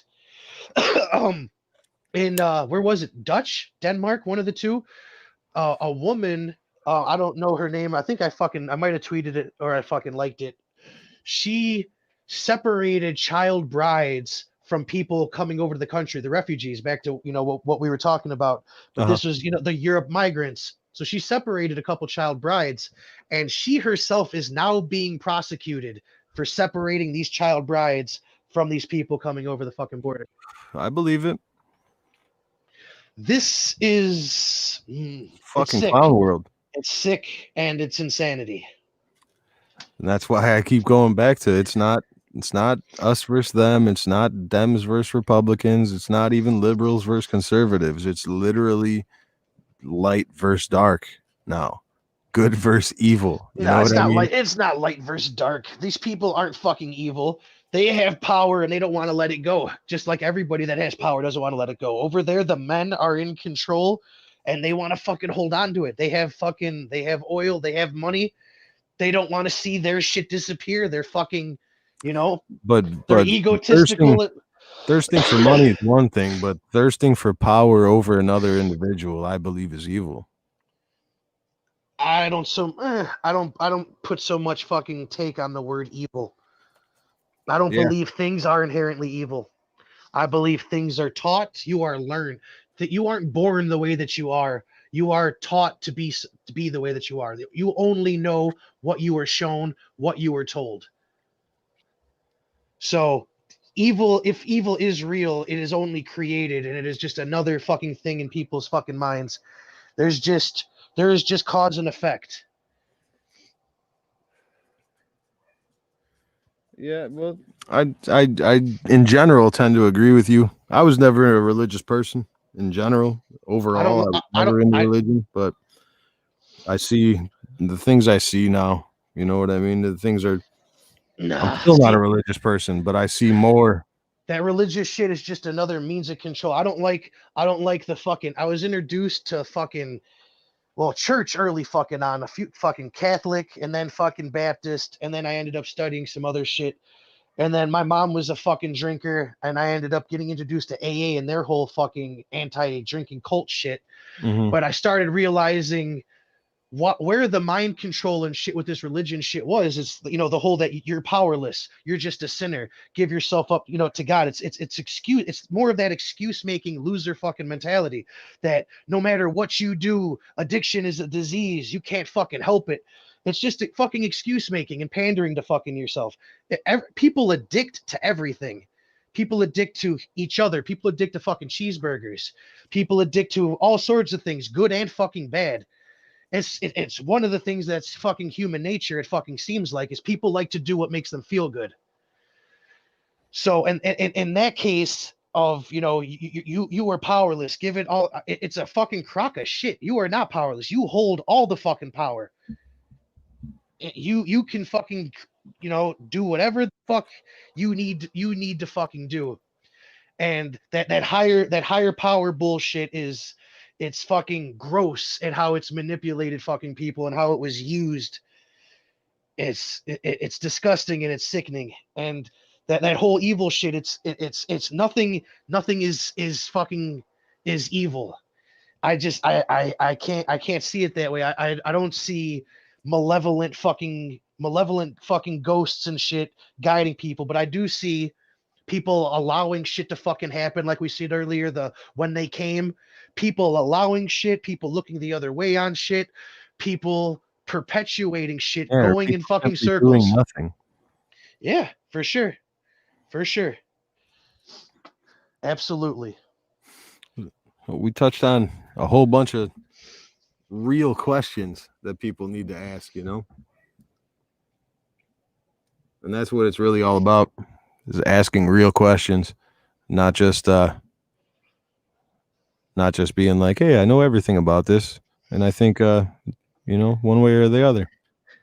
There's always more to learn. And the more you learn, the more your opinion can differ, you know. You can move depending on what you know. Hell yeah. Another one of those sayings that means so much more. Fuck that one. That's an NBC fucking thing. Yeah. Sure. Copium. Where the fuck did copium come from? Cope more. If the left could meme, this would be a dangerous time. If the left could meme, the foundation for a better life would be fucking you know, hitters. We'd be passing that shit around to each other, like those office posters and shit, the perseverance and shit. People would have that shit tattooed on them if the left could meme. Right.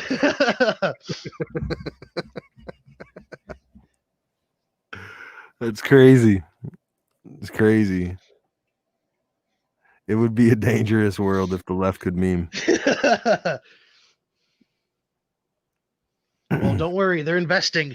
They'll have at the very least, they'll have AIs doing it very fucking soon if they don't already. Study the right for fucking 6 straight months of automated learning. We need our own frog symbol now. Right? We need to get rid of fucking Pepe once and for all. Q, activate Kermit. He's already married to the fat pig. That's healthy now. It's perfect. Activate Kermit. It sure does seem like frogs are raining from the heavens, doesn't it? Maybe, but I like frog legs, so I'll make the best of it. It's good bait too. Best of a bad situation. It's good bait, good eating and good bait. So fuck it. All right, man. We've been going for like 4 hours. I think it's about time to wrap it up. 4 fucking hours, dude. It was good. It's good shit. It was easy. Fast times. at Ridgemont High. All right, guys. Well, go ahead, Red. My fault. Oh, it's good. I just ain't got enough time to catch a football game. Is there one more game on, or did I miss all of today's football? Oh, there is one more game. no, There is one more game about to come on. Wait, Tom Brady versus the Washington football team. No. Can gonna you turn it on imagine myself. imagine growing up one day saying that I want to be a football team? I guess that's, is that how you would say it? I want to be a Washington football player. I want to play football for the football team. That sounds so man. sad. That's a very it's a very communist fucking vanilla gray fucking name right there. It sounds very special needs. I want to be a football player for the football team. Yeah, it's I thought unfortunate. they were gonna go with what was it? The some bird, like the red fucking Yeah. I think their owner, he's another spiteful fucking bastard, a spiteful Their owner- childish motherfucker. their owner just got hit with a bunch of sexual assault claims. Yeah, they're trying to fucking they're trying to Sterling his ass. But Those accusations have been coming out since right before they changed the name too. So I think he was trying to get ahead of it. with the name change. he did some shit with the cheerleaders, like flew them out and like made them take their tops off and a bunch of shit, probably hoeing them out. But I'm pretty sure he's gonna keep the name as the Washington football team just to fucking spite everybody because they made him change the name. I'm fucking almost certain of it. So until they make him give the team up, that's gonna be the name just to fucking spite everybody, just to stick his nose up. Another fucking Shkreli. Yeah. The NFL football owners are America's version of the Davos group. Same. Yep. A couple of them did speak at the Atlantic Council. All right, guys, we're going to wrap it up. We'll be back on Monday. And appreciate you tuning in. Leave us some comments. Let us know what you think. What should I say here? Keep some buckets of water on standby just in case the cow kicks a fucking lantern over. If you catch my drift. We'll keep that water on standby. Have at least 2 months worth of fucking supplies. Shit's gonna get hairy if you listen to me. Take care of your neighbors, look out for one another, and lead by fucking example. And at no point during any of these conversations were we trying to say that slavery was a good idea, that kids in cages were a good idea, that anything. We were not endorsing any of those ideas. You have to talk about them, though, if you want to make headway. Just expressing such ideas and investigating such ideas, the thinking, the logic that goes into, and the results thereof. Yeah, you got to have the conversations.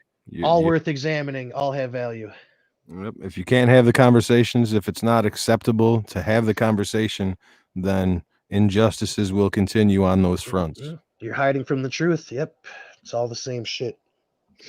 On that note, see y'all in a couple days. Thanks for tuning in. Peace.